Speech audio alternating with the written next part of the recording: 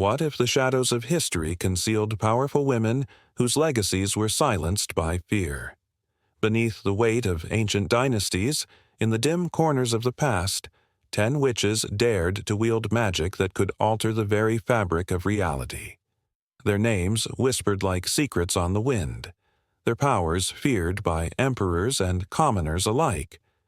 As the moonlight drapes itself over crumbling temples and forgotten altars, the air thickens with the tension of untold stories waiting to escape.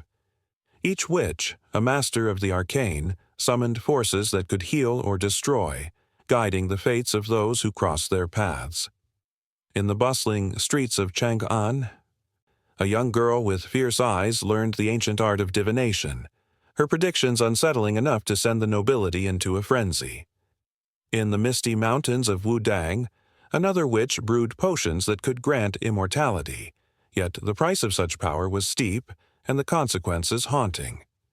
As the sun sets over a land rife with intrigue, the ghosts of these women stir, their existence overshadowed by centuries of oppression and erasure. What drove them to harness such formidable powers? Were they saviors or scourges? With each flicker of a candle, the tension mounts, echoing the struggles of those who sought to break free from the chains of a patriarchal society.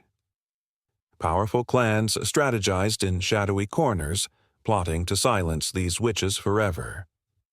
A prophecy once foretold that a great upheaval would follow the witches' emergence, and the ruling class trembled at the thought of an uprising fueled by ancient magic. The stakes were high.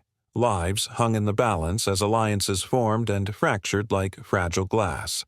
What secrets did the witches carry that could ignite revolutions or plunge kingdoms into chaos? A forbidden scroll, buried beneath layers of dust in a forgotten library, whispered of forbidden spells that could change destinies, and perhaps even confront the divine. Yet who would pay the price for such knowledge? As night envelops the land, the tension thickens like a brewing storm, crackling with anticipation. The air is electric, charged with the energy of the past colliding with the present. Families would sacrifice everything to protect their own, while others would betray and betray again, driven by fear and ambition. The 10 witches stood at the edge of history, poised to reclaim their place in a world that yearned to forget them. The perilous dance of magic and fate teeters on the precipice of revelation. As the first candle flickers to life, illuminating the sacred texts and forbidden artifacts, the time draws near when their stories will rise from the ashes of oblivion. Will the world remember their names, or will they fade into the shadows once more, leaving behind a haunting silence that echoes through the ages? In this crucible of power, the ghosts of their pasts await acknowledgement, ready to challenge the very foundations of history. In a dimly lit chamber, shadows flickered against the walls, dancing to the rhythm of a lonely candle. A lone figure knelt on a straw mat, her fingers deftly weaving strands of bamboo and silk into intricate charms. The air was heavy, thick with the scent of burning incense and something else, something ancient and powerful. In a world where belief intertwined with the everyday, she was not merely a woman. She was a conduit of the unseen. This was a world where fate and fortune were not decided by mere chance, but by the influence of spirits that lingered just beyond the veil of the mortal realm. The origins of witchcraft in ancient China can be traced back to a time when the very fabric of life was woven with spiritual threads. Long before the first emperors rose to power, the early ancestors of the Chinese people lived in a reality where the boundaries between the physical and the supernatural were thin. They believed that every object, every whispering breeze, and every flickering flame held a spirit. These spirits were guardians, but they could also be vengeful, demanding respect and offerings. As the night deepened, the woman murmured incantations, her voice a soft melody that seemed to resonate with the distant echoes of her ancestors. Her lips formed words that had been spoken for centuries, passed down from mother to daughter like precious heirlooms. Each syllable carried weight, every intonation a key that could unlock the mysteries of the universe. The art of witchcraft was rooted not in mere trickery but in a profound understanding of the world's unseen forces. Long ago, during the time of the Shang dynasty, the first known records of witchcraft emerged, etched onto oracle bones. These bones, cracked and heat-worn, told stories of divination and prophecy, of seeking wisdom from the ancestors. It was said that shamans, those chosen by the spirits, could communicate with the dead and foresee the future. They wore masks that transformed their faces into those of ancient beings, calling upon the powers that dwelled in the mountains, rivers, and skies. The line between the living and the dead was but a fragile whisper, and in the depths of that silence, the craft was born. As the candle flickered, a gust of wind swept through the chamber, sending a chill down the woman's spine. Dread crept in, not quite fear, but a gnawing sense of something lurking just beyond her sight. The spirits were restless tonight, their whispers rising like a tide. She could feel their presence, an electric charge binding her to the unseen.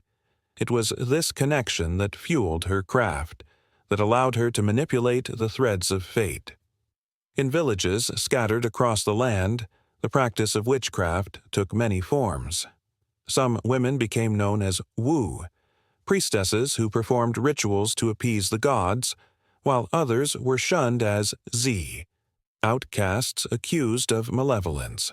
The duality of witchcraft was a reflection of society's fears and desires. Those who sought healing and prosperity revered the practitioners, while those who suffered misfortune often turned their gaze with suspicion, blaming the very forces they once sought to court. The stories of these witches were woven into the tapestry of everyday life. A woman in a small village was rumored to conjure rain during times of drought. With each drop that fell, hope surged through the hearts of the farmers. Yet, when a sudden storm struck, flooding the fields, the same woman was condemned, a scapegoat for nature's fury. In these moments of tension, the line between reverence and fear blurred, creating a chilling undercurrent that ran through the fabric of communities. The woman in the chamber, eyes wide and heart racing, felt the weight of this legacy. Her grandmother's whispers echoed in her mind. "The spirits must be honored, or they will turn against you." She had seen it happen. Friends torn apart by envy, families shattered by loss, all in the wake of an ungrateful heart. It was a delicate balance, one that required not only skill but also a profound respect for the unseen. As the night wore on, she prepared a potion, an elixir meant to bind love and loyalty between two hearts. The ingredients lay before her: petals of the bright red hibiscus for passion, grains of rice for prosperity, and a lock of hair from the beloved. Each item was a token of intention, a piece of the puzzle that would weave their fates together. She felt the tension in the air, an electric hum that signaled the spirits were watching, waiting. With a deep breath, she began the incantation, her voice rising and falling like a gentle breeze. The words flowed from her lips, imbued with longing and hope, a plea to the spirits to intervene. The candle flickered once more, casting dancing shadows that seemed to pulse with life. In that moment, it was as if the very air crackled with anticipation, a reminder that with every spell cast, there were consequences waiting in the wings. But not all was serene in the world of ancient witchcraft. Darker practices lurked in the shadows, whispers of curses and hexes that sent shivers down spines. The tales of malevolent witches who preyed on the weak circulated through town squares, heightened by fear and superstition. Stories of a woman who could curse with a glance, or a man who could summon storms with a word, sent ripples of dread through communities. The fear of the unknown loomed large, forcing many to question whether the craft was a blessing or a curse. Through the veil of time, the woman sensed the weight of these stories. They were hers to carry forward, shaping the arc of her own fate. She could feel their presence, the echoes of those who had walked this path before her. The candle sputtered, the flame wavering, and she knew. Tonight was a night for revelation. The ritual was complete, yet something was off. The air grew thick, heavy with an unshakable tension. Whispers grew louder, swirling around her like a storm about to break. She had called upon the spirits, and they had answered, but not in the way she expected.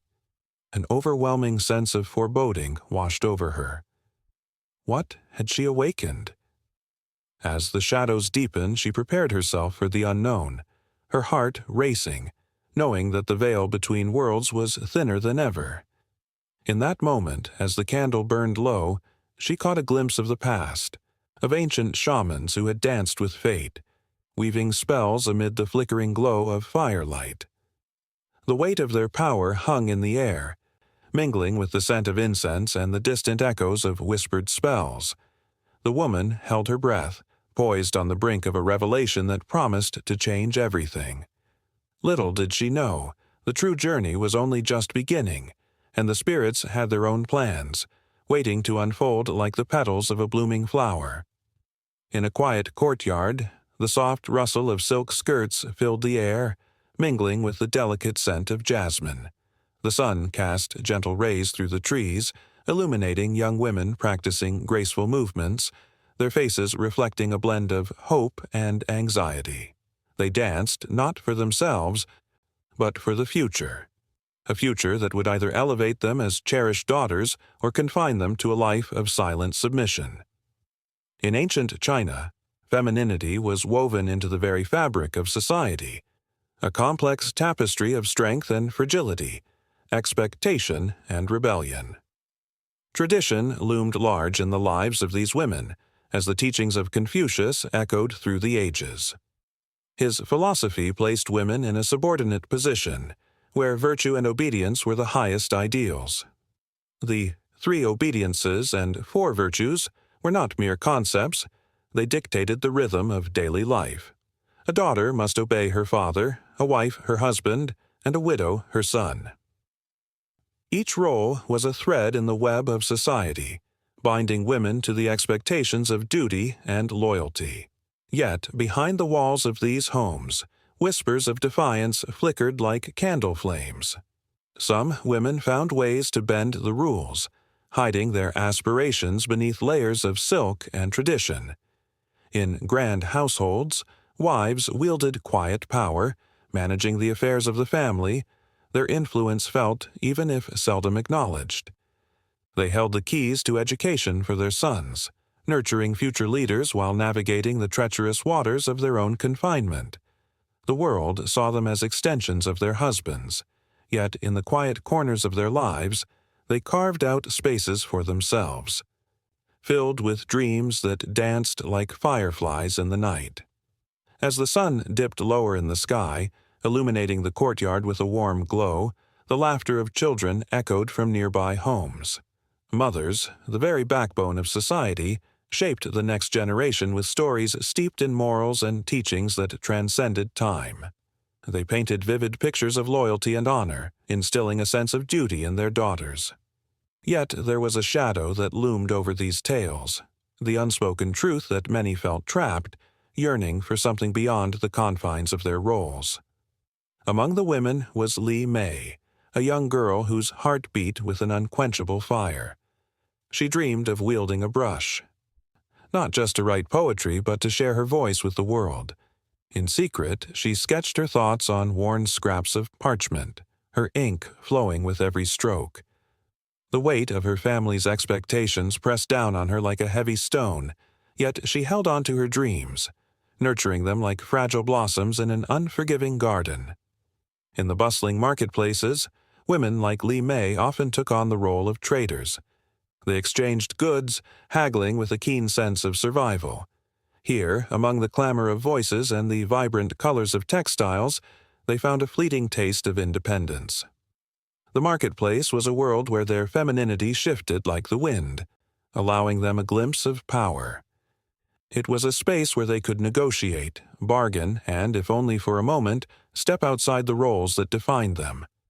However, the beauty of femininity was often marred by the harsh realities of life. The practice of foot-binding cast a long, painful shadow over the ideal of delicate femininity.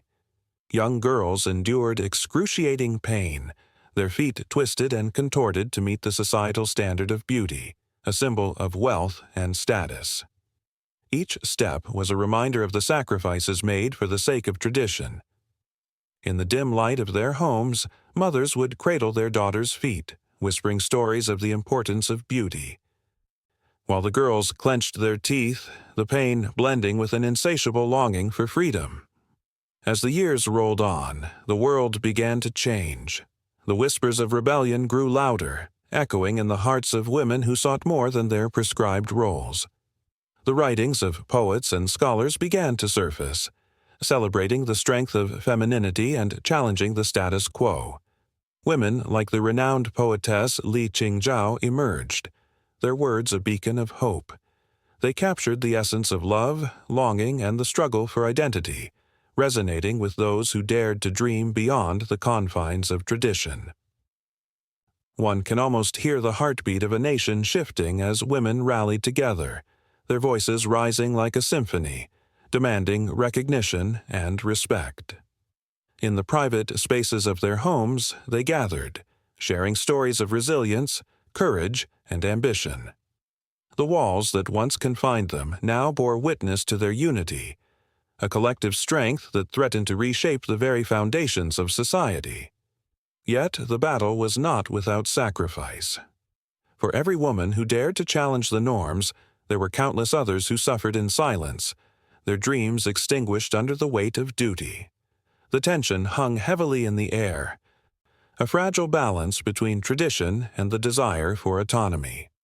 In the midst of this turmoil, the role of femininity evolved, reflecting the complexities of a society on the brink of transformation. Through the lens of history, we see a vivid portrait of femininity that is not merely about submission, but a rich tapestry of resilience, creativity, and quiet revolt. Each woman, from the bustling marketplace to the shadowy corners of their homes, contributed to a narrative that was far more nuanced than society would ever acknowledge. They were the silent architects of a new era, their stories intertwined like the intricate patterns of a woven fabric. As the sun set, casting a golden hue over the horizon, the courtyard fell into shadows, but the spirit of those women remained vibrant. They carried with them the legacies of their ancestors, the lessons of patience, strength, and the indomitable desire for freedom. The echoes of their laughter and whispers of their dreams lingered in the air, a testament to the enduring power of femininity in a world where roles were often rigidly defined. Yet, the flame of change had been ignited, and the winds of transformation were beginning to stir, hinting at the revolution that lay just over the horizon. The sun sets behind the rugged mountains of ancient China, casting long shadows over the land that has felt the weight of countless dynasties. A soft wind stirs, whispering tales of glory, power, and downfall. It is a land where emperors rose like the majestic peaks and fell like the leaves in autumn. Each dynasty, a chapter in a grand saga, etched into the hearts of its people. The Jia dynasty, often shrouded in the mists of legend and myth, is where it all began. The whispers speak of Emperor Yu, who tamed the waters and brought order to chaos. He fought against raging floods, his feet submerged in mud, determined to save his people. The sheer will of a man, battling nature itself, tells us of a time when survival meant everything. The stories of the Jia are often elusive, but they pulse with the life of a civilization that laid the groundwork for what would follow. Hints of bronze tools and early farming practices tantalize the imagination, reminding us of the raw, primal struggle for existence. Then came the Shang dynasty, a time when the world began to take shape in more defined lines. The clang of bronze echoed through the valleys, harmonizing with the heartbeat of the people. This was a period of monumental change, marked by a blossoming of culture, art, and the written word. They inscribed their thoughts on oracle bones, seeking guidance from the heavens. Imagine the flickering candlelight as a priest reads the cracks, foretelling fate with trembling hands. It was an age filled with rituals, where every offering to the gods was steeped in hope. The Shang left behind a legacy of intricate pottery and jade, each artifact telling a story of reverence and devotion. The air was thick with incense, each whiff a reminder of the spiritual connection that bound the people to their ancestors. As the dust settled from the Shang, the Zhou dynasty rose like a phoenix, bringing with it a golden age of philosophy and innovation. The land vibrated with the teachings of Confucius, whose words flowed like a calming river, urging the pursuit of virtue and respect. Picture the wise sage, surrounded by eager faces, as he spoke of harmony and righteousness. His ideas would ripple through generations, shaping the moral fabric of Chinese society. The Zhou era was not just about wisdom, it was also a time of feudalism and strife, where warlords clashed and power shifted like the sands. The mandate of heaven became the divine right of rulers, a powerful belief that justified their reign. Yet, with such power came the inevitable rise and fall, a dance of fate that echoed through the halls of history. The winds of change howled louder as the Qin dynasty emerged, a ruthless and ambitious force. Under the stern gaze of Qin Shi Huang, the first emperor, the empire was unified like never before. His vision sparked a transformation that would echo for centuries. Imagine the clatter of soldiers marching in unison, the thud of chisels carving the Great Wall, a monumental testament to human determination. But this strength came at a cost. The emperor's quest for immortality led him to dark places, seeking elixirs that promised eternal life, while the cries of dissent filled the air. The burning of books and burying of scholars became a dark shadow, a reminder of the price of absolute power. The Qin, though short-lived, ignited a fire that would blaze through time, leaving an indelible mark. As the ashes of the Qin settled, the Han dynasty arose like a vibrant sunrise, illuminating the path of prosperity and culture. This era was a canvas painted with the colors of innovation, where silk roads blossomed connecting distant lands. Feel the excitement of merchants trading exotic goods, their laughter mingling with the sound of coins clinking in purses. The Han dynasty was a renaissance of sorts, with advancements in science and technology that would shape the future. The invention of paper and the compass would change lives forever, making way for new ideas and adventures. Scholars thrived, their intellects celebrated, while the teachings of Confucius were woven into the very fabric of society. Yet, even amidst this flourishing, the seeds of discontent were quietly sown. With time, the Han fell victim to its own greatness, giving way to the era of the Three Kingdoms. Picture the battlefield, where valor and betrayal danced hand in hand. Heroes emerged like Liu Bei, Cao Cao, and Sun Quan, their stories immortalized in legends. The clash of swords rang out, a symphony of ambition and loyalty as alliances were forged and shattered. The hearts of the people, caught in the throes of war, longed for peace amid the chaos. Yet the spirit of resilience remained unbroken, a testament to the unwavering strength of the Chinese people. As the dust of war settled once again, the Sui dynasty rose, a brief flicker of brilliance before its tragic end. It was a time of reunification, where the Grand Canal was constructed, a marvel of engineering that linked the north and south. Imagine the sweat-soaked brows of laborers, their determination shining through the toil, as they carved a path for prosperity.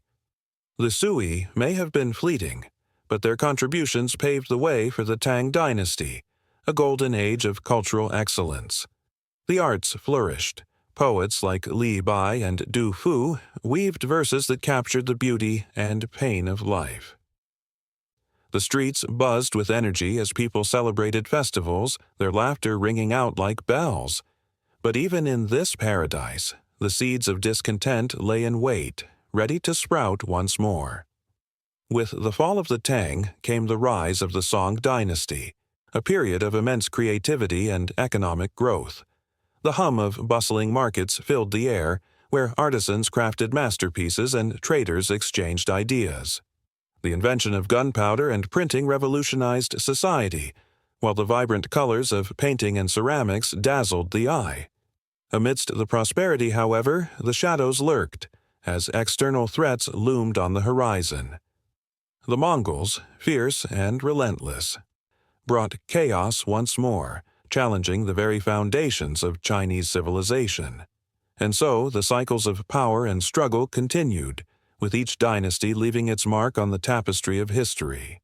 The emotions ran deep, a relentless tide of hope, ambition, and despair.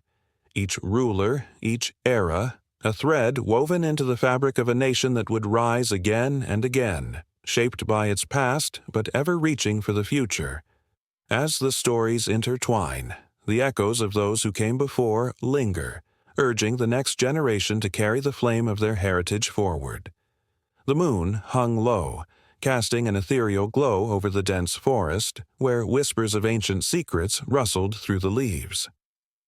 In the shadows, a figure wrapped in layers of dark fabric traced symbols in the soft earth, each stroke igniting the air with meaning and intent. This was a witch, one of many, but she was different. She was a bridge between worlds, drawing from the teachings of Taoism, an ancient philosophy that reverberated through the ages, echoing in the hearts of those who sought balance and harmony. Long before the world knew electricity, the rhythms of nature dictated life. Taoism emerged in this time, a philosophy intertwined with the very fabric of existence, teaching not just the art of living but the delicate dance between yin and yang. Its principles seeped into every aspect of culture, shaping thoughts, actions, and beliefs. In the hands of witches who embraced this wisdom, the elements became more than mere tools. They became allies. They called upon the energies of the universe, channeling the essence of water, wood, fire, earth, and metal, crafting spells steeped in nature's raw power. The witch in the forest was not alone. Across the ages, in hidden corners of ancient China, whispers of magicians and sorcerers wove through the air like smoke from an incense burner. They gathered in secret, drawing from the teachings of Laozi and Zhuangzi, two of the great sages of Taoism.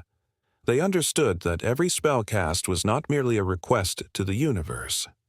It was a conversation, a communion with the forces that danced invisibly around them. The spirits of the ancestors, the guardians of the land, and the energies of the cosmos were all part of this intricate tapestry. An old manuscript, yellowed and fragile as a spider's web, described the ritual of the three purities. This was a sacred invocation where practitioners sought guidance from the celestial realms. The witch's heart raced as she traced the symbols of the three purities on the ground, a spell interlaced with Taoist philosophy. These symbols acted as portals, opening pathways to energies that could heal or harm, nurture or destroy. The power of intention, a core tenet of Taoism, coursed through her veins, urging her to remember that with great power came profound responsibility. But not all was tranquil in the world of witchcraft. Throughout history, fear and misunderstanding cast dark shadows over those who practiced the craft. The blending of Taoism with witchcraft did not always bring acceptance. It often drew suspicion. In the eyes of the uninitiated, the rituals seemed foreign, even dangerous. The witch felt the weight of those judgments, the sharp sting of accusation as the world around her turned. It was in such tumultuous moments that she turned back to the principles of Taoism, to seek balance amid the chaos, to maintain harmony within her spirit. In a distant village, rumors began to swirl.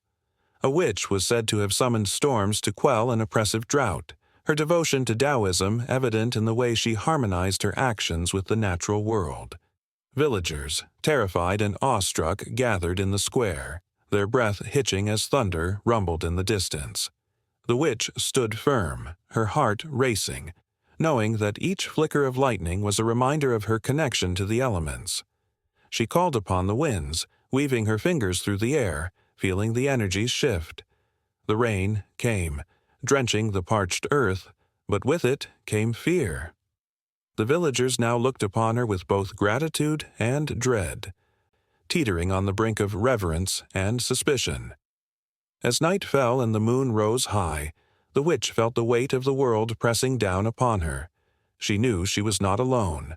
Others walked this path, practitioners of the art who had learned, like her, to navigate the waters of Taoism and witchcraft. Together, they formed a tapestry of resistance, standing against the tides of persecution. In candlelit gatherings, they shared their knowledge, blending spells with the wisdom of yin and yang. They learned from one another, understanding that balance could be found even in the most chaotic storms, reinforcing their belief that the universe was a living entity, breathing and pulsing with energy. In every flick of the wrist and every chant of incantation, they embraced the Taoist view of the world as an interconnected web. The witch felt the energy of her ancestors whispering through her, guiding her hand as she prepared her rituals. Her heart beat in rhythm with the earth, and she understood that she was part of something far greater. It was a revelation that sent chills down her spine, a realization that every act of creation, every spell woven with intent, echoed through time. From the depths of her soul, she began to draw upon the teachings of Wu Wei, the concept of non-action. It was not about passivity, but a recognition that sometimes the strongest spell was the one that allowed the universe to unfold naturally. As she stood before the altar of her making, the air thick with incense and the soft glow of candles, she felt the tension release. Each breath in was a reminder of the energy around her, each breath out a surrender to the flow of life. The witch knew she was merely a vessel, a conduit for the forces of nature, and she longed to pass on this wisdom. She envisioned a future where the lines between Taoism and witchcraft would blur, where practitioners of both would unite under a shared understanding of the universe's cycles, a place where fear would yield to knowledge and harmony would reign over chaos. In her mind, she saw children of the future, their eyes shining with curiosity, embracing the intertwined paths and carrying them forward, ever onward. But for now, she stood alone in her sacred grove, the weight of history on her shoulders, the teachings of Taoism flowing through her like the river winding through the valley. The night air hummed with potential, and she could almost hear the echoes of those who had come before her, their voices mingling with the rustling leaves. She was part of something vast and powerful, a lineage that stretched through time, and the magic she wielded was as ancient as the stars. With a deep breath, the witch prepared to cast her spell, knowing that each flicker of energy she summoned was not just for herself, but for the countless souls who had walked this path before her. Her heart pounded, anticipation electrifying the air as she chanted softly, her voice rising to meet the night. The elements responded, swirling around her, and in that moment, she became a part of the eternal dance, the influence of Taoism weaving seamlessly into her witchcraft, a living testament to the power of belief and the unbreakable bonds of nature. The forest around her thrummed with energy, the magic awakening into a rising tide, and the promise of what was yet to come shimmered in the air like starlight. The sun hung low in the sky, casting a golden hue over the city of Xiangyang. It was a city of stone and silk, of whispers and shadows, where every corner held a story, and every alley a secret waiting to be unearthed. But it was the flickering light of a candle in a dimly lit room that drew curious souls closer, for within that room sat a woman whose very name sent chills through the bravest of hearts. Li Mei, the witch of Xiangyang, was more than just a healer. She was a keeper of ancient magic and devastating secrets. As the winds howled outside, stirring the leaves into a chaotic dance, Li Mei's fingers moved gracefully over the worn pages of a tattered book. Each word she whispered seemed to pull the shadows deeper into her sanctuary, as if the very air thickened with anticipation. Her eyes, dark and penetrating, seemed to hold the weight of centuries, both alluring and frightening. There was power in her very presence, a promise of knowledge that could sway the fates of empires. In the streets below, a band of soldiers marched with heavy boots, their armor glinting ominously in the fading light. They were loyal to the emperor, yet their minds were clouded with doubt. Rumors of rebellion whispered through the ranks like a viper's hiss. The people were restless, and the fragile peace that had held Xiangyang in its grasp was beginning to crack. All it took was one spark, and the city would erupt into chaos. But this chaos did not frighten Li Mei. She thrived in it. Her heart beat in rhythm with the turmoil outside, for she was no ordinary healer. Her herbal remedies were laced with potent spells that could bring solace or destruction. She had seen the best and worst of humanity, and it drew her deeper into the web of power that bound the city. The weight of her choices often pressed heavily on her conscience, yet the thrill of wielding such influence was intoxicating. That evening, her sanctuary was interrupted by a soft knock at the door. It was June, a young soldier with eyes full of uncertainty, seeking counsel. He had heard tales of Li Mei's powers and, in desperation, sought her wisdom. His heart raced as he entered the room, the air crackling with an electric tension. June had been tasked with a secret mission, to deliver a message to the rebels hidden in the dense woods beyond the city. A mission that could either unite the people or tear them apart. "Please, witch," he implored, his voice trembling, "I need your guidance. I fear for my life and the lives of my comrades."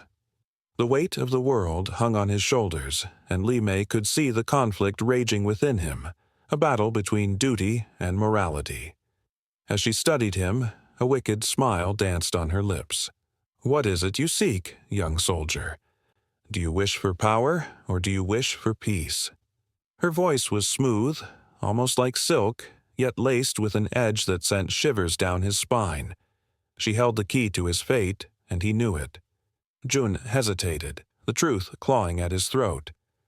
"I want to save my people," he finally whispered, the desperation in his voice raw and painful. Li Mei leaned closer, the flickering candlelight illuminating her sharp features. "To save your people, you must first confront the darkness within yourself.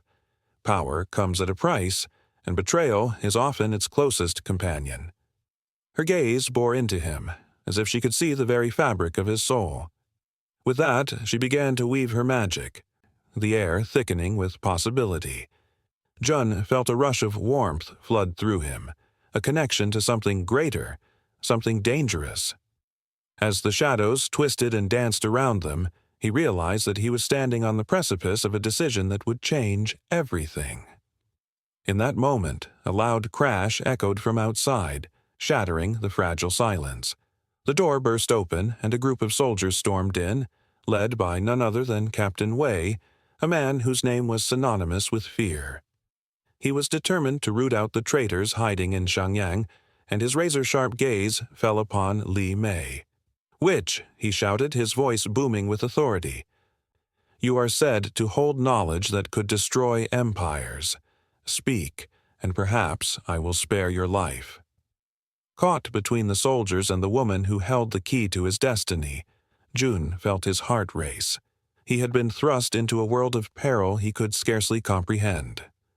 Li Mei's eyes flickered with mischief as she regarded Captain Wei, a predator sizing up its prey. "You think you can intimidate me with your threats?" she taunted, her voice dripping with confidence. "Power is not something you can take. It is something you must earn." The tension in the room thickened, and Jun could feel the weight of the moment pressing down on him. His heart pounded furiously as Captain Wei stepped forward, fists clenched. "You will pay for your arrogance," the captain growled, the threat hanging heavy in the air. Li Mei's expression shifted, and a glimmer of something ancient and fierce ignited within her. "You know nothing of power, Captain.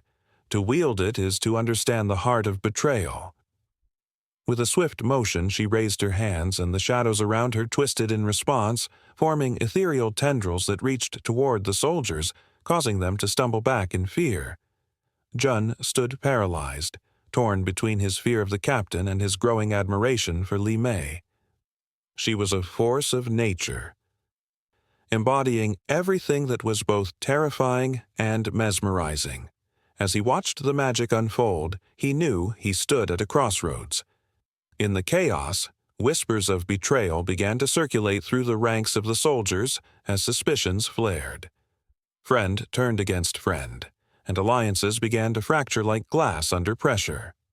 Old grudges resurfaced, and the soldiers' eyes turned darker, mirroring the turmoil brewing in the streets. Jun realized that power was not merely a tool, it was a living, breathing entity with a will of its own. With the stakes rising higher, Jun took a step forward, the fire of conviction igniting in his chest. "Enough!" he shouted, breaking through the tension. The room fell silent, and all eyes turned to him. We cannot let fear dictate our choices. If we fight, we must unite, not divide. Li Mei watched him, her expression unreadable, the candlelight flickering around her like the heartbeat of the city outside. In that charged silence, the fate of Xiangyang hung in the balance, waiting for the next move that would either seal their doom or ignite their hope. The air crackled with unresolved tension, an electric promise of betrayal and power that would reshape their destiny forever. In the dim light of dusk, a chilling breeze whispered through the trees, carrying with it the echo of a long-lost sorrow. It danced over the stones of an ancient castle, now crumbling into the earth, where shadows of the past lingered like uninvited guests. This was the realm of the ghostly maiden, a spectral figure woven into the fabric of folklore, feared and revered across many lands. Her tale was not just one of fright, it was steeped in heartache, longing, and a haunting beauty that made hearts race and spines tingle. In the quiet of a forgotten village, nestled at the foot of a misty mountain, the legend began to take shape centuries ago. The ghostly maiden was said to be a young woman named Alara, known for her striking beauty and gentle spirit. She lived in a time of unrest, where war ravaged the land, tearing families apart and sowing seeds of despair.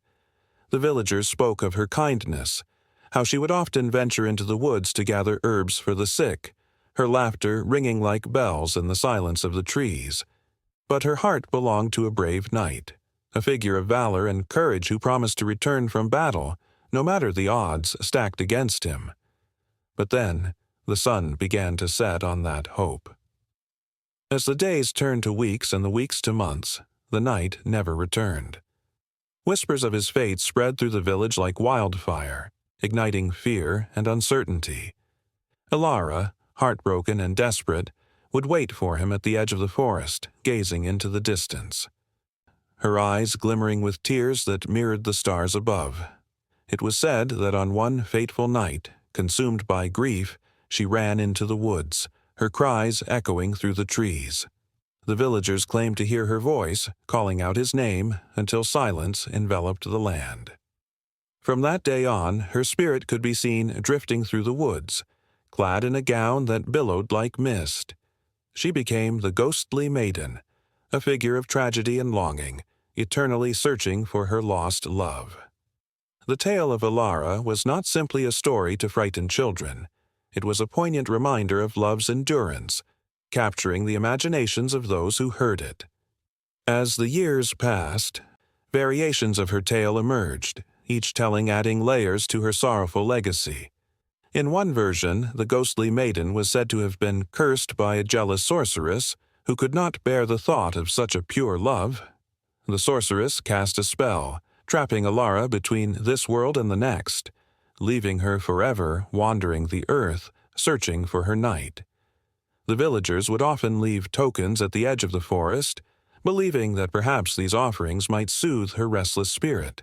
Flowers, trinkets, and even letters filled with promises of love were laid at the entrance, each a flicker of hope in the dark. Another tale spoke of the ghostly maiden as a guardian of lost souls. Travelers who wandered too far and became lost in the mist claimed to see her figure guiding them back to safety.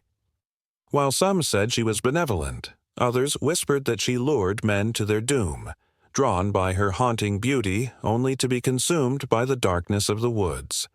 The tension of this dual nature added to her mystique, creating a complex tapestry of fear and admiration among the villagers.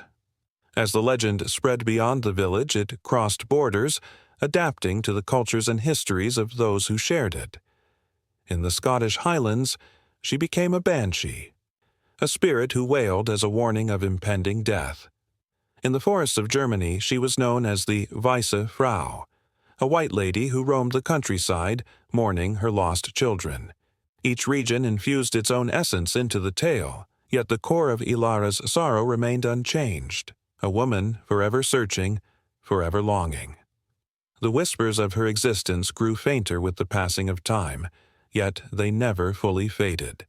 Even in bustling cities where the stories of old were replaced by the hum of modern life, echoes of the ghostly maiden could still be felt. Late-night conversations around flickering campfires would often turn to her tale. As the flames danced and shadows flickered across the faces of listeners, capturing their imaginations. Then, during one particularly stormy night, a group of young adventurers, intrigued by the legend, set out to find the source of her haunting cries. Armed only with flashlights and a sense of daring, they made their way into the woods, laughter mingling with trepidation. As they ventured deeper, the atmosphere thickened, the air heavy with unspoken fears. The wind howled and branches creaked like old bones, setting their nerves on edge. It was then they heard it, a faint, mournful melody, weaving through the trees like a lover's call. The sound was ethereal, and for a moment they hesitated, hearts pounding in their chests. One of them, a brave soul named Lucas, pressed ahead, drawn by the haunting beauty of the sound. The others followed, their breaths shallow, a mix of excitement and dread coursing through them. As they moved, the shadows seemed to twist and turn, revealing fleeting glimpses of white fabric fluttering just beyond their vision. They could almost sense her presence, the essence of longing and sorrow that enveloped them like a shroud. Suddenly, the music stopped, replaced by an eerie silence that wrapped around them like a cold embrace. The group exchanged glances, a shared understanding of the fear that gripped them. Each heartbeat echoed in the stillness, a reminder that they were not alone. Then, a soft whisper floated through the air, barely audible, yet unmistakable. "Help me," it pleaded, a voice laced with desperation. The words hung in the air, a summons that felt impossibly real. In that moment, the legend of the ghostly maiden surged to life before them, a force that could not be ignored. The thrill of the unknown gripped their hearts, entwining their fates with hers, a chilling reminder of the love that had once been. As the trees swayed gently, the whispers of the past beckoned them deeper, into the very essence of the tale that had woven itself through history, a tale that was far from over. In a dimly lit chamber, the flickering shadows danced on the walls, casting eerie shapes that seemed to whisper secrets long forgotten. The air was thick with the scent of incense and the faint trace of something far more sinister. In the center of the room, a woman named May knelt, her forehead touching the cold, hard floor as she murmured incantations passed down through generations. Outside, the world thrummed with life, but inside, the tension was palpable, as if the very essence of the universe held its breath, waiting. Witchcraft in the Han Dynasty was not merely a curiosity, it was a potent force that intertwined with the fabric of daily existence.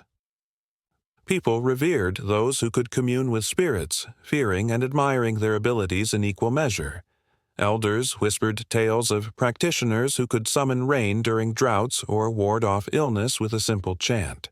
The power of belief surged through the land like an unseen river, shaping destinies and altering the course of lives. As May's voice echoed softly, her hands moved gracefully, tracing intricate patterns in the air. Each gesture held meaning, each word a key to unlock the mysteries that surrounded her. The spirits were fickle, she knew. To call upon them required respect and a deep understanding of the unseen world.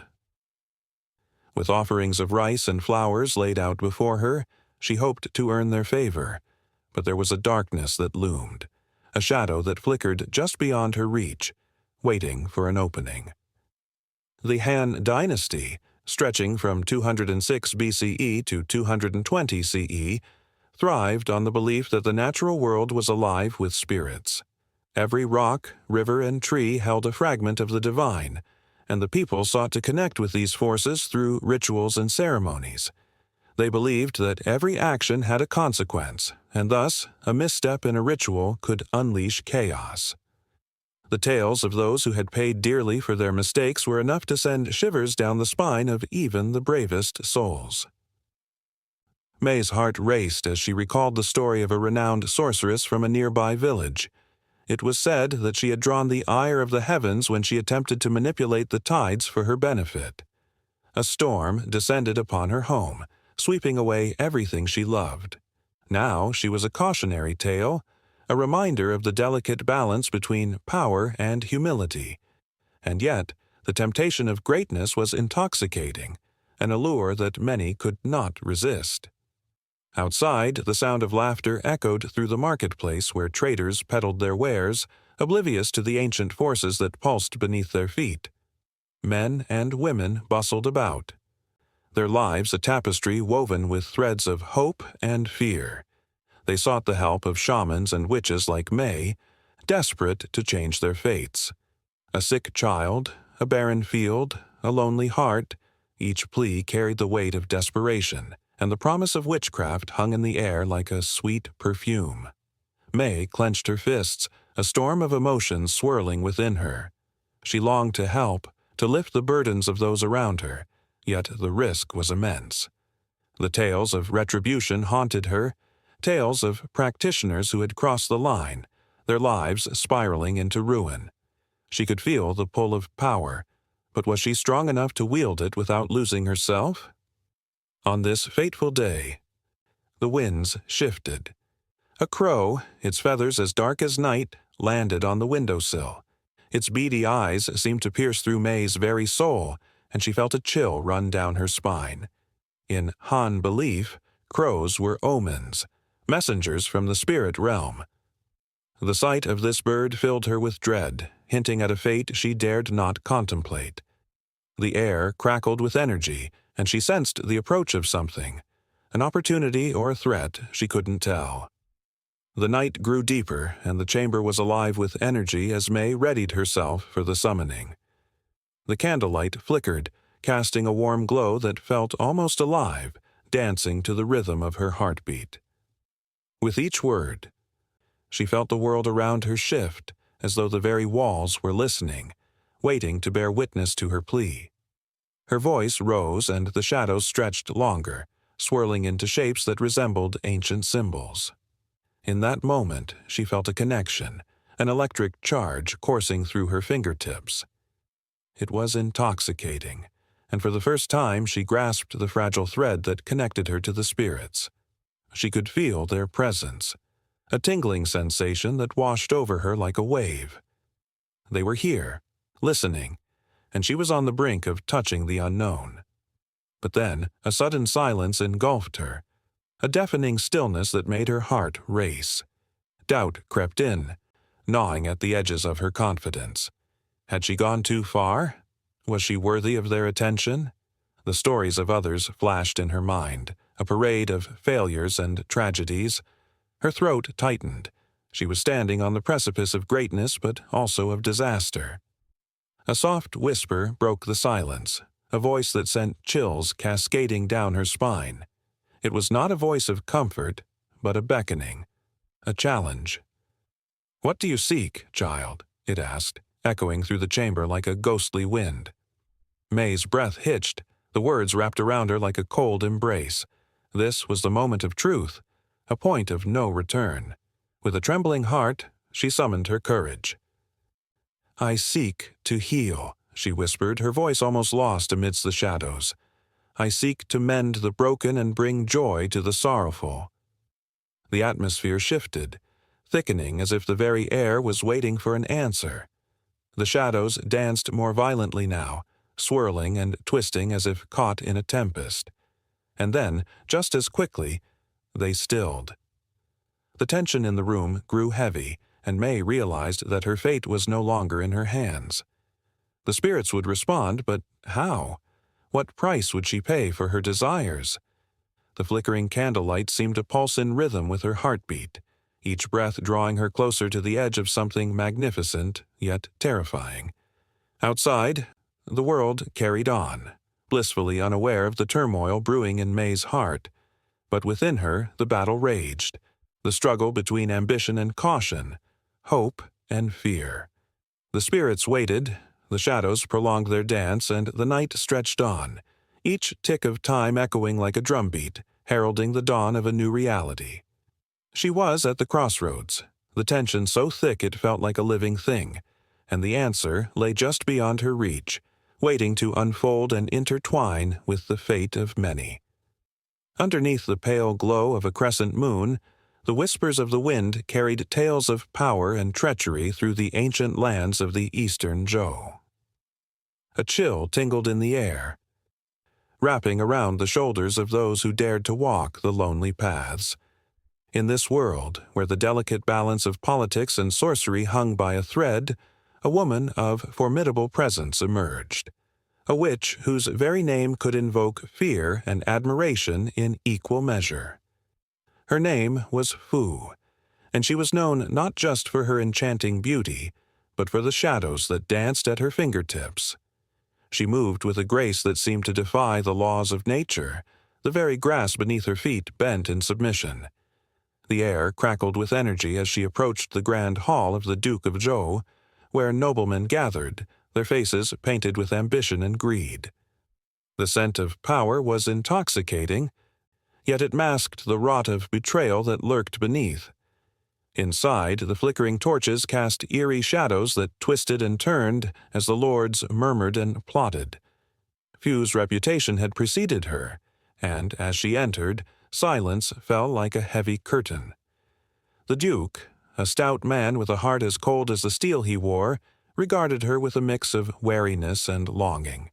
It was said that her potions could heal the gravest of wounds or curse the strongest of men, a double-edged sword that the Duke both desired and feared.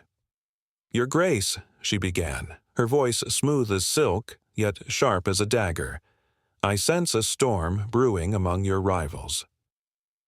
The winds of change are not to be ignored. Her eyes sparkled with secrets, drawing the attention of every man present. They leaned in, captivated by the promise of knowledge wrapped in her enchanting words. The Duke's brow furrowed. "What do you mean? Speak plainly, witch." He was not one to be easily swayed by the supernatural, despite the tales that filled the air like the smoke from his burning incense. Fu stepped closer, her presence commanding. "There are those who plot against you, whispering your downfall with the very breath of night. They think they can topple you, but I can show you the way to turn their plans to ash." She paused, letting the weight of her words sink in, watching as uncertainty crept into the hearts of the noblemen. From the corner of the room, a young lord named Li, barely more than a boy, felt a cold sweat form at his brow. He had heard stories of Fu's infamous powers, but nothing could prepare him for the intensity of her gaze. It was as if she could see right through him, peeling away the layers of his facade, revealing the fear and ambition that lay within. He swallowed hard, the taste of treachery bitter on his tongue. Fu sensed the shift in the room, the tension coiling tighter with each heartbeat. This was a game of chess where emotions were the pawns, and she was the queen. "You have the opportunity to turn the tide, Duke," she continued, her voice low and mesmerizing. "Let me guide you in this matter, and I will ensure that those who seek to betray you will regret their decision." The lords exchanged glances, their minds racing with the possibilities that her words presented. The atmosphere grew thick with suspicion. Loyalties began to play a dangerous dance upon the strings of greed and fear. Each man weighed the prospect of alliance with a witch against the risks of opposing the Duke. Fu's smile flickered like a flame, warm yet ominous. As the discussion swirled around her, Fu felt the pulse of the room, the heartbeat of ambition. She would not just be a pawn in their game. She intended to rewrite the rules. The air shifted, charged with an electric tension as she considered her next move. She stepped back, observing her surroundings like a predator sizing up its prey. Her fingers brushed against the small pouch at her side, filled with the ingredients of her craft, her keys to the depths of human desire and fear. The Duke leaned forward, intrigued. "What do you desire in return for your help, witch?" His voice was gruff, yet there was a spark of curiosity beneath the bravado. The scent of desperation mixed with the incense, creating a heady concoction that hung thick in the air. Fu's eyes glimmered, and she took a breath, the weight of her decision heavy upon her chest. "A simple favor," she replied, her tone dripping with sweetness. "A promise of loyalty, a bond sealed by blood. We will be allies in the shadows, where true power resides." A murmur rippled through the gathered nobles. They were men of stature, yet they felt small against the currents that swirled around the witch. Each man felt the pull of her offer, but with it came the fear of crossing the line between sanity and madness. A pact with a witch could yield rewards, yet it could also drag them into a chasm from which they may never return. Lee's heart raced. The world of politics was a deadly game, yet the idea of aligning with Fu was intoxicating. His breath quickened as he weighed his options, torn between loyalty to the Duke and the seductive promise of power Fu offered. He glanced at the Duke, whose eyes were locked on Fu, reflecting a mix of desire and apprehension. In that moment, the atmosphere shifted once more, an unseen force drawing them all closer, as if the very fabric of fate was threading them together. Fu felt it too, a pulse of magic thrumming around them, binding their fates. She opened her hand, revealing a single black feather, a gift from the underworld, a symbol of the pact she proposed. The room held its breath, the weight of destiny palpable. "Take this feather," she urged, her voice barely above a whisper. "If you accept my offer, it will mark your commitment to our bond, but be warned, the price of betrayal will be steep." The Duke, entranced, reached for the feather, his eyes reflecting the flickering light of the torches. But before he could grasp it, a sudden gust of wind blew through the hall, extinguishing the flames and plunging them into darkness. Gasps echoed as the men stumbled, confusion setting in like a thick fog. In that moment, Fu's laughter rang out, a sound that chilled the air, a harbinger of the chaos yet to come. The shadows danced around her, wrapping her in an aura of mystery, and her eyes glowed with a fierce light. The darkness was not just an absence of light, it was a harbinger of the tensions that would soon boil over, igniting a conflict that would set the foundations of the Eastern Zhou ablaze. With the heads of the noblemen spinning and the uncertainty settling in, Fu vanished into the night, leaving only her presence behind, a promise of sorcery and a warning of the dark path ahead. The Duke and his men stood in the dimness, the air thick with fear and anticipation, unaware that they were about to be swept into a whirlwind of sorcery and political intrigue that would change the course of their lives forever. The flickering candlelight cast eerie shadows across the stone walls of the dimly lit room, where the air seemed to vibrate with an unspoken tension. A woman sat at a small table, her fingers delicately tracing the contours of a deck of worn tarot cards. Each card bore the marks of countless readings, each one a whisper of fate and fortune woven into the fabric of time. Outside, a storm raged, wild and uncontrollable, mirroring the tumult within the hearts of those who sought her guidance. For centuries, divination had been a bridge between the known and the unknown, a way for humanity to grasp at the strings of destiny. In ancient times, the Greeks consulted the Oracle of Delphi, where a priestess would enter a trance and murmur cryptic messages that shaped the course of empires. The Romans took this practice into their own hands, employing augurs to interpret the flight of birds, believing that the skies themselves could unveil the will of the gods. From the smoke of burning herbs to the intricate patterns of tea leaves, the art of foreseeing the future was steeped in history, mystery, and magic. As the candle flickered again, the woman, cloaked in dark fabric, closed her eyes and breathed deeply. She could feel the energies swirling around her, the hopes and fears of those who had come before. The air thickened with anticipation, and she knew she was not alone. Shadows danced just beyond the light, encircling the room like restless spirits seeking answers to their own untold stories. Within the whispers of the past, witches had become synonymous with divination, often feared and revered in equal measure. The witch hunts of the late Middle Ages had marked a harsh turning point, shrouding the craft in an atmosphere of dread.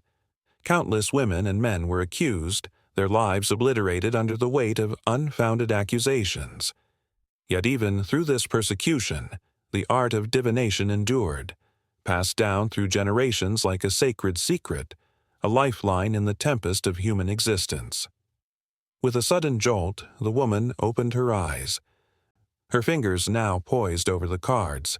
She sensed a shift, a presence that drew close, a soul desperate for direction.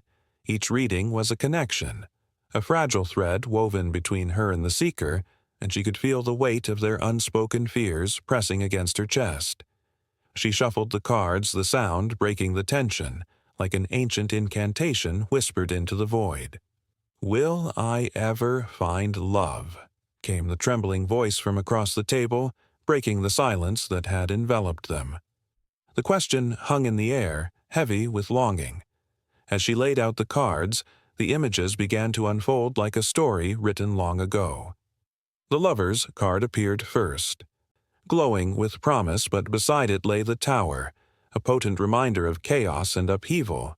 She could feel her heart race as the implications flickered in her mind, shadows of doubt mingling with the flickering flame of hope.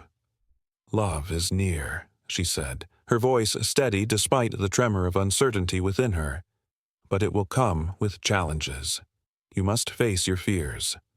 She looked into the seeker's eyes, searching for understanding and resolution, even as the storm outside roared louder, winds howling like restless spirits seeking solace.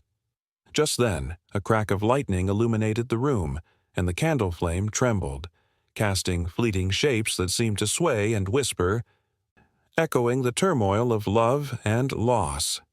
In every corner of the world, divination took on countless forms. In Africa, the ancient practice of Ifa revealed the wisdom of the Orisha, the deities that shaped the destiny of humanity. In Asia, the I Ching offered cryptic guidance through its hexagrams, a reflection of the ever-changing nature of existence. And in the Americas, indigenous tribes steeped their rituals in the rhythms of nature, believing the spirits of their ancestors could reveal the paths that lay ahead. With every card she turned, her mind danced between past and future, drawing upon the wisdom of those who had come before her. The Queen of Cups emerged from the deck, a gentle reminder of intuition and compassion. "You must trust your instincts," she urged, the warmth of her voice enveloping the seeker, even as the cold wind howled outside. "The answers you seek lie within you." The woman felt the weight of history on her shoulders, a lineage of witches and seers who had faced the flames of judgment and persecution. They had endured, their voices carrying through the ages, calling forth the lost and the broken. Each reading was a communion with those who had walked this path before, a dance of fate and free will, a tapestry woven from the threads of countless lives, but not every reading was a light in the dark. As she moved deeper into the cards, the ominous presence of the death card loomed, casting a chill across the room. "Change is coming," she said softly, feeling the tremors of fear ripple through the seeker. "Embrace it, for it leads to rebirth. What you fear may just be the catalyst for your transformation." Outside, thunder cracked again, a fierce reminder of nature's power. The air felt electric, charged with possibility and dread. In this sacred space, the boundaries between the living and the departed began to blur, and the woman sensed a presence lingering just beyond the veil, a spirit, perhaps, eager to share its message. As the seeker leaned closer, drawn in by the revelations of the cards, The room pulsed with emotion, each breath heavy with the weight of unspoken truths. In that moment, she knew that divination was not just about predicting the future, it was about confronting the shadows within, the fears that held one back from embracing their own destiny. Every fear, every heartache, was a thread in the grand tapestry of existence, and the woman felt her own story woven into the fabric of time. The candle flickered one last time, and she knew that what lay ahead was not just a reading, but a reckoning. In a world where the line between the mystical and the mundane blurred, the true power of divination surged like an untamed river, carrying with it the hopes and dreams of all who dared to seek. And as she prepared to draw the next card, the storm outside broke through the walls of her sanctuary, a harbinger of the chaos that lay beyond the horizon, waiting to engulf them all.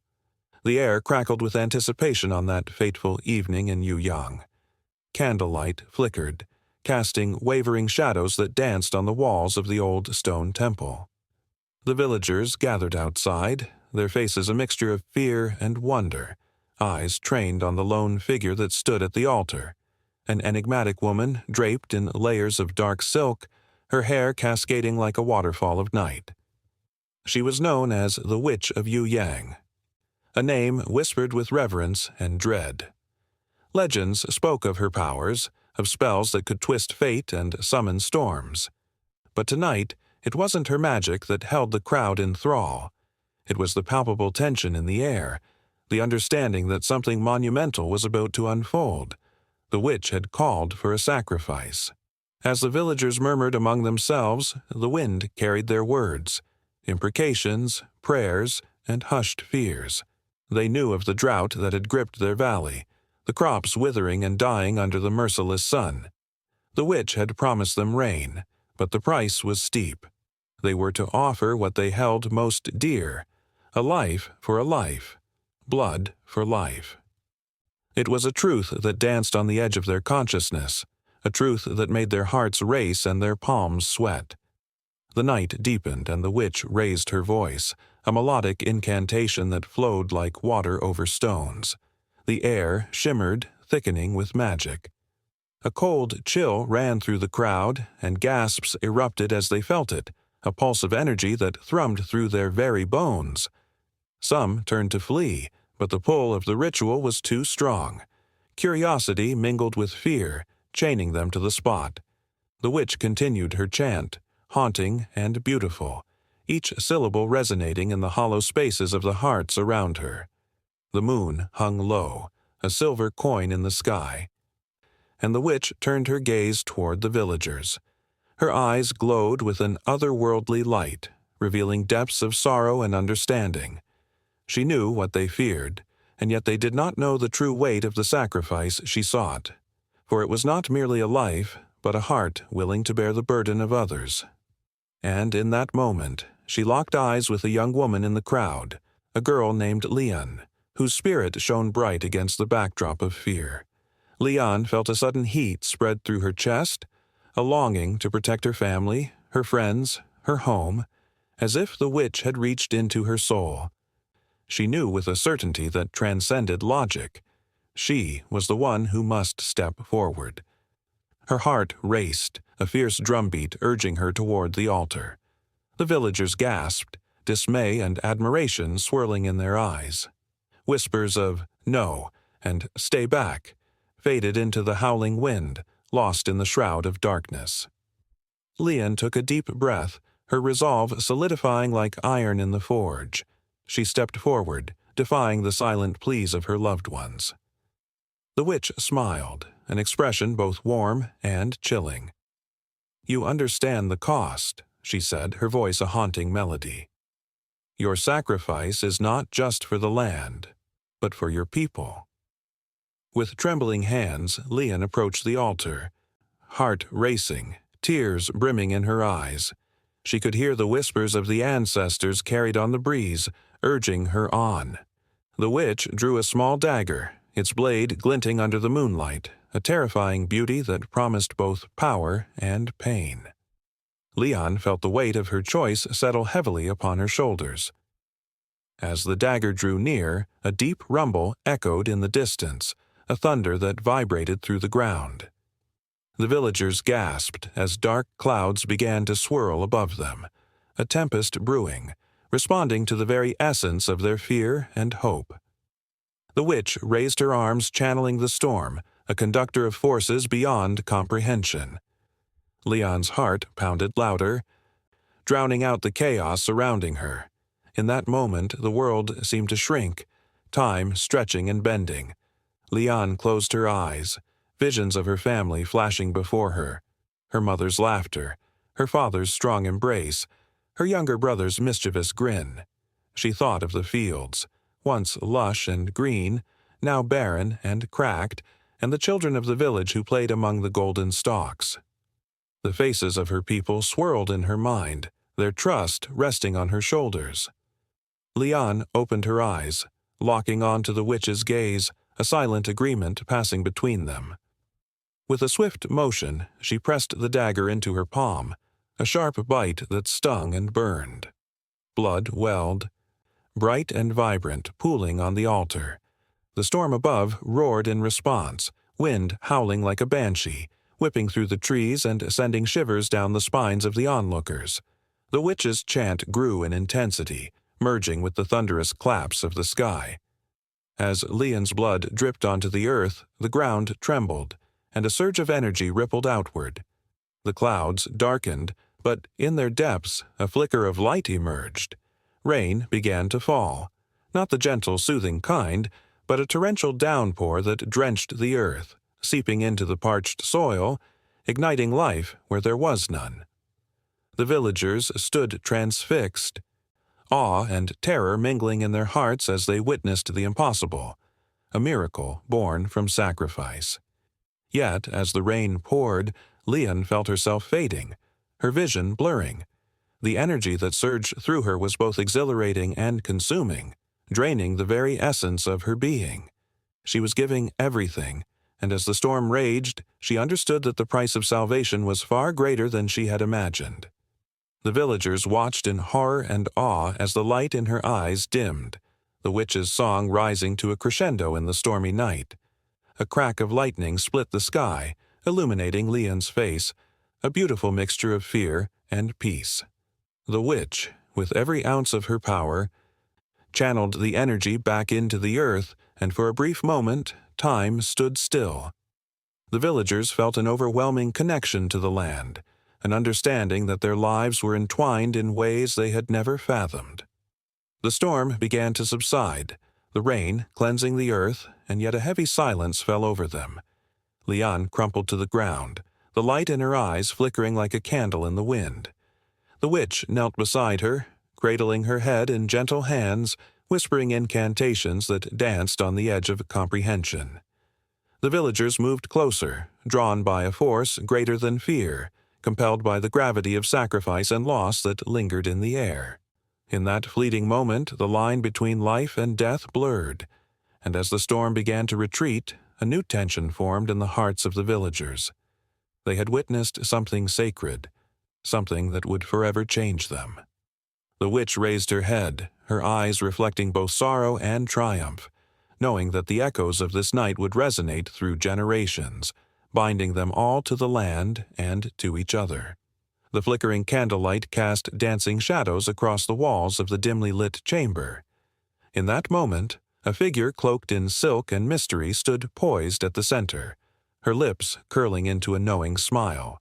This was no ordinary woman. She was a master of puppetry, pulling the strings of fate in a world teetering on the brink of chaos. Wu Zetian, the legendary empress, was often whispered about in hushed tones, her name synonymous with cunning and strategy. Her story was far from straightforward, filled with intrigue, manipulation, and a thirst for power that made the bravest warriors quiver. Her rise was not merely the result of luck, but a well-calibrated maneuver through the treacherous landscape of the Three Kingdoms. Each move was calculated, every ally and enemy carefully assessed. As she navigated the labyrinth of court politics, her keen mind sought out weaknesses, an unguarded moment, a whispered secret, a fleeting glance of uncertainty. With a flick of her wrist, she could summon an army or dismantle an opponent's resolve, turning the tide of battle with sheer will. In the realm of strategy, she was a tornado, swift and unstoppable. The whispers of her enemies echoed in the corridors of power, drenched in fear and envy. They knew all too well that anyone who underestimated her would soon find themselves ensnared in her elaborate web. No warrior, no general, could claim victory without reckoning with the Witch of the Three Kingdoms. As the sun dipped below the horizon, the air thickened with tension. In a secluded garden, surrounded by fragrant blossoms, the sounds of laughter mingled with the rustle of leaves. Yet beneath the surface a storm brewed. Wu Zetian stood, surveying her advisors, each one a piece on her chessboard. Her eyes glinted with a feral intensity as she listened to their suggestions, but her mind was already racing ahead, plotting her next move. Treachery and betrayal were the currency of the realm, and she was the wealthiest of all. Amidst the merriment, her gaze fell on a young general, his spirit unbroken but his loyalty wavering. She could sense the hesitation in his heart, the flicker of doubt that threatened to extinguish his fire. A gentle smile played on her lips as she approached him, her voice sweet as honey but laced with steel. "Tell me, are you prepared to stand with me when the winds shift?" The question hung in the air, heavy with implications. His eyes widened, caught off guard by her directness. In that moment, Wu Zetian wielded not just words but a power that lay in the depths of his very soul. She knew how to exploit the cracks in his armor, to use his fears as leverage. As he stammered a response, uncertainty flickered across his face, leaving him vulnerable like an open wound. She could almost taste his indecision, a tantalizing morsel that would feed her ambitions. Unbeknownst to him, he was but a pawn in her grand design, a means to an end. Each calculated word was a thread she wove into the fabric of her strategy. As she stepped back, her laughter trailed into the night, filled with the promise of more to come. She could feel the weight of the crown upon her head, the silent acknowledgement of her power. But as the night deepened, shadows crept in. A rival faction lurked, their intentions cloaked in deceit. They, too, sought to influence the balance of power, and their eyes were set on dismantling Wu Zetian's carefully constructed empire. Her heart beat steadily, a drum of resolve urging her to act before the darkness could encircle her. In a darkened chamber, she summoned her most loyal allies. The air crackled with anticipation as plans were laid bare, each one more audacious than the last. "We will strike before the dawn breaks," she declared, her voice a clarion call. "Let them think they can outmaneuver us. They will be the ones caught off guard." The room erupted in agreement, fierce loyalty igniting the spark of rebellion. Sitting back, she watched as they fervently debated tactics and strategies, mapping out every possible outcome like a grand tapestry of fate. Yet, amidst the fervor, her mind drifted to the cost of victory. Each life lost, each betrayal exacted its toll, but the taste of power was intoxicating, and she was willing to pay any price for her dream. The night stretched on, heavy with the weight of unspoken intentions. As the stars blinked overhead, Wu Zetian closed her eyes for a moment, letting the silence envelop her.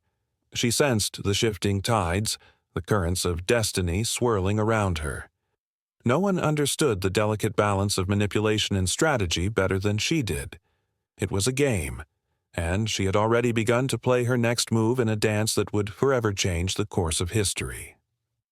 Just when she thought she had secured her position, a messenger burst through the door, breathless and wild-eyed, news of a treachery that reached even closer to her heart. The tension in the room thickened, and the atmosphere crackled with uncertainty. Who could she trust? As the messenger spoke, her heart raced, echoing with the realization that the very ground she stood upon could crumble at any moment. It was not just her empire at stake, but her very essence. The game was afoot, and Wu Zetian was ready to unleash her fury. The pieces were in motion, and every glance, every word, carried weight. As the dawn approached, a storm brewed not just in the heavens but in the heart of the kingdom. Manipulation and strategy were her lifeblood, and she was resolved to master them both.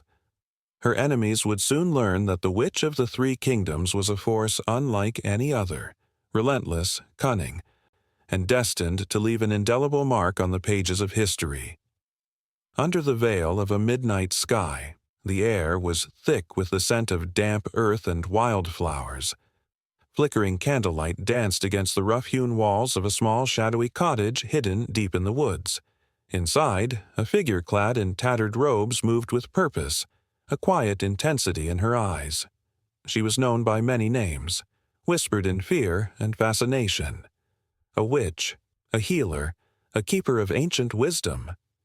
As she carefully crushed fragrant leaves between her fingers, a sense of magic filled the air, electric and alive.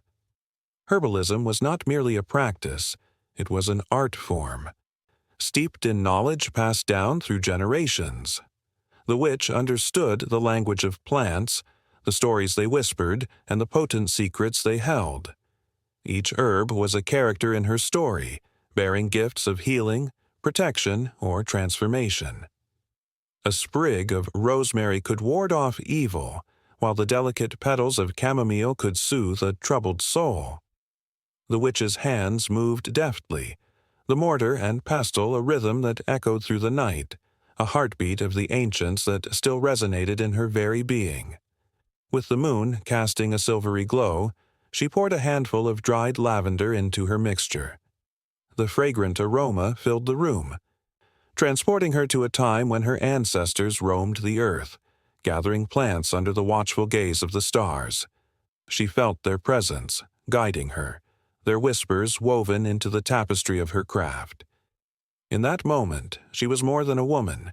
She was a bridge between worlds, a vessel of wisdom that transcended time. As she stirred the concoction, the air grew thick with anticipation. The herbs seemed to pulse with energy, each one alive with potential. They were not just plants. They were allies in her quest to heal, to protect, and to harness the wild forces of nature.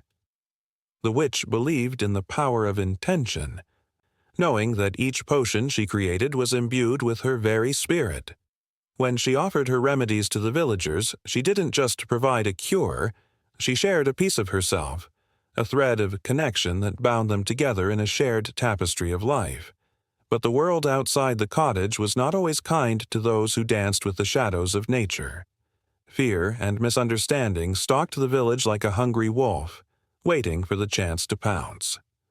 The witch was a target, her gifts perceived as dark magic by superstitious minds, ready to condemn her for the very skills that had sustained their ancestors. The tension in the air shifted, thickening with the weight of danger as rumors spread like wildfire. One night, a frantic knock broke the stillness. A young mother rushed into the cottage, her eyes wide with terror. Her child lay stricken with fever, body burning as if possessed by an unseen force. The witch felt the urgency in her heart, a call to action. As she gathered her herbs, she sensed the pulse of the earth beneath her feet, grounding her in purpose. Each leaf, each root, was a promise that healing was possible, that hope still lingered in the darkness. With deft hands, she created a potion, a blend of healing herbs and whispered incantations. The air crackled with energy as she worked, her spirit intertwining with the ancient knowledge that flowed through her. The mother watched, fear etched on her face, but also a flicker of hope ignited by the witch's unwavering focus. In that moment, the cottage transformed into a sanctuary, a sacred space where the boundaries of the natural and supernatural blurred. As the witch administered the potion, she held the child's tiny hand, feeling the warmth of life pulse beneath fragile skin. With each drop that passed the child's lips, she wove a tapestry of love and healing, a lifeline that bound them all. The fever broke under the weight of her magic, and the child's eyes fluttered open, revealing a spark of life that filled the room with light. Relief washed over the mother, but it was soon eclipsed by the shadows that lurked outside, shadows that judged and condemned without understanding. In the days that followed, the witch found herself standing at a crossroads. The villagers whispered of her powers, some in awe, others in fear. Her healing had saved a child, yet it also drew unwanted attention. The woods, once a sanctuary, felt like a cage closing in around her. The herbs she loved whispered secrets of protection and escape, but her heart ached for the community she had served. They were her people, yet they feared what they did not understand. One fateful night, under the watchful gaze of the full moon, a gathering took place. A crowd formed in the village square, faces lit by flickering torches, their expressions a mix of anger and confusion. Accusations flew through the air, sharp and biting, as the witch stood at the center, her heart pounding like a war drum. The plants she cherished felt alive with energy, urging her to speak, to defend the magic she wielded.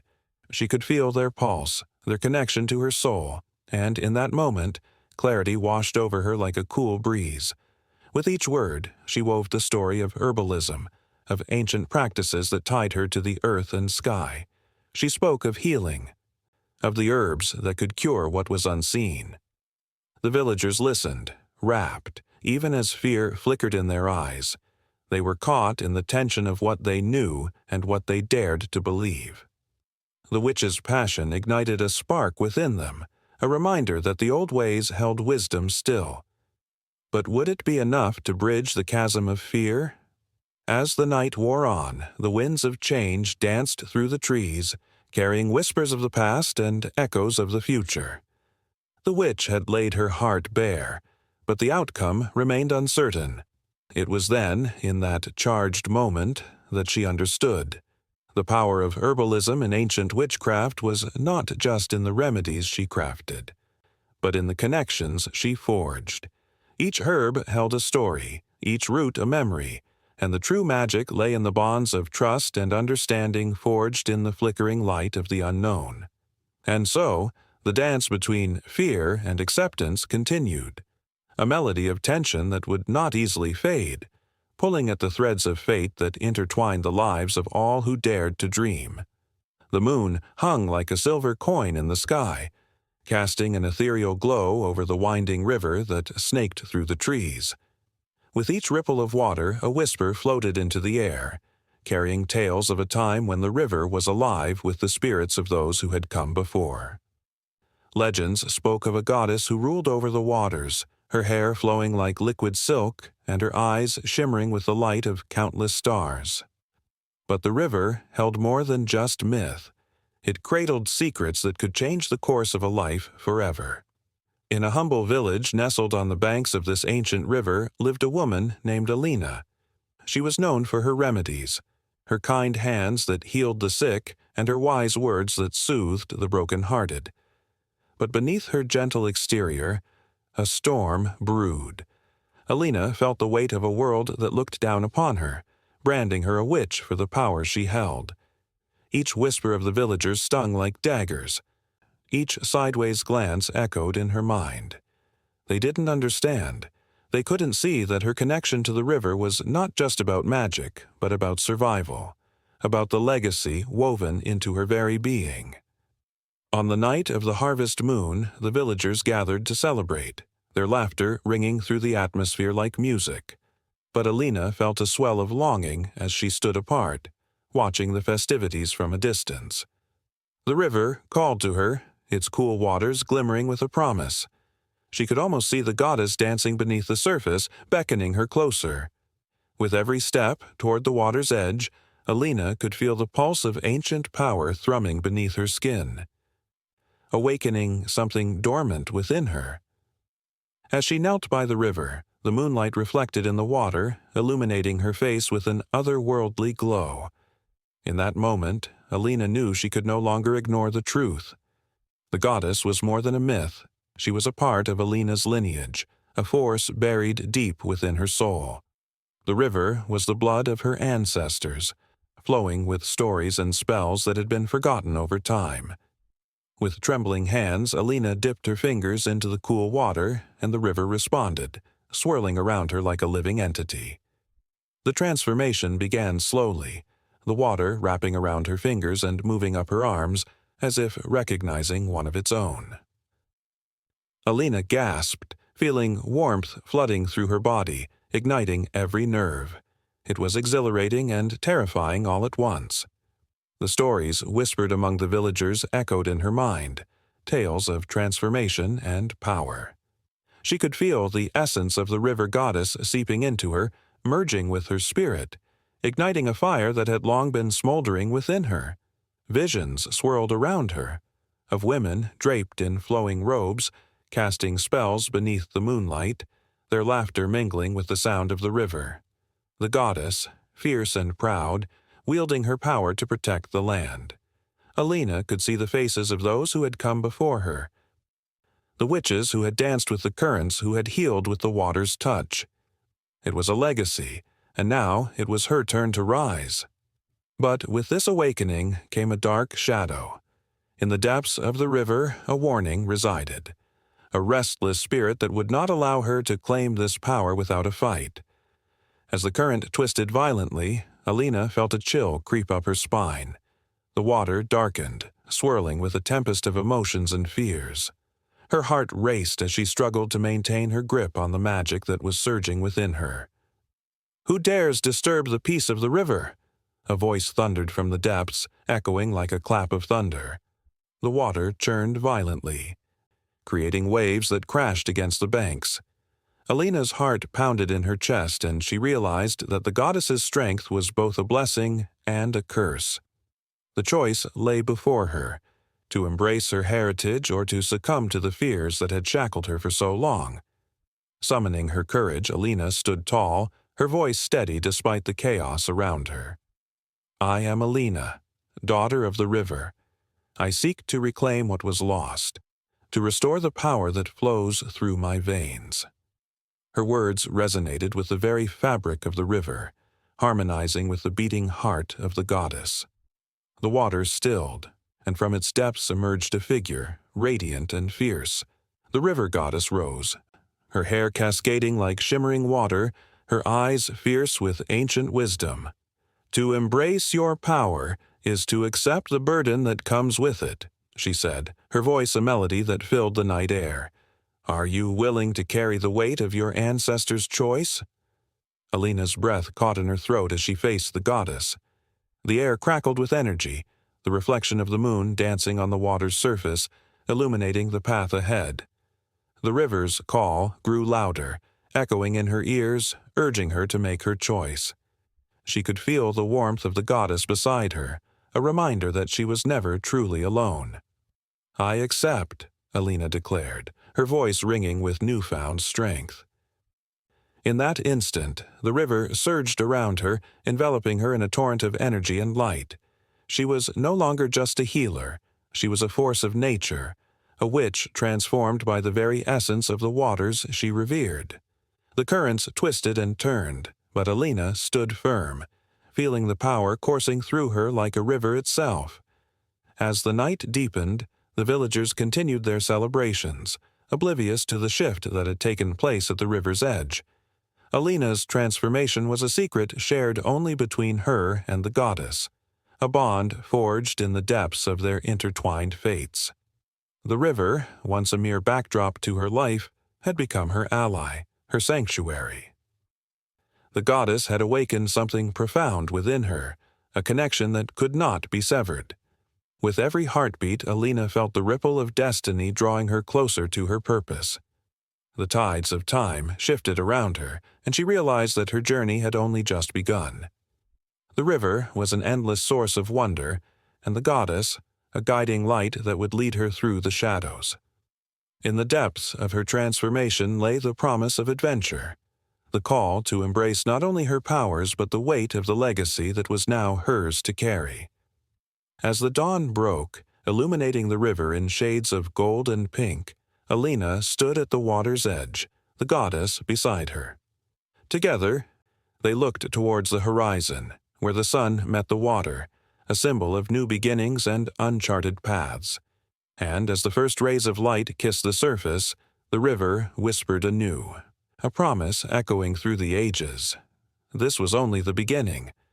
The air in the imperial palace was thick with tension, a palpable pulse that vibrated through the corridors, whispering secrets of power and betrayal. Lanterns flickered ominously, casting dancing shadows that played tricks on the mind. In this world, where every glance held the weight of 1,000 whispers, two figures stood at the center of a storm. The emperor, cloaked in the opulence of his title, and the witch, shrouded in mystery and suspicion. Emperor Xuanzong, young yet burdened, was a man at odds with his own destiny. His throne was not merely a seat of power, it was a gilded cage, trapping him in the web of court politics. He held the mandate of heaven, a belief that his rule was divinely ordained, yet every decision he made was scrutinized by those who coveted his crown. The air crackled with ambition, and the emperor could feel the eyes of his court upon him, like a pack of wolves waiting for the slightest sign of weakness. Then there was Mei Ling, the witch. She was not a conjurer of spells, but a woman of profound insight, gifted with an understanding of the human heart that transcended the mere mortal realm. Her presence sent shivers through the courtiers, for they knew she walked a line between the divine and the damned.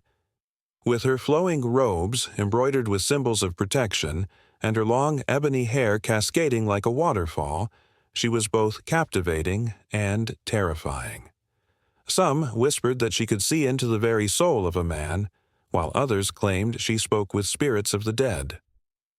One fateful evening, the emperor summoned Mei Ling, desperation clawing at him like a hungry beast. He needed her wisdom, her insight into a plot that threatened his rule. The moon hung low in the sky, casting an ethereal glow over the palace grounds, illuminating the path that led to the emperor's private chambers. As she approached, a sense of foreboding washed over him. Would she be an ally or a foe? "Your Majesty," she began, her voice smooth yet laced with an edge of something more. "You bear the weight of the world, but the weight of power can crush even the strongest of men."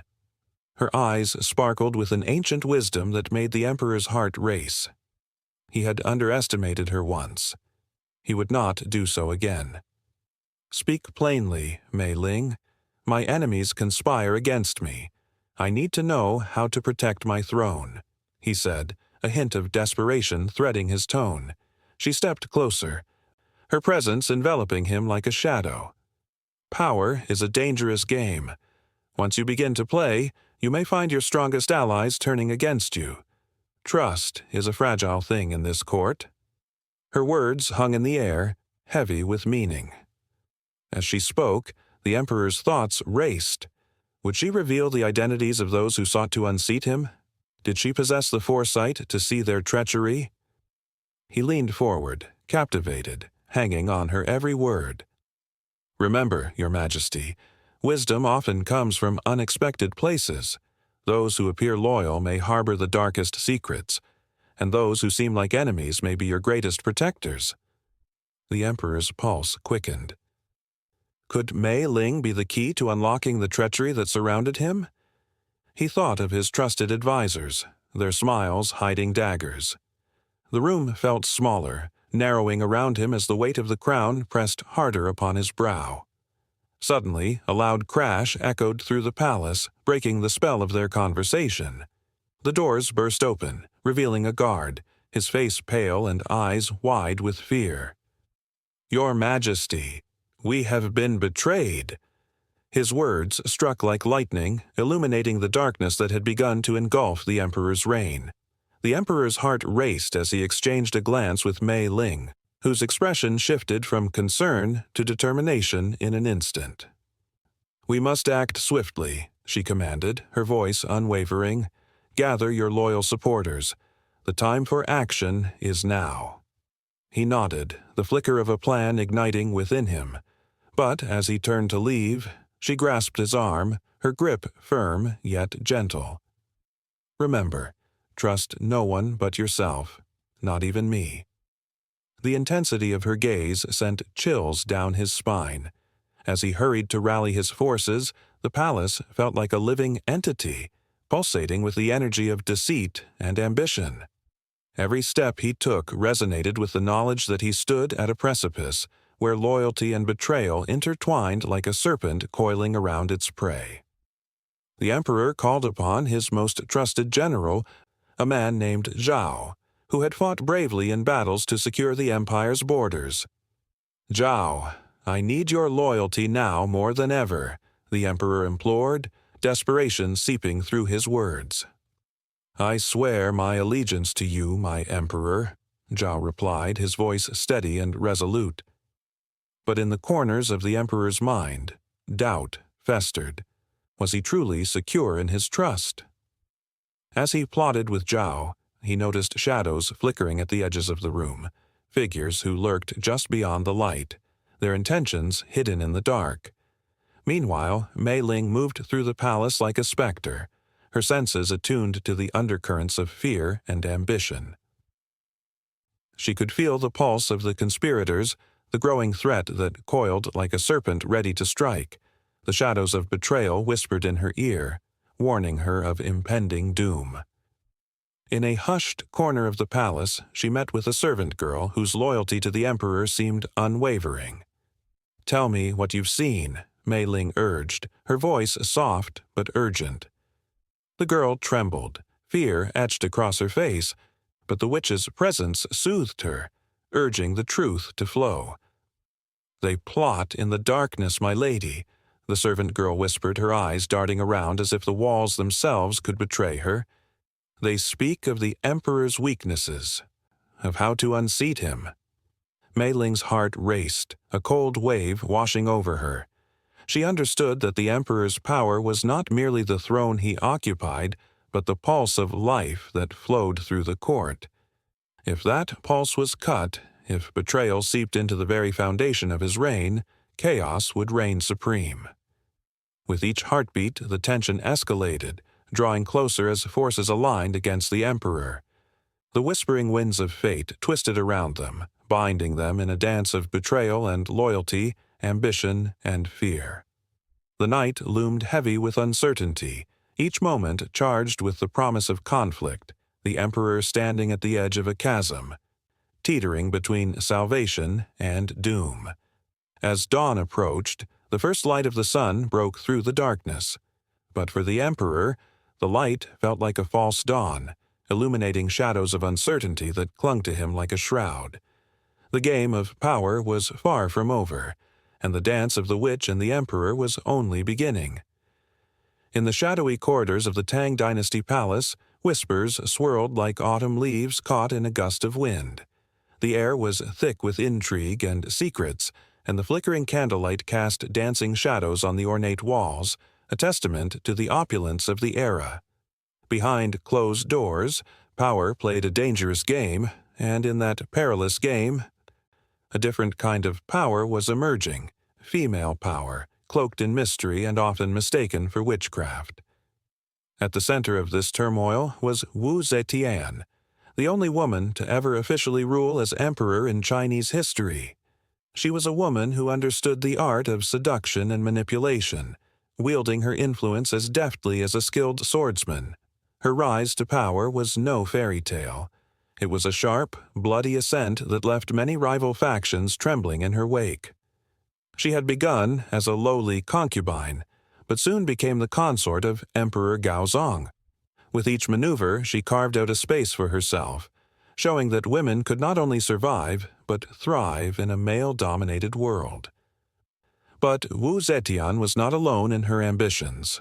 The Tang court was a bustling hive of women who practiced the ancient arts of divination, herbalism, and the arcane. They were often labeled as witches, women who were both feared and revered for their uncanny ability to influence the world around them. They concocted potions that promised longevity and success, and their words could bend the will of the most powerful men. The court, filled with their eerie laughter and knowing glances, created an atmosphere thick with the tension of possibility.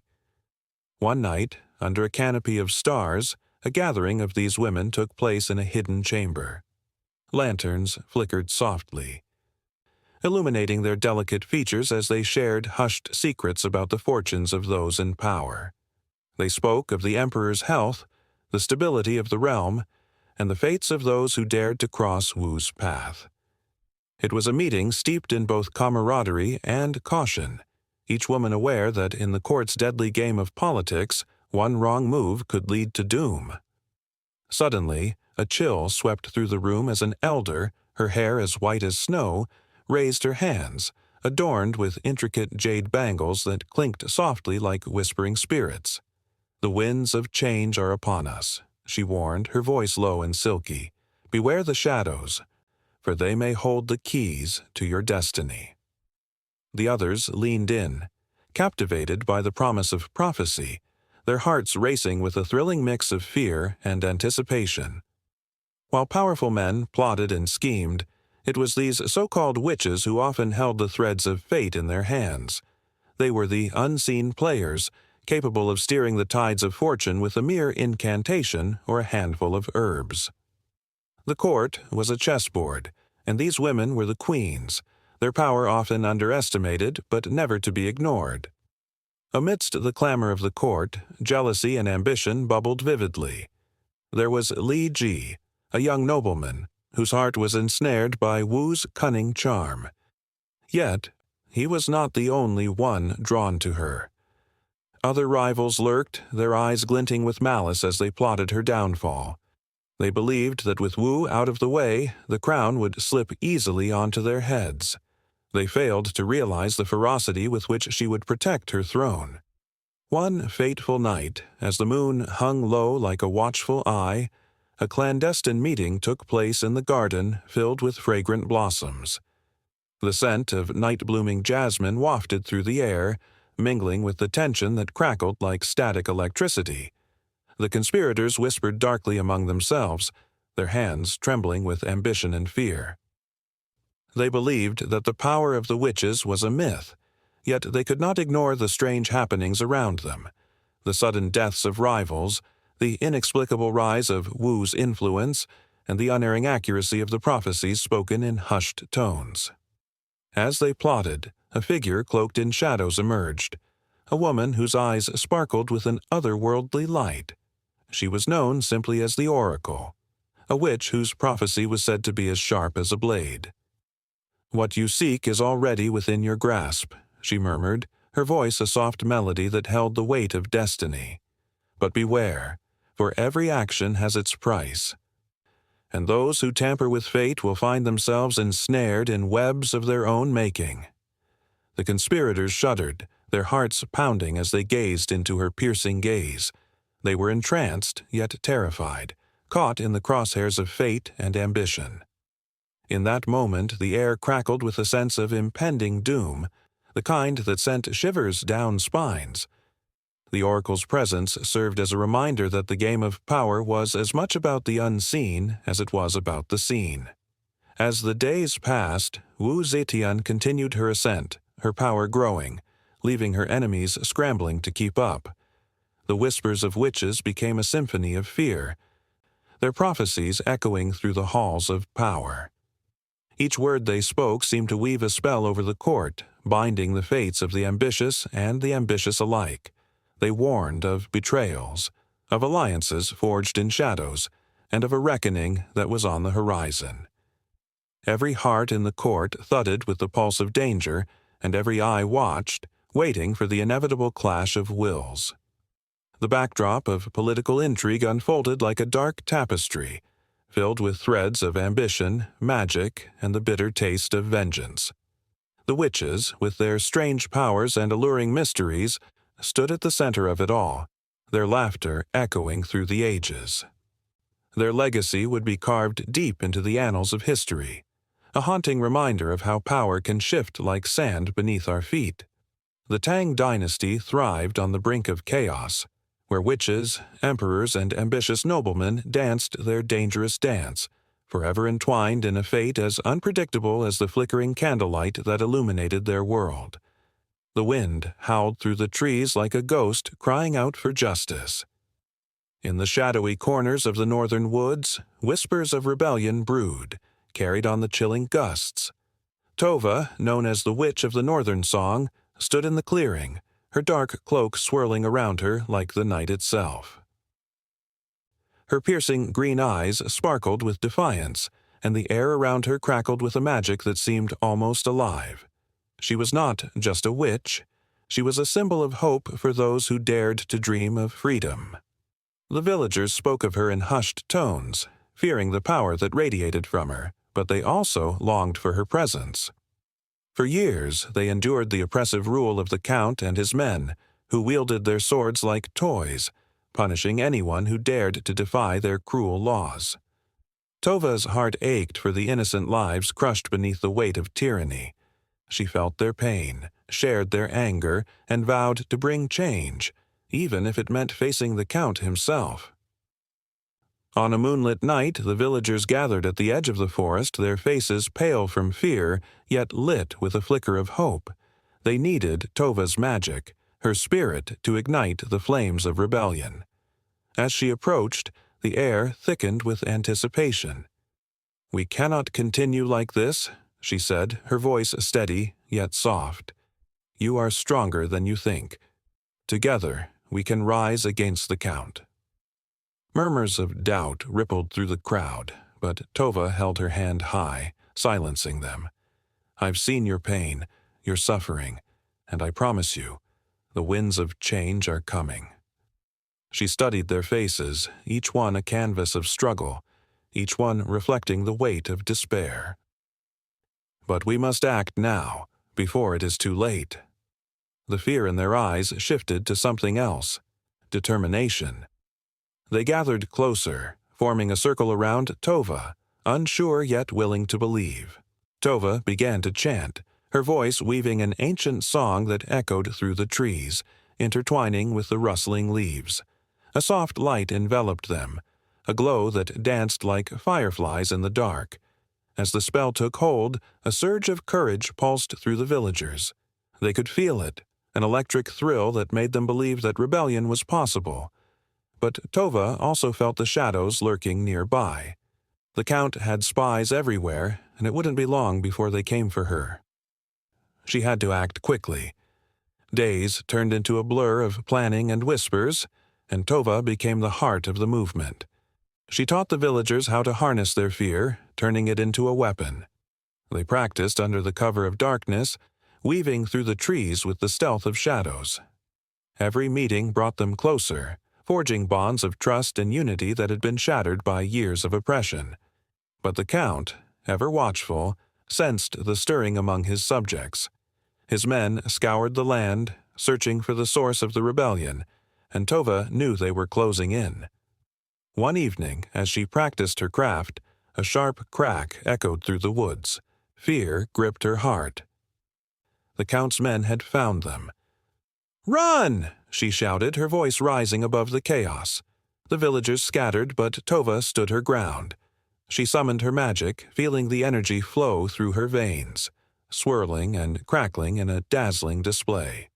The air thickened, heavy with tension as the soldiers approached, their torches flickering ominously like predatory beasts on the hunt. "Seize her!" barked the captain, his eyes gleaming with malice. Tova, caught in the moment, felt a mix of fear and exhilaration. She knew what she had to do. With a powerful incantation, she unleashed a wave of energy that sent the soldiers staggering back. They fell like puppets with their strings cut, confusion rippling through their ranks. But the captain was no fool. He quickly regained his footing, rallying his men. "Surround her! Don't let her escape!" Tova could feel their fear, mingling with their anger, all of it fueling her resolve. The villagers, drawn back by her strength, gathered behind her, clutching makeshift weapons, their eyes filled with a fierce light. Together they formed a barrier, an unbreakable line of solidarity. Tova stood at the forefront, the embodiment of their shared hope. The soldiers charged, swords glinting in the moonlight, but Tova's voice rang out, powerful and commanding. "We are not afraid," she cried, summoning the winds once more. As the soldiers clashed with the villagers, the air crackled with magic and fury. The forest sang with the sounds of rebellion. a chorus of defiance resonating through the trees. Tova felt the rush of battle, the fierce heartbeat of those fighting alongside her. Each swing of a sword, each cry of courage added fuel to her fire. But in the chaos, Tova spotted the captain weaving through the fray, his eyes locked onto her with a fierce determination. He was a wolf in the midst of the flock, and she could sense his intent. She had to end this before he reached her. Drawing upon every ounce of her magic, she focused her energy, the air thickening around her as she prepared for the final stand. The captain lunged forward, his sword raised high, but Tova channeled her power into a single, radiant burst. The ground shook, the sky roared, and the light enveloped the battlefield. It was a moment suspended in time, a heartbeat of hope and fury.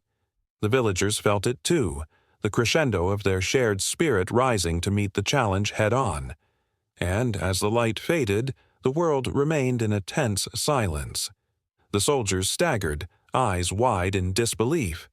Tova stood tall, her heart racing, knowing that this was just the beginning of their rebellion. The seeds of change had been sown, and they would grow, despite the dark clouds looming overhead. But the battle was far from over. The Count would retaliate, and they would need every ounce of strength to stand against him. In that moment, as uncertainty hung in the air, a single thought filled Tova's mind.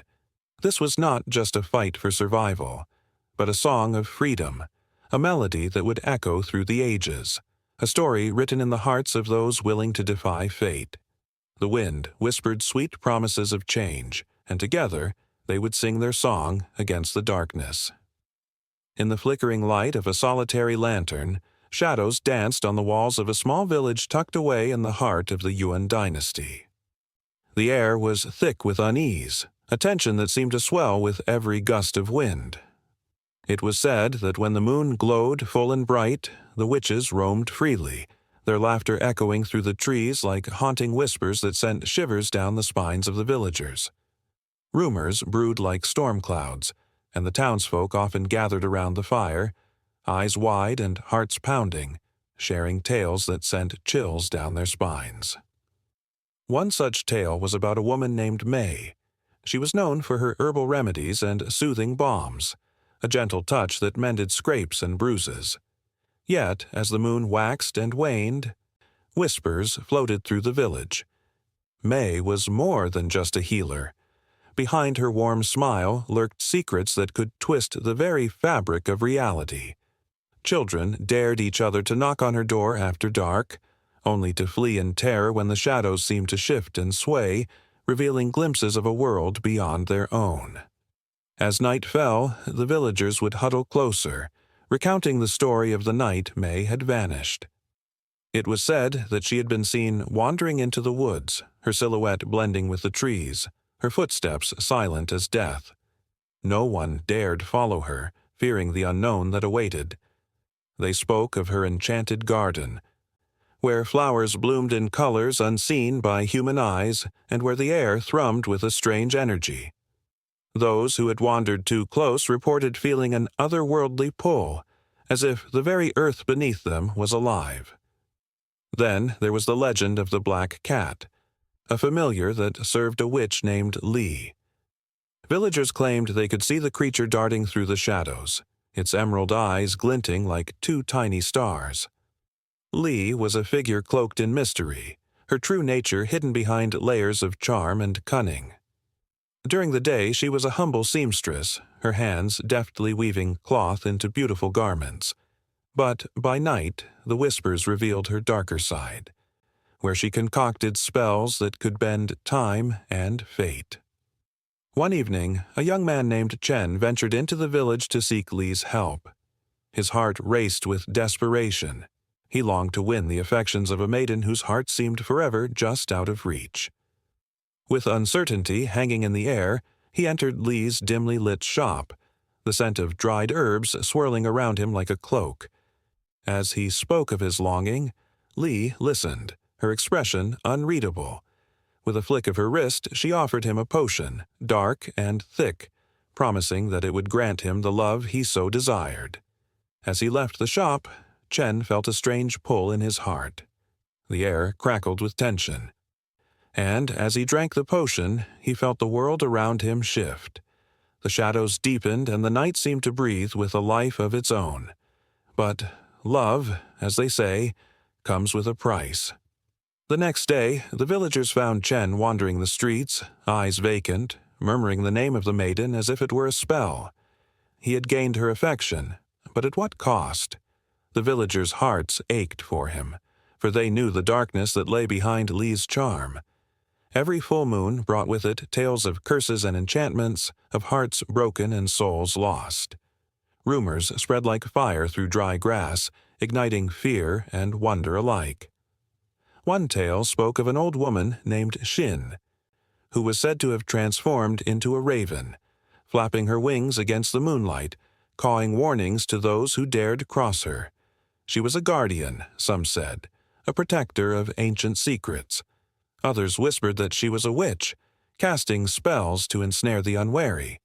Children would gather at the edge of the village, their eyes wide with anticipation, hoping to catch a glimpse of the midnight shape soaring across the sky. But for every tale of a witch who could bring ruin, there were stories of those who offered salvation. The villagers spoke of a healer named Lian, who had the power to mend not only physical wounds but also the aches of the heart. It was said that she had wandered into the village during a time of great sorrow, bringing with her a warmth that spilled over the cold stone of their lives.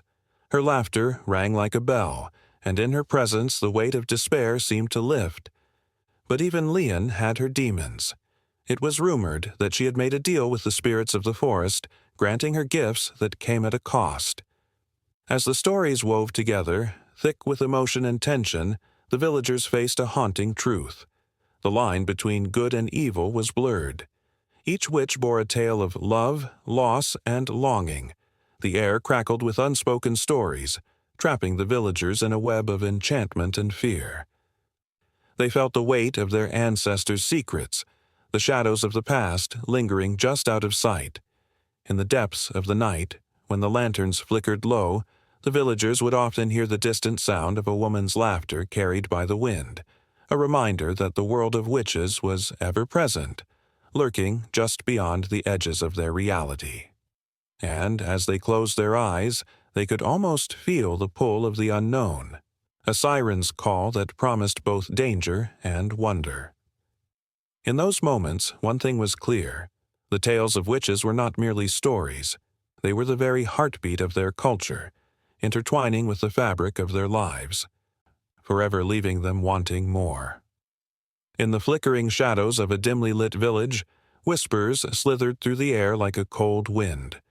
A woman stood alone, her back against the rough wooden wall of her home, eyes wide with fear, heart pounding in her chest, the scent of burning incense wafted around her, mingling with the metallic tang of dread. Just outside, murmurs carried on the night breeze, rumors swirling like a storm threatening to break. Accusations hung heavy in the air, the villagers' suspicions sharp enough to cut through the thickening tension. The year was 1645, a time when the lines between the mundane and the mystical blurred in the minds of the people. The Manchu rulers had recently seized control, their foreign presence igniting unrest and fear. In such an environment, paranoia grew wild, feeding on the collective anxiety of a population seeking security in a world turned upside down. The specter of witchcraft loomed large, an insidious force that could be blamed for misfortune and chaos. One evening, as the last rays of sunlight flickered out, a sudden scream pierced the stillness. It belonged to Liu Mei, a woman known for her kind heart and herbal remedies, now accused of witchcraft. Liu Mei had always been a beacon of hope, using her knowledge to heal the sick and the injured. But on this fateful night, as villagers crowded around her, fear twisted their faces into masks of rage and suspicion. "She cursed my child," a neighbor shouted, her voice trembling with conviction. "I saw her speaking to the devil." The word devil hung in the air, thick with belief and terror. As accusations began to snowball, the village turned into a cauldron of hysteria. Friends became foes, and the atmosphere crackled with the electric tension of impending violence. Liu Mei's heart raced as she realized she had become the center of a storm she could not escape. She pleaded for understanding, but the villagers were blinded by their fears, driven by an instinct to protect their own rather than seek the truth. In the days that followed, the trials erupted. The gathered crowd was a sea of anxious faces, voices rising in fervor. A wooden platform stood at the center, a grim stage for the spectacle that would unfold. The judges, cloaked in their official garb, looked down upon the accused with cold, unyielding eyes. The very air felt charged, electric with a feverish intensity that made the hair on the back of one's neck stand on end. The first victim was dragged onto the stage, a trembling man named Jiang. He was accused of bewitching crops, causing rot in the fields. As he stood there, the sun casting long shadows, his eyes darted around in desperation. "I am innocent," he cried, his voice cracking, but the crowd was relentless, hungry for a scapegoat, craving someone to blame for their troubles. The judges, their faces impassive, began the interrogation, a ritual of terror that sent shivers down the spines of those who dared watch. The atmosphere thickened with each question they posed, digging into the depths of Jiang's soul. Fear gripped him, transforming his words into weak pleas that fell on deaf ears. The villagers, once neighbors, were now a mob, their fear morphing into a primal need for justice, however misplaced. As the trial continued, whispers turned to shouts, accusations flying like arrows. Jiang's pleas turned into desperate cries, his voice drowning in the sea of noise as the crowd twisted the truth into a weapon against him. Word of the trials spread like wildfire, igniting paranoia in neighboring villages. Families began locking their doors at night, peering through cracks in their windows, convinced that unseen forces lurked just beyond their threshold. Children clung to their parents, eyes wide in fear, as tales of witches weaving curses and summoning spirits crept into their dreams. The world outside became an ominous place where every shadow hid a potential enemy, and trust crumbled like old parchment. As the trials progressed, the authorities found themselves in a tangled web of fear and power. They saw opportunity in the chaos, a chance to assert control by rooting out so-called witches. The boundaries of law blurred, and inquisitors, driven by ambition, sought to prove their loyalty to the state by yielding confessions through torture and intimidation.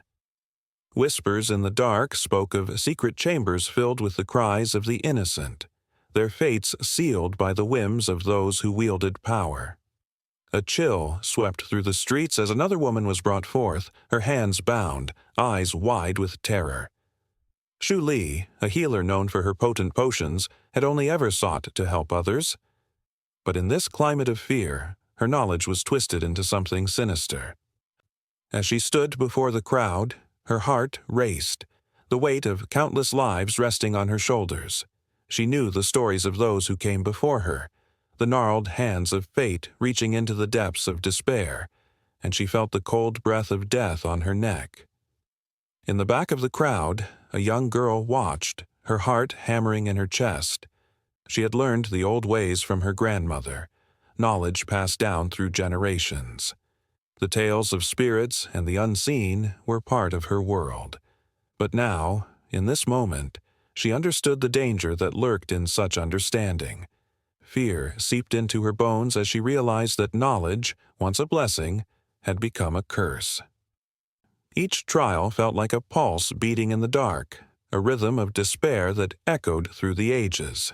The witch hunts in imperial China were not merely about the accused. They were a reflection of a society gripped by fear, a collective consciousness trembling at the edge of a precipice.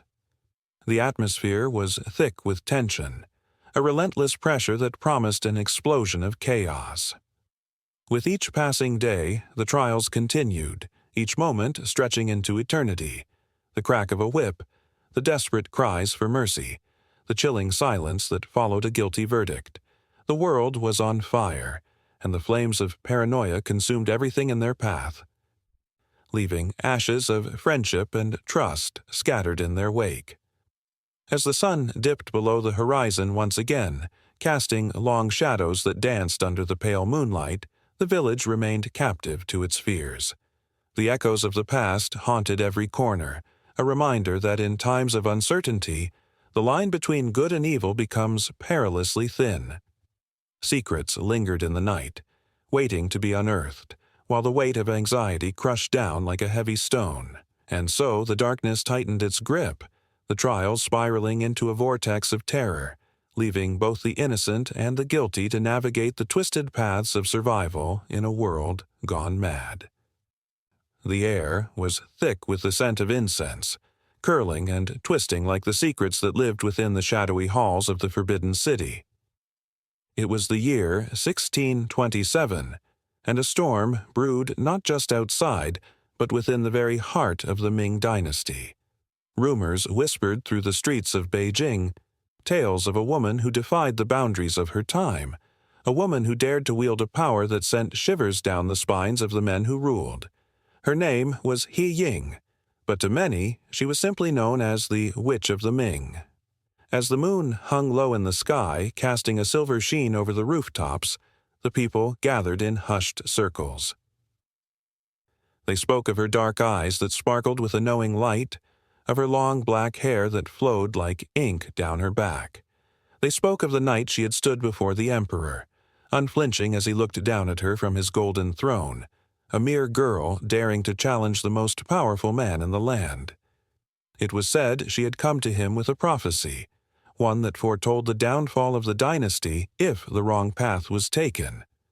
A prophecy that was as much a warning as it was a challenge. Her presence ignited a fire in the hearts of those who felt swallowed by the oppressive weight of a crumbling empire. He Ying was not just a woman. She was an idea. An embodiment of change in an era that desperately needed it. As she walked through the narrow alleyways of the city, the people turned to her, eyes wide with hope and fear. They felt the energy radiating from her as if she were a living spark in a world growing dimmer by the day. But with such power came danger. The whispers of the court reached the ears of those who would do anything to silence her.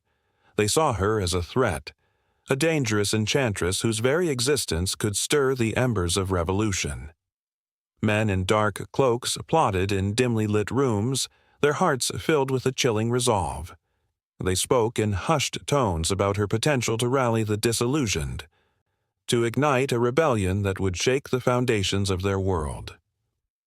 One fateful evening, as the sun dipped below the horizon, painting the sky in hues of crimson and gold, He Ying stood atop a hill overlooking the city.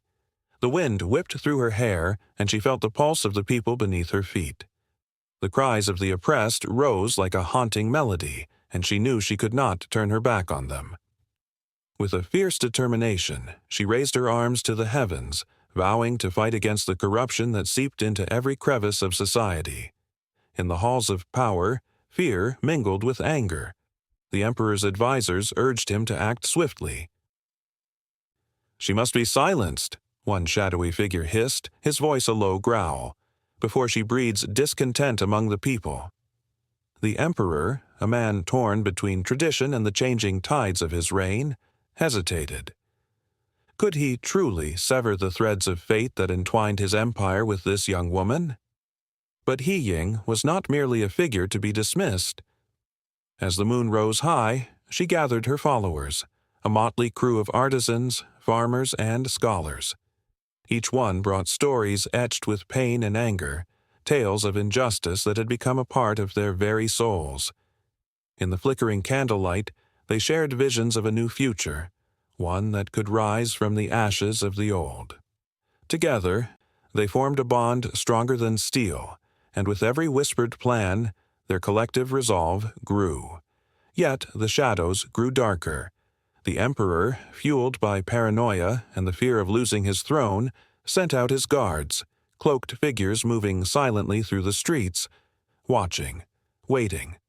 They wanted to snuff out the flame that He Ying had ignited, to extinguish the hope blooming in the hearts of the people. As they closed in, The tension thickened like storm clouds gathering before a downpour. Ying stood firm, her spirit unyielding, even as threats loomed around her. "I will not be broken," she declared to her followers, her voice steady and fierce. They looked at her with a mix of awe and admiration, feeling the pulse of revolution thrumming through their veins. They were ready to make a stand, to rise against the oppression that had stifled them for too long. On a night that would echo through the annals of history, Ying led her band of rebels into the streets. Lanterns flickered like fireflies, illuminating the faces of those who had come to support her. They marched with purpose, their chants rising into the night, a symphony of defiance that rang out against the oppressive silence of the palace. The guards could not ignore the swell of voices, nor could they silence the hearts that beat in unison with a shared dream. But just as the tide of rebellion began to crest, darkness descended. The emperor's guards, fierce and relentless, charged with swords drawn. The clash was thunderous, a cacophony that echoed against the ancient walls of the city. Ying stood at the forefront, her heart racing, mind racing faster, and she felt the weight of destiny pressing down on her. The fierce determination that burned in her chest ignited a fire in her followers. They fought not just for themselves, but for a future they dared to envision. As the battle raged, blood was spilled, and the cries of the wounded filled the air, punctuated by the steel of conflict. In the chaos, Ying became a beacon, her very presence a testament to their resolve. She spun and danced between the blows, her spirit unshaken even as the darkness threatened to engulf them. With every swing of her arm, every rallying cry, she embodied the cries of her people, their laughter, their tears, their hopes laid bare. And somewhere in the heart of the palace, the emperor felt the tremors of his empire shaking beneath him. He knew that the Witch of the Ming was not merely a threat, she was a force of nature, an unstoppable wave that could wash away the old ways. He could no longer ignore the storm that brewed on the horizon. It was time to confront the reality he had long wished to escape. The revolution had begun, and the battle for the soul of the Ming dynasty was underway, with Ying at its helm, leading the charge amidst the tumult of a world on the brink of change. In the dim light of a flickering candle, shadows danced across the walls of an ancient stone chamber. The air was thick with the scent of herbs, mingled with something metallic and strange, a whiff of secrets long buried. An alchemist, clad in a tattered robe, stood hunched over a bubbling cauldron. His gnarled fingers, stained with the colors of the earth, meticulously stirred a mixture that shimmered eerily in the candlelight. Outside, the wind howled like a wounded beast, carrying whispers of magic and mystery through the night. This was no ordinary laboratory. It pulsed with the energy of centuries, a place where the lines between science and sorcery blurred in the soft glow of knowledge and power. The alchemist, a man of both intellect and intuition, sought the philosopher's stone, a legendary substance said to grant immortality and turn base metals into gold. His heart raced with the weight of ambition, merging the wonders of nature with the unknown realms of the supernatural. Alchemy was born in the crucible of ancient Egypt, where priests and sages believed that the universe was a living entity, a tapestry woven with divine threads. They sought to unlock its mysteries through a blend of observation and experimentation, striving to understand the elemental forces of earth, air, fire, and water. Each ingredient was a note in a grand symphony, and the alchemist was both musician and conductor. But alongside this pursuit of knowledge roamed the enigmatic figure of the witch, a woman often misunderstood, whose powers were both feared and revered. In the quiet villages, she was the keeper of lore, the one who could heal or curse with a flick of her wrist and a whisper of ancient incantations. The townsfolk would gather around her hearth, drawn by tales of her miraculous remedies and the flickering of her flames, their hearts pounding with a mix of awe and trepidation. The witch's cauldron bubbled with the essence of the earth, a canvas of plants and roots, each chosen for its unique properties. She wielded her knowledge like a sword, a guardian of nature's hidden wisdom, often unjustly labeled as a sorceress. In her hands, herbs transformed into healing balms or potent poisons, and the very fabric of reality shifted under her gaze. It was a delicate balance, for with great power came the risk of persecution, and many a witch had felt the fiery wrath of misunderstanding. In the medieval streets of Europe, fear loomed like a dark cloud, and the witch hunts began. The air crackled with tension as neighbors turned against one another, suspicion bubbling like the potions they brewed. The alchemist watched from the shadows, torn between the thrill of discovery and the terror of the pyres that devoured the innocent.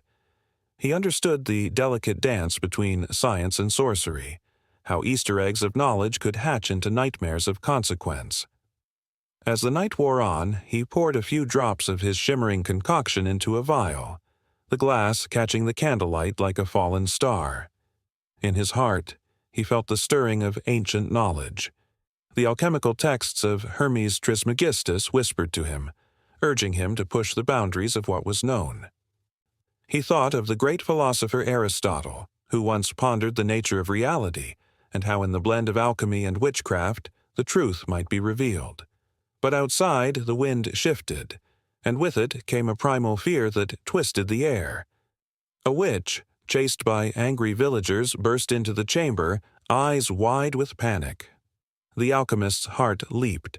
He recognized her from the stories, a figure of both ethereal beauty and haunting desperation.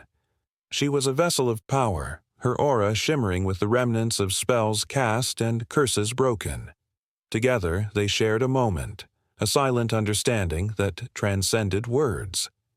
As the door slammed shut behind her, the alchemist realized the risk he now faced. He had to choose between hiding in the shadows or standing with her against the tide of fear and ignorance. The cauldron bubbled ominously, and the air grew thick with magic as their destinies intertwined. The essence of life and death hung in the balance as they worked side by side, blending their arts, crafting a potion that could either save or condemn. Outside, the torches flared, and the mob drew closer. The alchemist's hands trembled as they combined their knowledge. A pinch of powdered mandrake root for protection, a dash of crushed quartz for clarity, and a drop of the shimmering liquid from the vial. The cauldron roared to life, its contents swirling with chaotic energy. They felt it pulse through them, a force raw and unbridled, a promise of either salvation or ruin. With each stir, the walls of the chamber seemed to close in, charged with the weight of history. Closer still came the sound of footsteps, the shouts of men branded by fear, fueled by ignorance. The alchemist and the witch exchanged a glance, a silent vow bound by the blood of their ancestors, the ghosts of those who had come before. They were not just fighting for their lives, they were fighting for the very essence of knowledge, a bridge between science and sorcery. In that moment, the chamber flooded with a brilliant light, enveloping them both. The air crackled with electricity, and they could feel the pulse of the universe echoing through their veins. It was a reminder that in the ages past, the worlds of alchemy and witchcraft were not enemies but allies in the quest for understanding. They were connected, two sides of the same coin, and the boundaries between them were ready to be shattered. As the door splintered under the weight of the mob, the alchemist and the witch stood united, ready to face whatever came next. They could feel the storm of reality shifting around them, the tapestry of existence woven from the threads of their sacrifice and bravery. Together, they were a force to be reckoned with. Poised on the precipice of change, where science and sorcery merged into something far greater than either could have ever imagined. In a dimly lit cottage nestled at the edge of a village, a woman hovered over a flickering candle. The shadows danced on the walls, creating haunting shapes that seemed to whisper secrets long forgotten. Her hands moved with precision, crushing dried herbs with a mortar and pestle, the scent of sage and rosemary filling the air like an ancient spell. Outside, the wind howled, sending a chill through the night, echoing the fears that clung tightly to the hearts of those who lived in the village, a fear of the unknown, of the mysterious powers that women possessed, For centuries, women had been the healers, the caretakers, the ones who held the knowledge of herbs and remedies passed down through generations. They knew the secrets of nature, the way the roots of valerian could calm the restless, and the way the blossoms of chamomile could soothe an anxious heart. Yet, in this world, such gifts were a double-edged sword. With every act of healing came the flicker of suspicion, a reminder that wielding power could easily tread the line into darkness. In the eyes of the villagers, the healer was both savior and specter. They came to her in desperate times, seeking remedies for fevers, rashes, and the pain of broken hearts. Yet among them lurked the ones who saw her as a threat, a woman who dared to stand in the way of divine order. It was a fine line indeed, one that many had crossed, sometimes with fatal consequences. As dusk turned into night, the healer, known only as Mora, sensed the shift in the air. The village was alive with rumors, whispers of misfortune and tragedy. A child had fallen ill, and fear gripped the hearts of the parents. They had done everything to save him, called upon the priest, the doctor from the next town, but nothing seemed to work. With nothing left to lose, they sought Mora. She felt the weight of their desperation as they approached her door, their eyes wide with hopelessness. Mora opened her door cautiously, her heart pounding like a drum in her chest. They spoke in hushed tones, their words laced with a mix of desperation and dread. "Please, save him," they begged, their voices trembling. "We've heard you can help." Their pleas echoed in her mind, mingling with the stories of women who had come before her, those who had healed but were branded as witches, their lives snuffed out by fear and ignorance. As she listened to their story, hope flickered within her, battling against the shadows of uncertainty. She gathered her tools, a bundle of herbs, a vial of honey, and a spoon carved from willow wood. Each item was a lifeline, a connection between her and the natural world. Yet, as she prepared the remedy, the gnawing thought remained. What if she failed? What if her actions marked her as something dark and sinister, rather than a mere healer? With a steady hand, Mora mixed the herbs into a warm broth, whispering incantations that had been passed down from mother to daughter. The words felt like armor, protecting her from the judgment that could come if the village turned against her. As she handed the warm concoction to the child's trembling mother, a silence fell over the room, thick with anticipation. Moments stretched like an eternity as they waited, the fire crackling softly, the shadows looming larger around them. The child sipped the broth, his frail body trembling as the warmth seeped into him. Mora watched, her heart in her throat, praying for a miracle. What if this was the moment that either solidified her as a healer or condemned her as a witch? Then a glimmer of color returned to the boy's cheeks. His breath became steadier, and the room filled with a collective sigh of relief. The mother wept, tears cascading down her face like rain, gratitude spilling forth for this woman who had saved her child. Yet, in that moment of joy, the door creaked open slightly, and a shadow slipped in. Someone from the village, someone who had always harbored suspicion. In their eyes, Mora saw the flicker of doubt, the question forming on the tip of their tongue. What dark magic has she summoned to heal? Word spread quickly through the village. Mora was celebrated and feared in equal measure, revered for her gifts, yet watched with wary eyes. That night, as she prepared for bed, the shadows seemed to close in around her, wrapping her in a cloak of uncertainty. She could almost hear the whispers of the past, the echo of women like her who had been accused of witchcraft, their lives cast away in the name of fear. She remembered the tales of Agnes, a healer who once lived in a village just beyond the hills. Agnes had been beloved until a child had fallen ill, and in the chaos of fear, she became the scapegoat, accused of dark sorcery.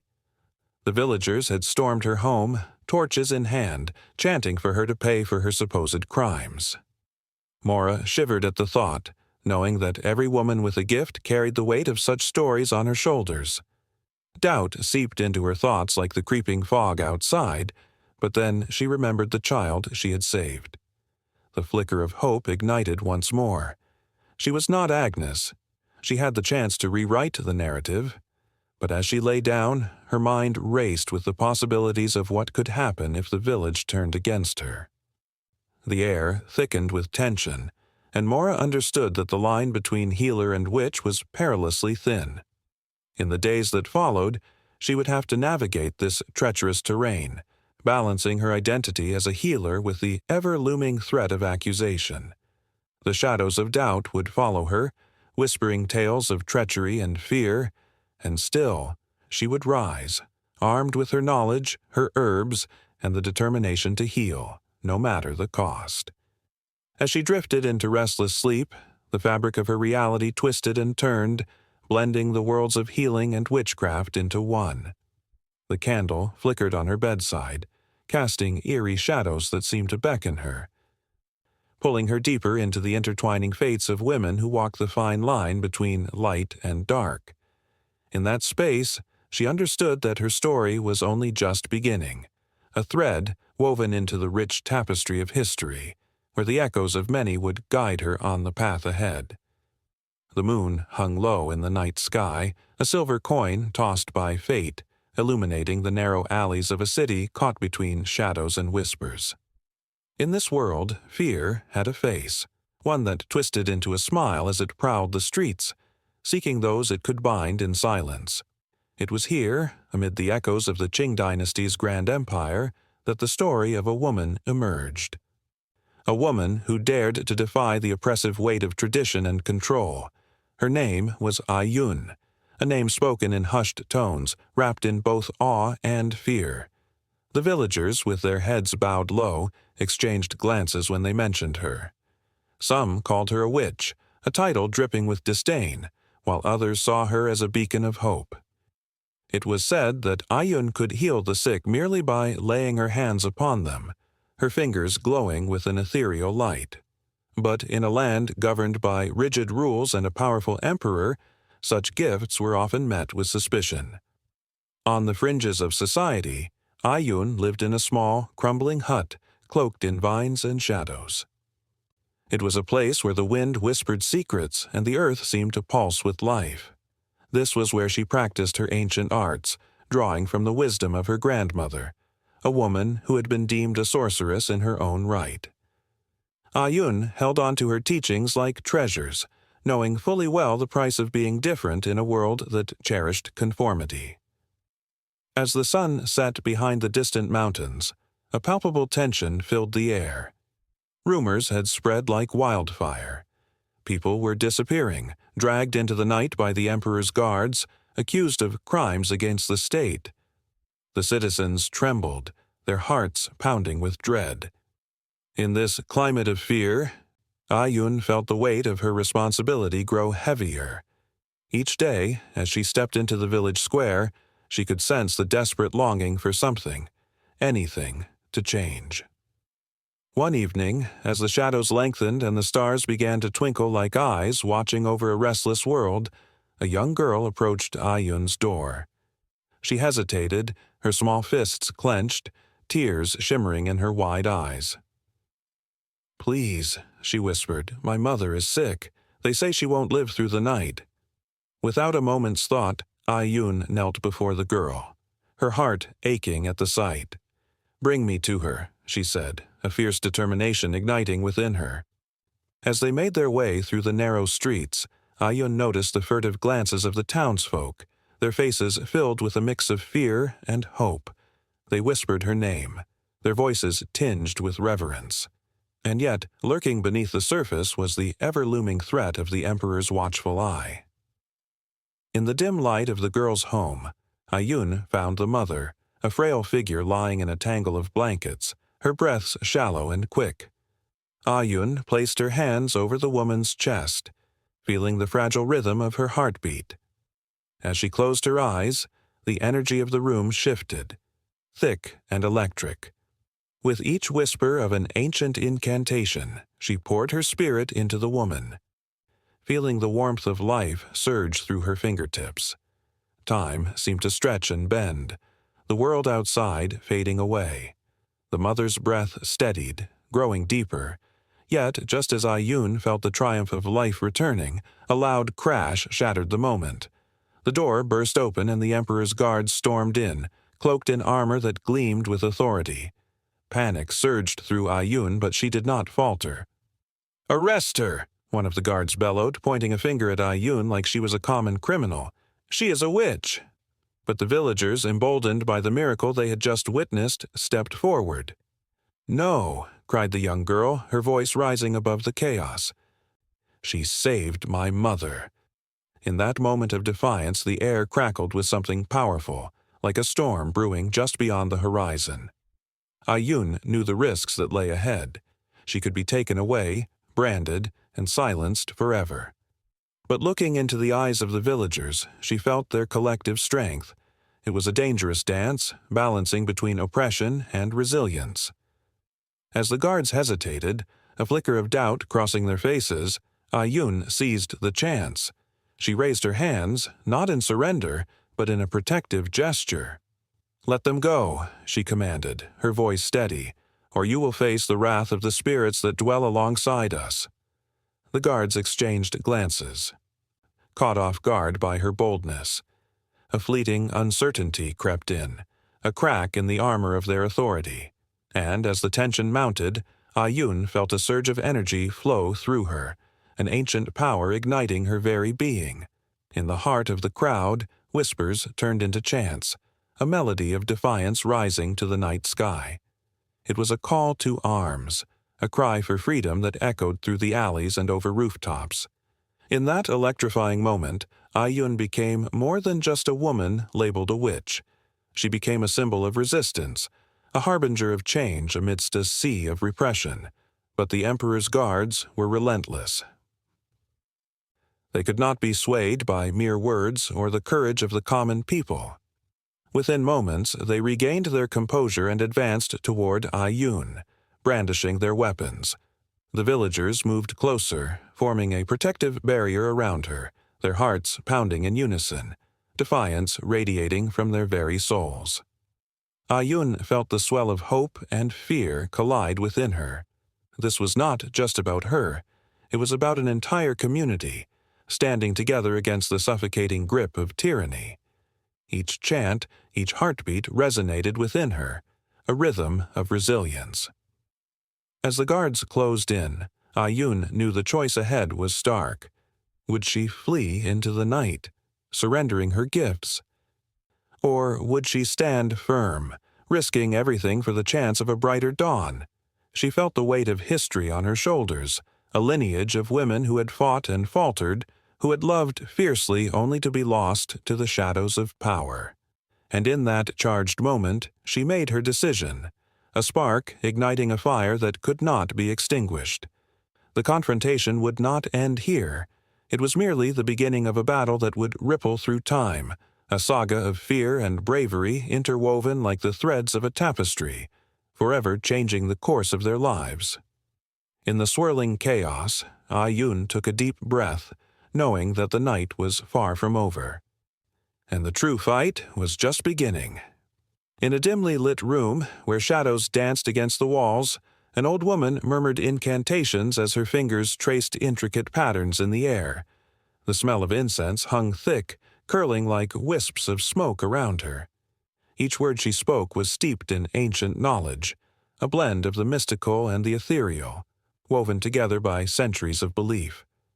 Outside, the night was alive with the rustling of leaves and the soft hoot of an owl, a reminder of the unseen forces that thrived in the darkness. This was where two worlds collided, where the serene teachings of Buddhism brushed against the raw, untamed magic of witchcraft. It was a meeting of opposites that, when combined, created something profound and haunting. The roots of Buddhism, with its emphasis on mindfulness, compassion, and the interconnectedness of all beings, began to intertwine with the earthy practices of witches who sought harmony with nature and the spirits that dwelled within it. In ancient Southeast Asia, Buddhism spread like wildflowers after a storm. Monks traveled through dense forests and lush valleys, carrying with them the teachings of the Buddha. As they walked from village to village, they met witches, women and men who were healers, wise ones, and guardians of ancient knowledge. These witches practiced their craft in the shadows, using herbs, crystals, and rituals to connect with the natural world. Their practices were often misunderstood, seen as dark and mysterious. Yet, in the embrace of the Buddhist philosophy, the witches found a new perspective, a way to harmonize their magic with the tranquility of the Dharma. As the sun dipped below the horizon and the moon took its place in the night sky, the old woman's voice grew stronger, melding the two traditions. She spoke of loving kindness, a concept deeply rooted in Buddhism, and how it could be harnessed to enhance one's magical practice. The spells she wove were not merely for power or control, they were for healing, protection, and the elevation of the soul.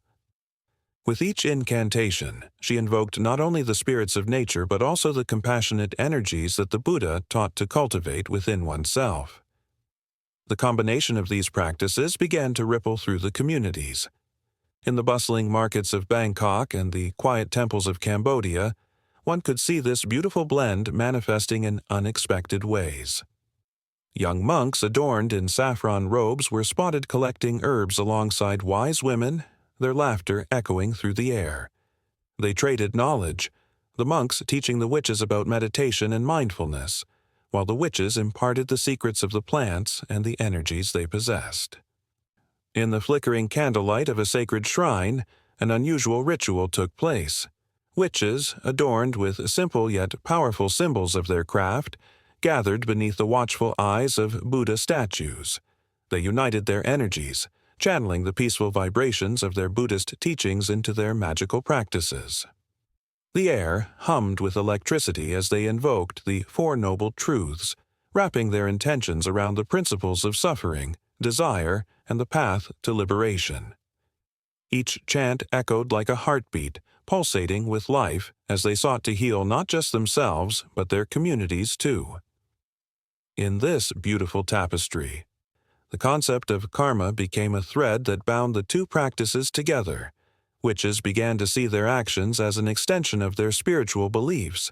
They understood that every spell cast, every intention set forth into the universe, bore consequences that would ripple back to them.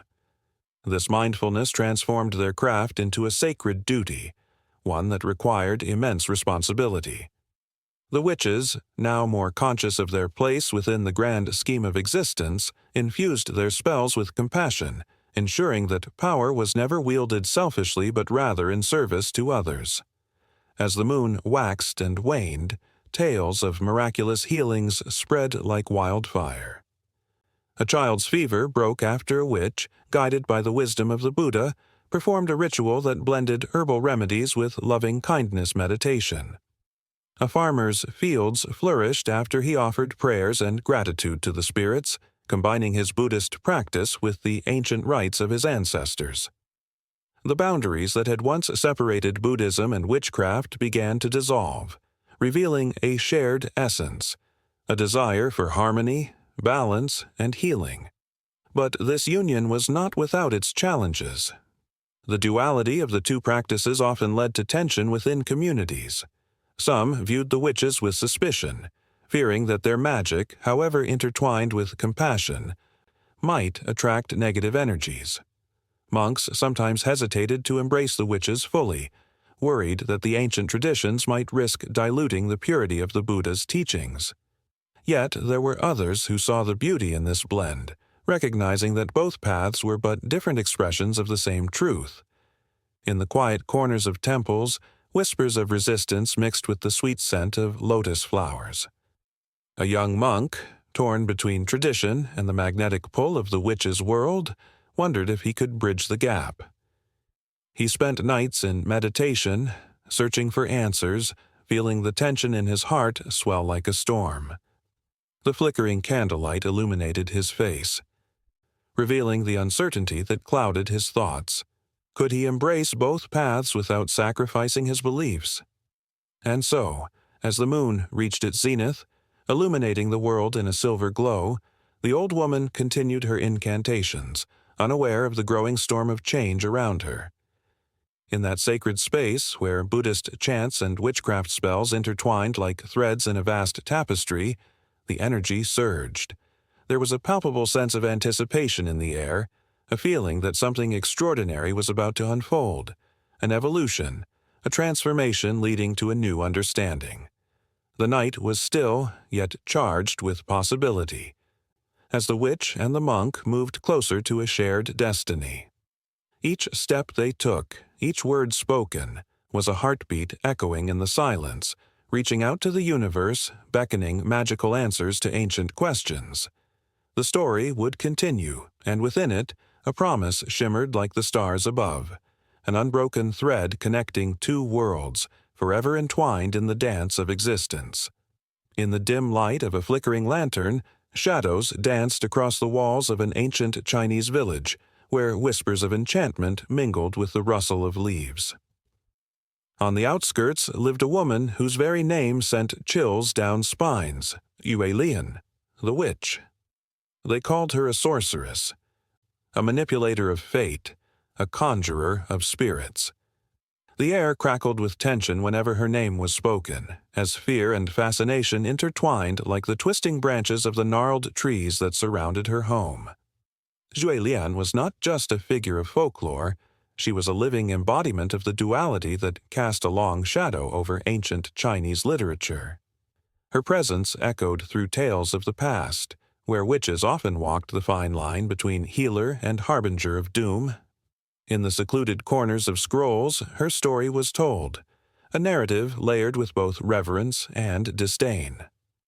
The villagers adored her for her remedies, yet they feared her for the dark powers they believed she commanded, powers that could summon storms or bring forth illness. It was said that during the full moon, Yue Lian would gather herbs beneath the silvery glow. Dressed in flowing garments that whispered against the earth, she moved with an ethereal grace, her hair cascading like a waterfall of ink. Those who dared to watch her would often find themselves entranced, caught between admiration and dread. In these moments, Yue Lian transformed into something otherworldly, a being who could bend nature to her will. It was in these quiet rituals that the essence of the witch began to take shape in ancient literature, a figure both enigmatic and indispensable, revered yet reviled. In the stories penned by poets and scholars, the witch emerged in various forms. Some spoke of her as a wise old woman, a keeper of knowledge passed down through generations. Others portrayed her as a vengeful spirit, a reminder of the consequences of betrayal and greed. The literary tradition was rich with contrasting emotions, where the witch was simultaneously a nurturer and a destroyer. Yue Lian, with her luminous skin and knowing eyes, epitomized this complexity.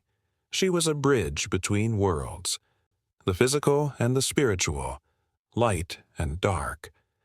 Rumors spread like wildfire through the village, igniting the imaginations of those who lingered at the edges of the forbidden woods.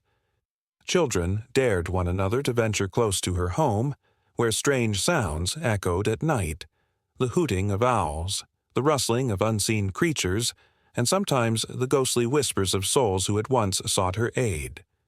The tales would grow taller with each retelling, as the children spun intricate stories of Yue Lian's powers. Some claimed she could turn a man into a beast with a mere incantation, while others believed she could see into the very heart of a person, unearthing their deepest secrets. But it was not just the children who were captivated by Yue Lian. The elders, too, felt her pull. They spoke of a time when she had saved a dying child, her hands hovering above the frail form, breathing life back into weary bones. The villagers had watched in awe as she called upon the spirits of the earth, invoking their blessings. Yet, as easily as she could heal, there were stories of those who had crossed her, who had met with misfortune shortly after defying her will. The balance was delicate, and the consequences of disrespecting the witch were dire. In the ancient texts, witches were often depicted as wise seers, wielding knowledge that transcended the ordinary. They held the keys to the mysteries of the universe, understanding the cycles of the moon, the language of plants, and the whispers of the wind. In some stories, they were the ones who guided heroes, offering crucial advice in their darkest hours. Yet, the very nature of their wisdom inspired fear. It was a reminder of how little humanity understood about the world around them. As the seasons changed, Shui Lian remained a constant presence, her legend growing with each passing year. The stories morphed and twisted, reflecting the fears and desires of those who told them. In one tale, she was a protector of the land, using her gifts to nurture the crops and ensure bountiful harvests. In another, she was the harbinger of chaos, summoned only when desperation had taken root in the hearts of men. She became both the celebrated heroine and the loathed villain, a figure whose power could both save and destroy. On a night heavy with tension, the villagers gathered, their faces drawn tight with uncertainty. A drought had settled over the land, and desperation crackled in the air like static. The elders decided it was time to confront Shui Lian, to seek her help or face the wrath they believed she could unleash. They approached her dwelling, hearts pounding, an unspoken agreement binding them together. The darkness loomed around them, thick with the weight of tradition and ancient fears. As they reached her home, a sudden gust of wind swept through the trees, as if the very spirits of the earth were warning them. But they pressed on, driven by hope and fear alike. They called out to her, their voices trembling as they called her name. The door creaked open, revealing Shui Lian, her eyes glinting with an unfathomable depth. She stood there, a living embodiment of the stories that had shaped her. A witch, a healer, a force of nature. They begged for her assistance, pouring their hearts out. But in that moment, Yue Lian's expression shifted, her gaze penetrating. She was no longer merely a woman. She was the embodiment of every tale of caution that had ever been told. The villagers realized then that they were not just seeking aid, they were also confronting the very essence of what they feared: power, knowledge, and the unknown.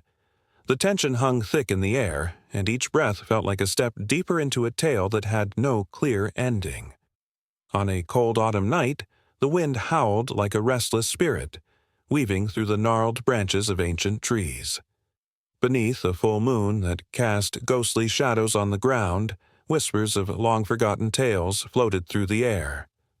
In a small, secluded village, the flickering light of a single candle illuminated the face of an old woman sitting by the fire. Her hands, weathered and worn, moved gracefully as she wove a tapestry of words, recounting stories of witches and spirits that had danced through their lives for generations. "Beware of the witching hour," she said, her voice low and trembling with age, "for it is then that the veil between our world and theirs grows thin." Her audience, a group of eager children, huddled closer, their eyes wide with wonder and fear. Each tale she spun was a thread in the rich fabric of their heritage, steeped in the lore of their ancestors who had lived and died in the shadow of witchcraft. In the village, the air was thick with superstition. Elders had warned that witches roamed the fields, gathering herbs under the cover of darkness. They spoke of a woman named Elira, a healer whose knowledge of plants was both revered and feared. She would wander the woods, collecting roots and petals, her hands stained with the earth. They said she could cure ailments with a single touch, but the line between healer and witch was perilously thin. For every life she saved, whispers grew louder, echoing with accusations of sorcery. One evening, as the sun dipped below the horizon, casting long shadows that seemed to stretch and twist like the very souls they belonged to, a young girl named Lila crept through the forest. With her heart pounding, she sought the courage to find Elira, to learn the secrets of the healing arts for herself. The village had gone quiet, but the rustle of leaves and the distant hoot of an owl reminded her that the night was alive with unseen eyes. Suddenly, the stillness shattered. A shrill scream pierced the air, followed by the sound of galloping hooves. Lila's breath caught in her throat as she peered through the trees. A group of men rode through the fog, torches blazing like angry stars, eyes wild with fear and fury. They were the hunters seeking the witch, convinced she was the source of their misfortunes. The rumors had spread. Cattle were sick, crops had withered, and children had fallen ill. Someone had to pay. As Lila watched, her heart sank. She had heard the stories of what happened to those accused, how easily fear could turn friends into enemies. The men shouted Elira's name, their voices rising with each passing moment. "Witch, come out and face your fate!"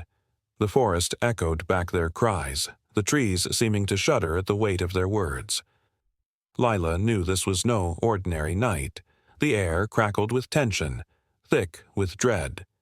In the distance, Elira sensed the danger. She could feel the pulse of the earth quickening beneath her feet, a warning that whispered of betrayal. With a heart heavy but resolute, she reached for her satchel, filled with herbs and charms. She had always believed in the power of nature, but now she felt the weight of history on her shoulders. The tales of witches burnt at the stake flashed through her mind, a grim reminder of the violence that lay beneath the surface of their fearful folklore. "Flee, child," Elira had once told Lila, her voice a mixture of wisdom and sorrow. "The stories we weave can become our shackles." Now, as the shouts grew closer, Lila felt the truth of those words. The stories of witchcraft, passed down through generations, had shaped their lives and beliefs. They were woven with strands of love and pain, but they also held the power to destroy. Outside the village, the ancient stones of a forgotten altar stood as silent sentinels, remnants of a time when the old ways were honored and the earth was revered. It was here that villagers had once gathered to celebrate the cycles of nature, long before suspicion turned to hatred. The rituals had been simple, offerings of flowers and grains to the spirits of the land. But as the tales of witches spread, the stones became a place of fear, a reminder of the darkness that lurked within the human heart. As Lila turned to flee, she stumbled upon a gathering of women, cloaked in shadows, their voices barely more than a whisper. They were the keepers of the old ways, those who had survived the hunts and the trials. Each had a story, a fragment of truth hidden beneath layers of folklore. They spoke of the strength they found in each other, how they had woven a tapestry of resistance against the tide of fear that threatened to engulf them. With trembling hands, Lila listened, captivated by their tales of resilience. One woman spoke of a child saved from the brink of death by a potion brewed under the light of the moon. Another recalled a time when they had come together, not as witches but as healers, to protect their village from a plague. These stories were fire and flame, igniting a spark within her.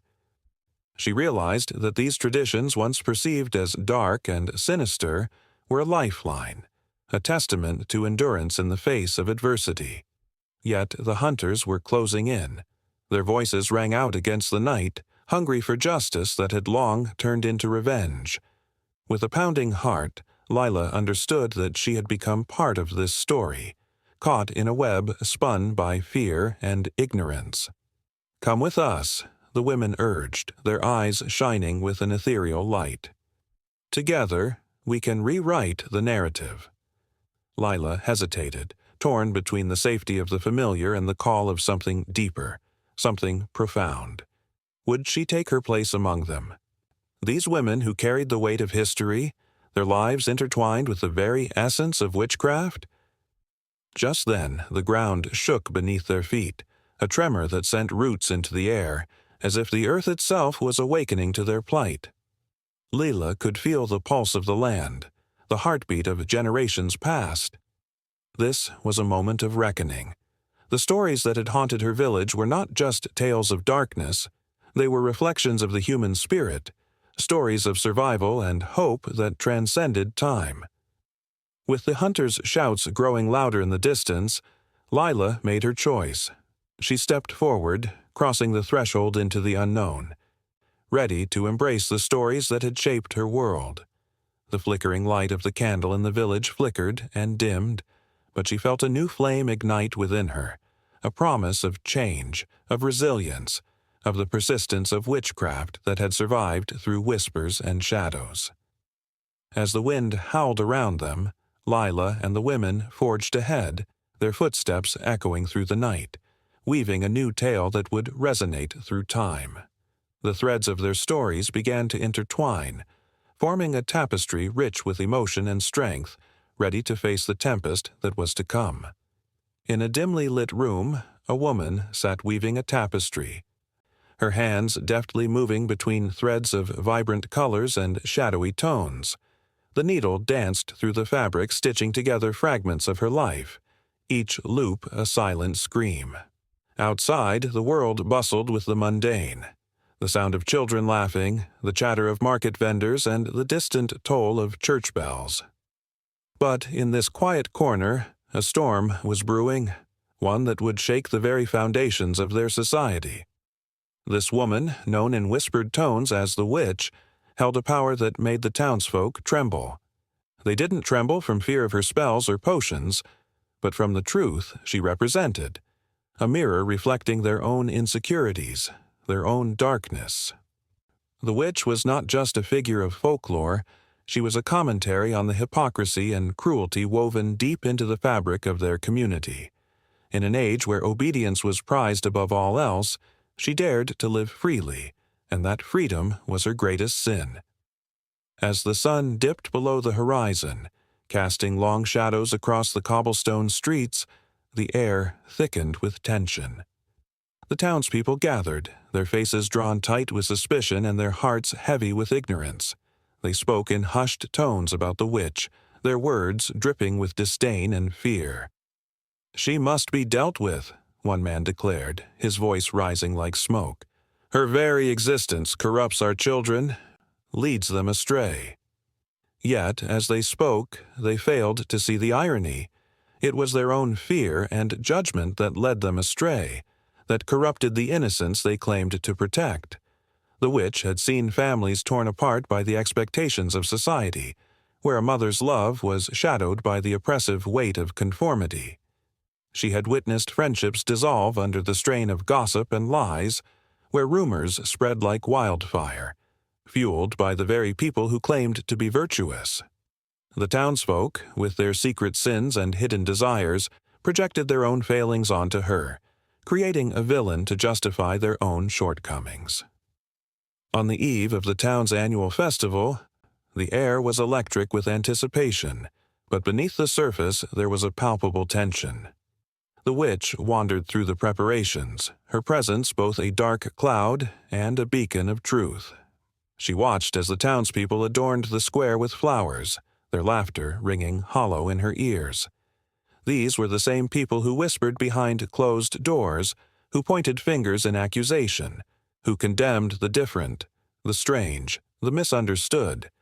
Was it any wonder that she had become their scapegoat? As night fell, the festival began, a cacophony of joy and merriment. Yet the witch felt the weight of the world press down on her. She had glimpsed the fractures in their facade, the bitterness masked by smiles. It was in this moment, as she watched the townsfolk dance around the bonfire, that she made her choice. She would no longer hide in the shadows, no longer allow them to define her. With a sudden determination, she stepped into the light, her presence commanding attention. The laughter halted, and an uneasy silence fell over the crowd. "You fear me," she began, her voice steady yet trembling with emotion. "But what you truly fear is your own reflection." Gasps echoed through the crowd. Some turned to flee, while others stood frozen, their hearts pounding in their chests. The witch continued, her words weaving through the night air like a spell of their own. "You hide behind your masks of piety, but inside you are full of rage, envy, and fear. I am not your enemy. I am your truth." Her proclamation hung in the air, heavy and charged. The flames of the bonfire flickered wildly, as if in response to her audacity. The townsfolk exchanged glances, uncertainty mingling with anger. A woman stepped forward, her eyes blazing with indignation. "You have no right to judge us. You are the one who casts shadows over our children's souls." But the witch met her gaze with unwavering strength. "You cannot silence me by casting me out. I am the embodiment of your fears, the voice of your doubts, and until you confront what lies within, you will forever remain prisoners of your own making." With each word, she peeled back layers of pretense, exposing the raw, throbbing heart of a community clinging to its ignorance. An uneasy murmur spread through the crowd, a ripple of discomfort at the truth she laid bare. The witch felt the tension shift, a storm brewing not just in the air, but in the very fabric of their society. Some clutched their children closer, others clenched their fists, grappling with an unsettling realization. The witch was not just a scapegoat, she was a reflection of their own fears and failures. As the night wore on, the witch stood her ground, unwavering in her conviction. The air was thick with emotion, each heartbeat echoing the unspoken thoughts of the townsfolk. They were all caught in an intricate web of societal expectations, suffocated by the weight of judgment and conformity. It was a cycle that had trapped them for generations, and she was the one brave enough to challenge it. With the crackling fire illuminating her face, the witch felt an unexpected surge of hope. Perhaps the night would mark a turning point. Perhaps, in confronting their fears, the townsfolk would begin to understand the power of acceptance and the strength found in embracing their own truths. But before she could finish her thought, a figure stepped forward from the back of the crowd. A man, weathered by time and life's burdens, raised a hand to silence the masses. "You speak of truth, but what of my son? You call yourself a healer, yet my boy lies ill, and you have done nothing to help." The accusation hung like a dark cloud, thick with doubt. The crowd shifted, a wave of murmurs rising like a tide. The witch felt her heart race. This was the moment when everything could change, or when everything could shatter into chaos. She took a breath, ready to respond, ready to reclaim her place in the narrative that had been twisted by fear and misunderstanding. In that instant, the flickering flames revealed the raw emotion on her face: fear, anger, compassion, and an unwavering determination to confront the darkness that bound them all.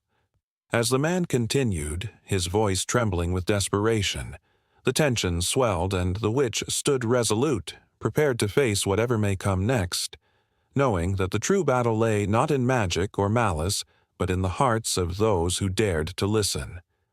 The moon hung low in the night sky, casting a silvery glow on the cobblestone streets of a small village, where whispers carried tales of the mysterious and the magical. Shadows danced around the corners of homes, and an unsettling chill lingered in the air, pointing toward the untold stories lurking just beyond sight. It was here, on a night thick with anticipation, that the villagers dared to glance at the darkened corners, where they believed creatures of both magic and mischief awaited, creatures that were not merely pets but partners in a world woven with enchantment. Throughout history, animals and witchcraft have walked hand in hand, creating a bond that crossed not only the physical but the spiritual. Tales of the witch's familiar, a creature believed to be a witch's loyal companion, fluttered through the pages of dusty old books and the breath of old women gathered by the fire. These familiars were said to be more than mere animals. They were vessels of power, messengers from realms unknown. Cats, dogs, birds, and even insects were thought to be endowed with abilities that could assist in magic, capable of bridging the gap between the earthly and the ethereal. On one fateful night, a woman named Agnes, known in her village for her herbal remedies and soothing elixirs, prepared for the unveiling of her familiar. She had found her companion in the form of a sleek black cat with eyes that glowed like emeralds in the dark. The villagers whispered of her strange practices and the odd happenings that seemed to follow her wherever she roamed. They would see her talking softly to her feline friend, her hands brushing gently along fur that shimmered as if touched by starlight. With the cat at her side, Agnes felt a surge of power coursing through her veins, a connection that made her heart race with excitement and fear. One evening, as a storm brewed in the distance, Agnes gathered herbs from her garden, the thorns and blossoms whispering secrets that only she could interpret. She had sensed the arrival of a storm, not just in the heavens but within the very fabric of her own being. The cat, her familiar, circled her feet, its tail flicking with an energy that spoke of impending change. As lightning cracked the sky, illuminating her small cottage, Agnes felt an overwhelming presence at the threshold. It was then that she knew. Tonight was the night the villagers would come for her. The history of familiars was steeped in fear, superstition, and the unknown. In the 16th and 17th centuries, during the height of witch hunts, accusations flew like arrows, piercing the innocent and the guilty alike. A familiar could be anything: a mouse, a crow, or even a frog. Each animal was believed to possess its own supernatural gifts and mysteries. Some witches were said to have the power to converse with these creatures, drawing strength and knowledge from their companionship. The bond they shared was often misunderstood, leading to harrowing consequences. As the storm raged outside, Agnes braced herself. The villagers had caught wind of her practices and deemed her a threat. They whispered of her cat, claiming it was not just a pet, but a devilish creature that aided her in her dark rituals. Hearts raced and eyebrows furrowed. Fear washed over the small village like a tidal wave. They gathered their torches and pitchforks, emboldened by their superstitions and a need to cleanse their world of what they didn't understand. In the depths of that stormy night, Agnes stood by the window, her heart pounding like a wild drum. She clutched the cat close, feeling the rhythmic pulse of its tiny heart against her palm. She sensed a shift in the air, a thickening of tension that made the hairs on her arms stand on end. The villagers were coming, and with them came a tide of fear and misunderstanding. As they approached her cottage, the flickering flames of their torches painted grotesque shadows on the walls, distorting their angry faces. The wind howled, echoing their cries of witch and sorcery. Agnes felt the weight of their accusations, each word a dagger aimed at her soul. Her familiar, sensing the turmoil, arched its back, fur bristling, ready to protect its witch. They were bound by a loyalty that transcended the mundane, a pact forged in secrets whispered under the ancient moon. In that moment of impending chaos, Agnes whispered to her familiar. The cat met her gaze, its emerald eyes shimmering with understanding. This was not just a battle for her life. It was a testament to the power that existed between human and animal, a bond steeped in history and magic. With a heart full of courage and desperation, Agnes summoned the ancient words her ancestors had passed down through generations, words that spoke of unity and strength. The storm intensified outside as the villagers banged on her door, chanting and demanding justice. The air crackled with energy, and the familiar, sensing its witch's resolve, leaped from her arms. It darted across the room, weaving in and out of shadows, a blur of fur and magic. Agnes followed, her heart racing. The witch and her familiar were not just fighting for survival. They were fighting to reclaim the narrative that had been twisted by fear and ignorance. As the door splintered under the weight of angry fists, Agnes felt an electric charge fill the air. The cat's eyes shone brighter, and with a flick of its tail, the room transformed into a scene of swirling shadows and flickering light. The villagers hesitated, taken aback by the sudden surge of power that radiated from the cottage. In that charged moment, the bond between Agnes and her familiar became palpable, an energy that crackled like thunder, pulling the villagers into an unexpected pause. In the depths of history, the connection between witches and their familiars has always been shrouded in layers of misunderstanding. But here, in this moment, the truth was laid bare. It was love, loyalty, and a fierce spirit that bound them together. The villagers stood, wide-eyed, caught between fear and awe as they watched the unfolding of a world they barely understood. And as Agnes and her familiar braced themselves for the storm yet to come, The moon continued to watch over them, its glow a silent witness to the eternal dance of magic and fate.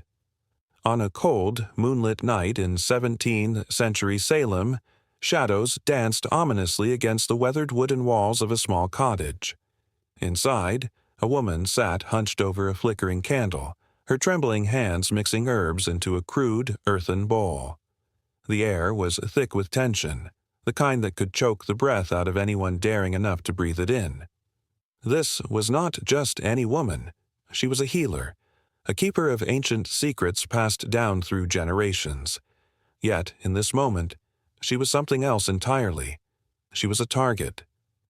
As the whispers of Salem's townsfolk echoed outside, hatred dripped from their lips like venom. "Witch!" they cried, their voices a chorus of fear stretched thin by ignorance. To them, she was a monster, a being of darkness who danced with demons, when in reality she was merely a woman who dared to step beyond the tightly woven confines of societal norms. As the flame flickered, casting haunting shadows that seemed to mock her, the weight of centuries of double standards pressed down upon her like a suffocating shroud. Men in positions of power, cloaked in the guise of righteousness, wielded accusations like swords. The very same men who held dominion over her, her father, her husband, the magistrates, were often the architects of the rules she was accused of breaking. They cast her into a world of fear, where her knowledge of healing and natural remedies became a weapon against her, a testament to her unnatural abilities. The irony was bitter. Men could dabble in the same arts and be celebrated as wise sages, while women, merely seeking to heal and help, were branded as witches. Across Europe, the witch hunts were merciless and relentless. In Germany, the witch trials spiraled into a frenzy, and women, accused of consorting with the devil, were dragged to their doom. Records tell of a mother of 3, her only crime being the knowledge of herbs, who was tied to a stake, the flames licking hungrily at her feet. The patriarchal society watched, the cheers of men echoing the underlying fear of losing control. It was a brutal reminder that to be a woman was to be both revered and reviled, uplifted and crushed under the weight of hypocrisy. In England, the notorious witch hunts raged on, fueled by the simmering anxiety of a changing world, the fear of the feminine, of women claiming their rights, their roles as healers and their voices in a world dominated by men, spurred a wave of violence that swept through villages like wildfire. The pendulum of power swung mercilessly, leaving behind the charred remnants of lives once vibrant, now extinguished. Women were accused of using charms and spells, while men who engaged in similar practices were often considered eccentric or learned. A chilling thought lingers. How many innocents suffered while the men of the time cloaked their own misdeeds in the shroud of piety? The stories of women accused of witchcraft were often tales of resilience cloaked in despair. They were scapegoats for a society unwilling to confront its own fragility. The double standards were palpable, a cruel dance where the rules shifted like the wind, favoring those who would ultimately condemn the very essence of femininity. In the shadowy corners of history, women like Anne Hutchinson stepped forward, wielding her beliefs and challenging the norms of her time. But her boldness came with a price. Labeled as a heretic, she faced ostracism and the threat of imprisonment simply for speaking her mind, a dangerous act reserved primarily for men. The fear of the outspoken woman resonated through the ages, echoing the same refrain: "Stay silent, or be silenced." As the candle flickered low, illuminating her weary features, the woman in the cottage felt the weight of the world crash down upon her shoulders. She was not merely fighting for her own life, she was fighting against centuries of oppression, against the very fabric of a society that deemed her existence a threat. In the throes of despair, she clutched the bowl of herbs closer, her heart pounding in rhythm with the whispers outside the door. Would tonight bring her salvation or destruction? In the depths of the night, the cries of the accused echoed like a haunting melody, a reminder of the countless women who had been lost to the flames of fear and ignorance. Each name, each face, became a ghostly presence, a testament to the enduring struggle against societal oppression.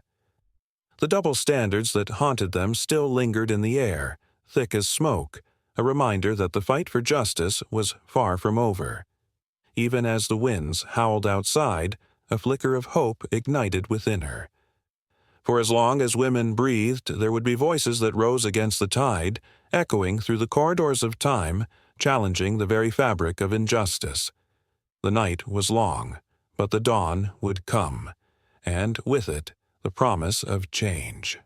The candle flickered one last time before plunging the room into darkness, but the fire within her refused to be extinguished.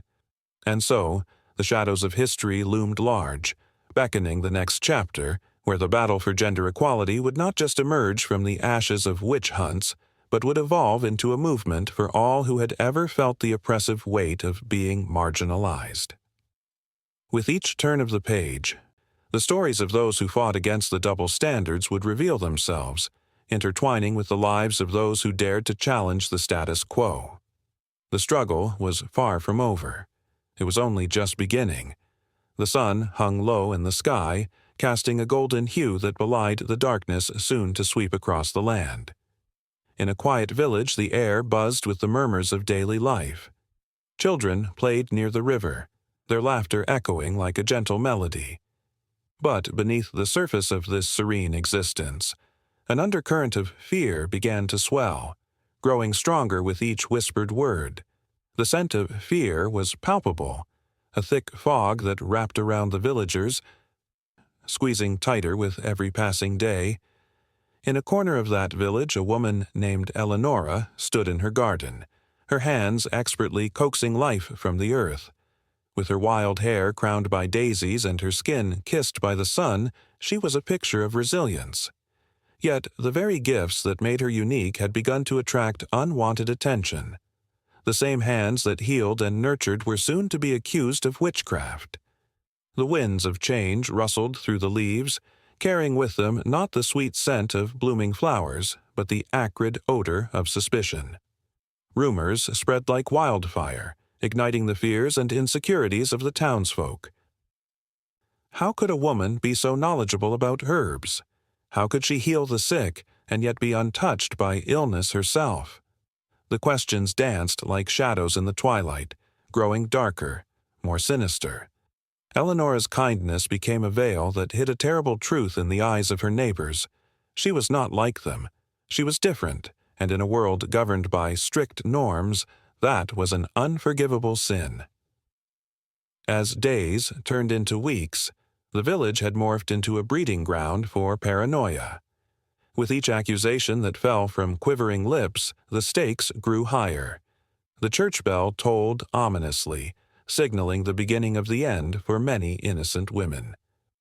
It was a time when the collective fear of the unknown turned neighbor against neighbor, friend against friend. The air became thick with malevolence. The very fabric of community unraveled as women like Eleanor were dragged into the abyss of accusations. In the nearby town, a woman named Agnes found herself at the center of a storm.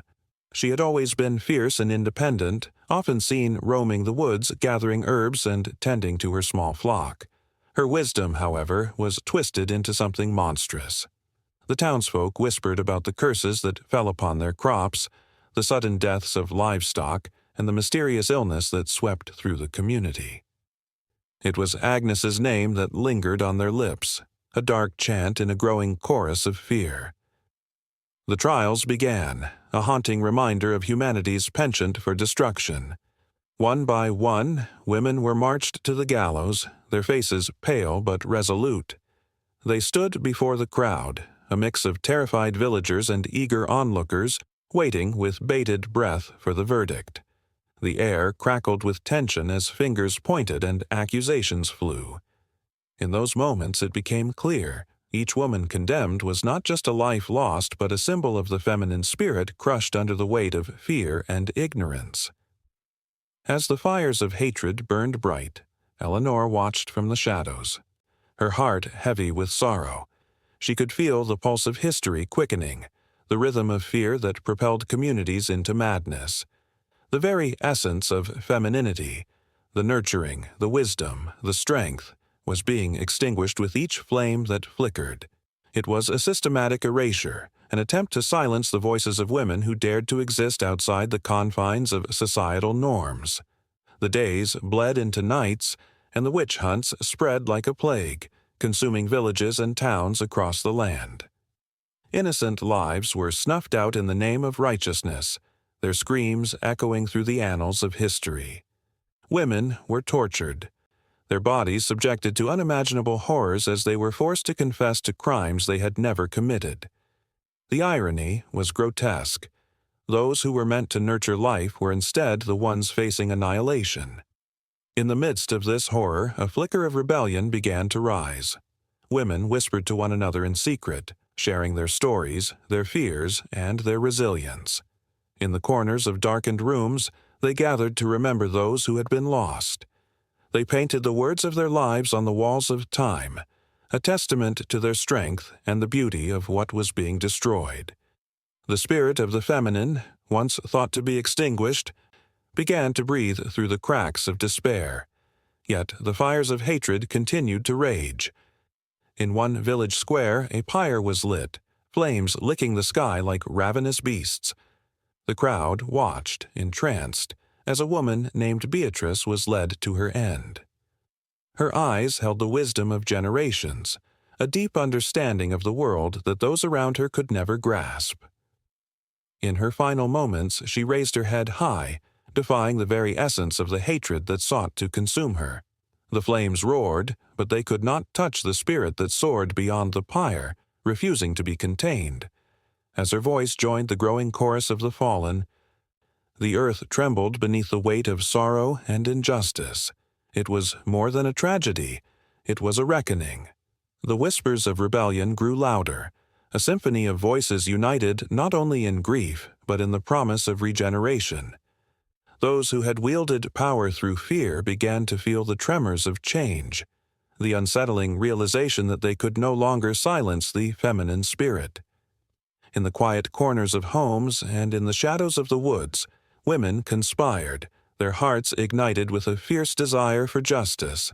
The tales of the accused began to weave a new narrative, one that spoke of resilience, strength, and the undeniable power of sisterhood. With each retelling, history took a turn, shifting the focus from persecution to survival. As the witch hunt spread, the very essence of femininity was under siege, but the seeds of resistance were being sown in the fertile ground of shared experiences. The tension hung in the air, thick and electric, crackling with the promise of something monumental.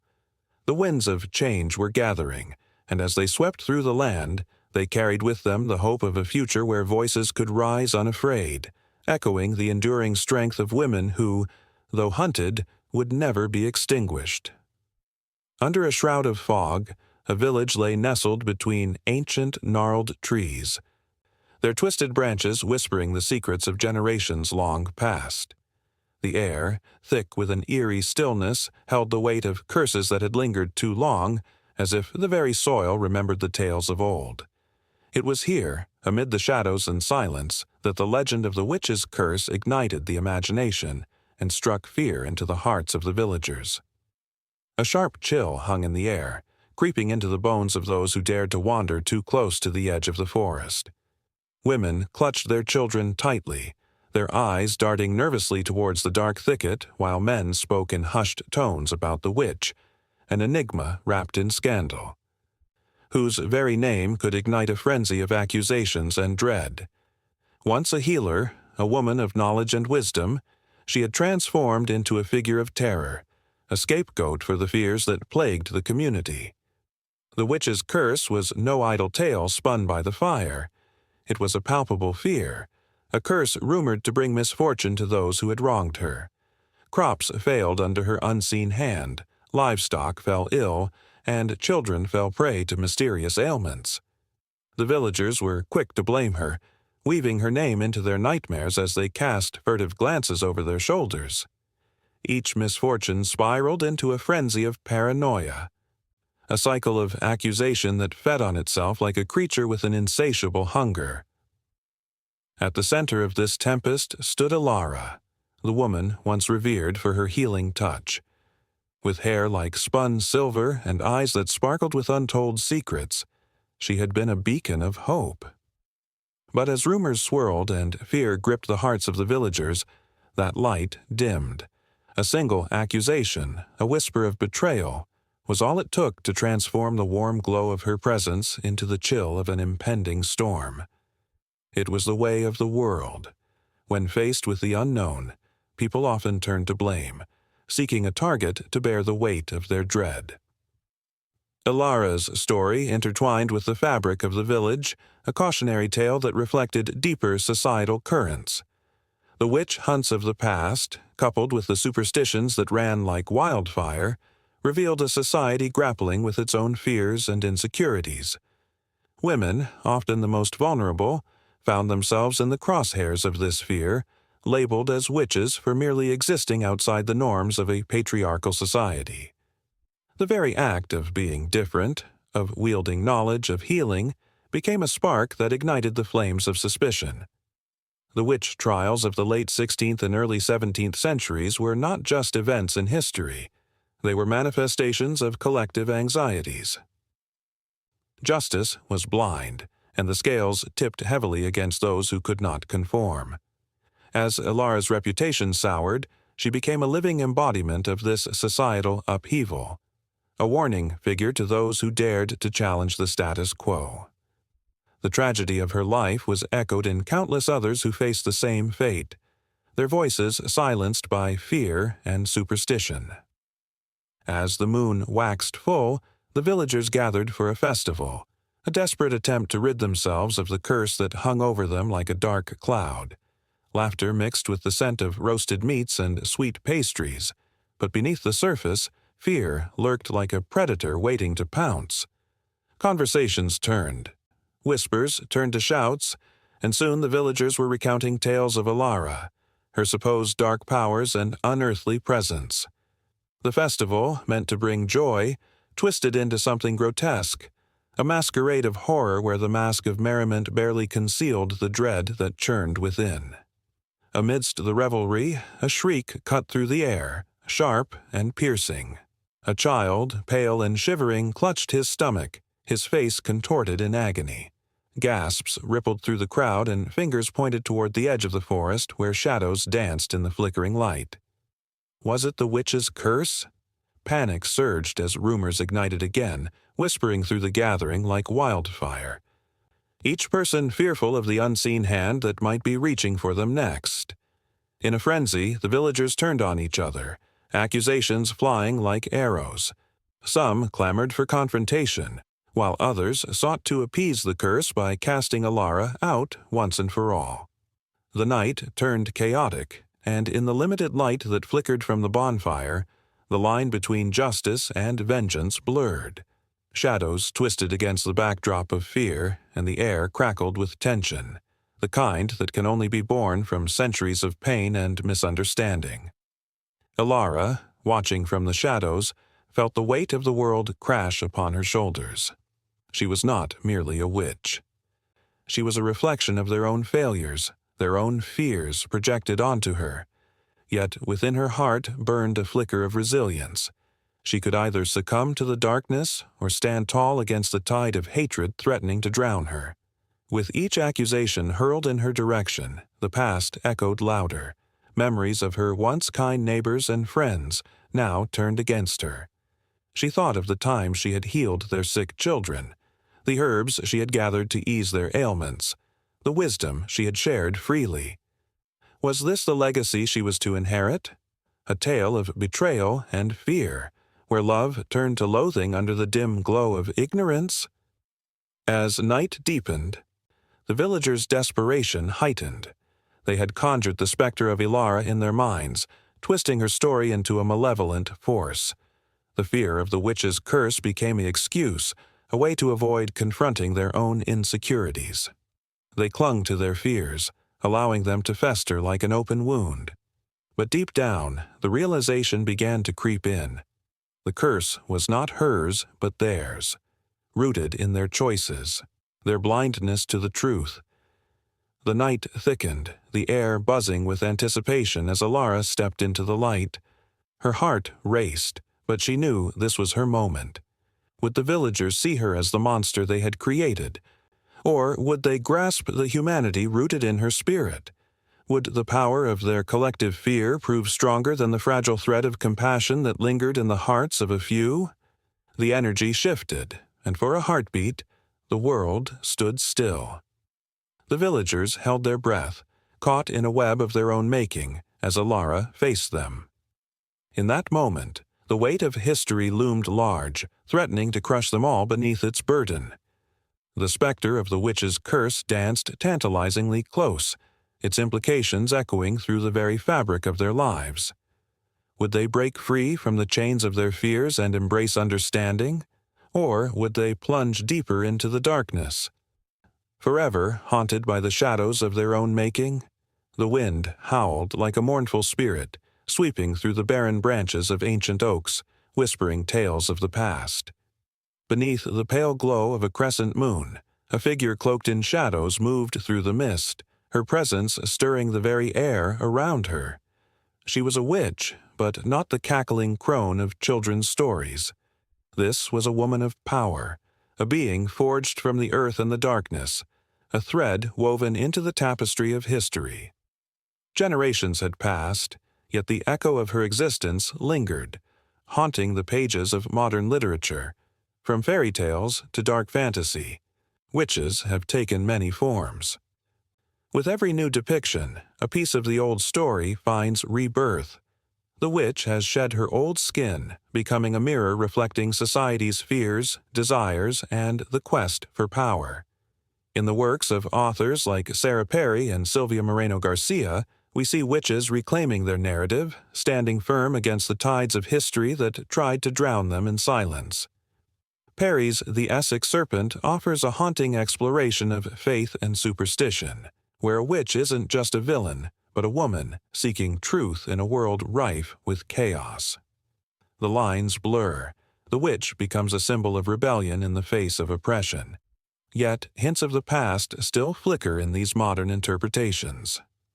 The witch trials of the 16th and 17th centuries loom large, a dark shadow overshadowing the relationship between women and power. In Salem, Massachusetts, fear turned neighbor against neighbor. A single accusation could unravel lives, sending innocent women to the gallows. The scars of history mark the pages of contemporary novels, intertwining with the characters' struggles. The women in these stories are not mere specters of the past. They breathe, they fight, and they push back against the chains that once bound them. As the narrative shifts, the witch emerges not just as a figure of power, but also as a vessel of emotion. In these modern tales, the witch often embodies loneliness, navigating a world that fears her gifts. In Alicia Keys' The Diary of a Witch, she pens her woes, the ink mingling with tears as she writes of isolation and longing. The reader feels that ache, the deep sadness of a woman who craves connection yet stands apart. This portrayal breathes new life into the archetype, revealing the fragility behind the fierce exterior. The tension rises as the witch battles societal norms, her journey filled with both triumph and despair. In the pages, we see flickers of rebellion, women gathering in secret, sharing spells and secrets, defiance blooming amidst oppression. These gatherings are not merely about magic. They are about sisterhood, about finding strength in community. They echo the gatherings of centuries past, where women shared knowledge and solace, creating a legacy that resonates through time. With each stroke of the pen, modern authors blend historical richness with contemporary themes. The tale of La Llorona, a figure from Latin American folklore, transforms into a story of survival and love lost. In this modern narrative, she becomes a witch reflecting the sorrow of countless women who have experienced heartbreak and betrayal. Her vengeful spirit, once feared, becomes a symbol of the strength hidden in vulnerability, a reminder that pain can forge resilience. Yet the shadows linger, tightening their grip. In the midst of empowerment, the witch faces backlash from the very society she seeks to change. The tension thickens as she grapples with the cost of her power. In a gripping tale by Naomi Novik, A Deadly Education, the witch must navigate a magical school fraught with danger, where betrayal lurks behind every corner. Friends can become foes, and the very magic that empowers her can just as easily lead to her undoing. The stakes are high, the fear palpable, drawing readers into a whirlwind of emotion where every choice could be her last. The modern interpretation of the witch becomes a dance between light and shadow. Authors like Tessa Gratton weave stories that explore the balance of magic and morality. In The Queens of Innis Lear, the witches are not only wise women but also flawed beings grappling with the consequences of their choices. As they wield their power, the lines between good and evil blur, leaving readers questioning what it truly means to be a witch in a world that often misunderstands them. In this literary landscape, the witch evolves, shedding the chains of her past while carrying the weight of history. As she strides confidently into the fray, her story intertwines with those who came before her, creating a rich tapestry of emotion and tension. The reader is drawn into her world, feeling the pulse of her heart, the fire in her spirit. Each word is a spell, casting a captivating allure that holds them captive, yearning for more.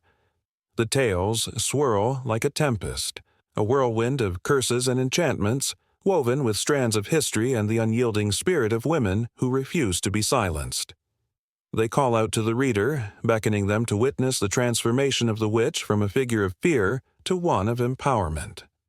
With every turn of the page, the air crackles with electricity, the anticipation building, enticing them deeper into the story. And just when the tension reaches its boiling point, a new figure emerges on the horizon, shrouded in mystery and destiny.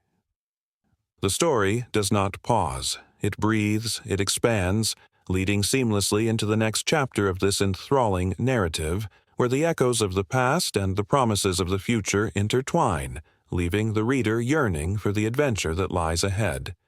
The wind howled through the trees, a mournful sound that carried whispers of ancient tales. In the small village of Eldermoor, nestled between dark woods and misty hills, shadows stretched long as dusk settled in. As the sun dipped below the horizon, a chill crept into the air, wrapping around the villagers like a shroud. They spoke in hushed tones about the witch who lived in the shadows, a figure cloaked in mystery and fear. In a time long past, when superstition ruled the minds of men, Eldermoor had thrived on the edge of the wild woods. Life was simple. The villagers tended to their farms, raised their children, and shared stories by flickering candlelight. But the peaceful existence came to an abrupt halt when children began to vanish. At first, it was a boy here or a girl there, small absences that could easily be explained away. But as the sun rose and set in its relentless cycle, the disappearances accumulated like fallen leaves in autumn. The villagers were quick to blame the shadows that crept closer to their homes. They whispered of a witch, a malevolent force who fed on the innocence of youth. Old and frail Margaret, the village herbalist, was the first to be accused. Her white hair and gnarled fingers, combined with her affinity for plants and potions, made her an easy target. She became a figure of dread, lurking at the edges of their nightmares. One night, a group of villagers, emboldened by fear and anger, surrounded Margaret's modest cottage. Torches flickered, casting eerie shadows against the weathered timber. "Witch!" they shouted, voices thick with hatred. "You've taken our children." The air thickened with tension as Margaret stood at her door, calm amidst the storm. "I have taken nothing but herbs from the earth," she replied, her voice a soft tremor. But the crowd would not listen. A storm erupted that night, thunder cracking like a whip across the sky. Amidst the chaos, Margaret was dragged from her home, her frail body trembling with age and terror. The villagers gathered a makeshift tribunal, their hearts pounding with righteous fury. They declared her guilty, their minds clouded by fear. The children were lost, and someone had to pay.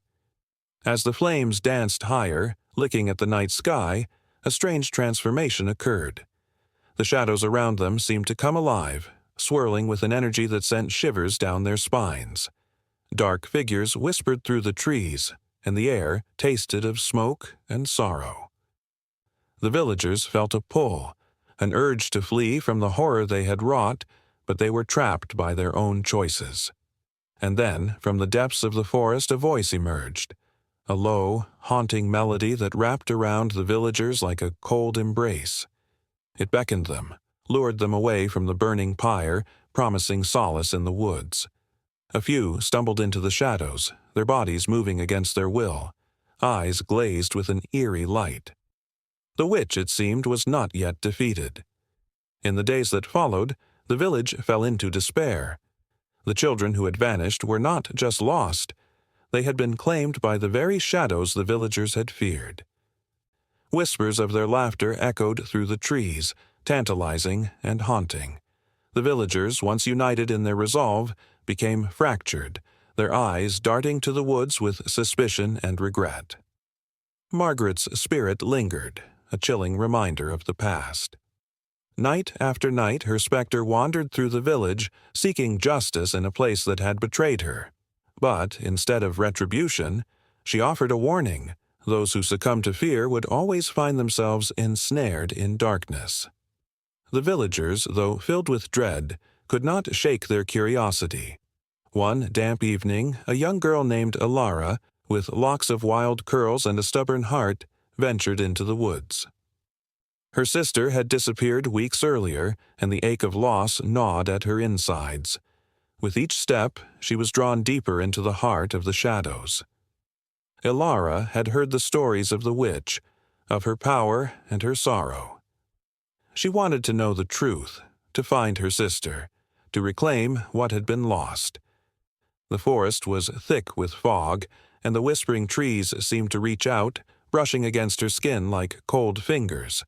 As she walked, she could hear soft giggles in the air, echoing laughter that tugged at her heart. "Please," she whispered, voice trembling, "I just want to find her." From the depths of the darkness, a figure emerged. It was not Margaret, but something else, something ancient and powerful. The figure shimmered like moonlight on water, its eyes deep pools of knowing. "What do you seek, child of the village?" it asked, voice like the rustling leaves. "My sister," Alara replied, desperation threading through her words. "She's lost in the shadows. Please, I need to find her." The figure tilted its head, considering. The shadows are not merely darkness. They are a refuge for those who are forgotten. To find her, you must confront the fears that bind your hearts. With that, the shadows shifted, swirling around Alara, pulling her into a world beyond her own. She was surrounded by echoes of laughter. The lost children dancing among the trees, their faces aglow with joy. Yet, somewhere in that beauty, a darkness lingered, a warning that throbbed within her chest. As she reached out to them, a chilling realization hit her. The shadows promised safety, but at what cost? Would she lose herself in the dance, forgotten among the lost? Or could she break free from the cycle of fear that had ensnared her village? Alara found herself at a crossroads. The shadows whispered temptations, and the laughter of children filled her ears. Her heart raced as she stood trembling, caught between the past and the present, the familiar warmth of home and the chilling allure of the unknown. Would she succumb, or would she choose to fight against the darkness? With every heartbeat, the tension thickened, coiling around her like a serpent ready to strike. The shadows watched, waiting for her choice, and the air crackled with unspoken promises and fears yet untold. The village of Eldermoor, once filled with laughter and light, now hung in the balance, teetering on the edge of despair and hope, as the witch in the shadows stirred once again. In the dimly lit corners of ancient Chinese galleries, shadows flickered like candle flames, casting eerie dances upon the walls. The paintings, aged yet vibrant, whispered secrets of a world where the line between the seen and unseen blurred. Among these enigmatic images was the figure of the witch, draped in flowing robes adorned with symbols that seemed to pulse with life. Her presence was magnetic, both alluring and terrifying, drawing viewers into the depths of her mysteries. As one gazed upon these artworks, a shiver crept down the spine. The witch was not merely a figure of folklore, she was a powerful embodiment of the untamed forces of nature: life, death, fertility, and destruction. In the delicate brushstrokes that formed her silhouette, there lay an intricate tapestry of meanings that spoke to the fears and hopes of a society grappling with the unknown. The witch was often depicted surrounded by the elements: thunderstorm clouds swirling above her head or fierce flames licking at her feet. These scenes captured not only her power but also the duality of her character. She was revered and reviled, a protector of wisdom and simultaneously a harbinger of chaos. Citizens would gather around the flickering fires at night, sharing tales of her deeds, some filled with admiration, others laced with dread.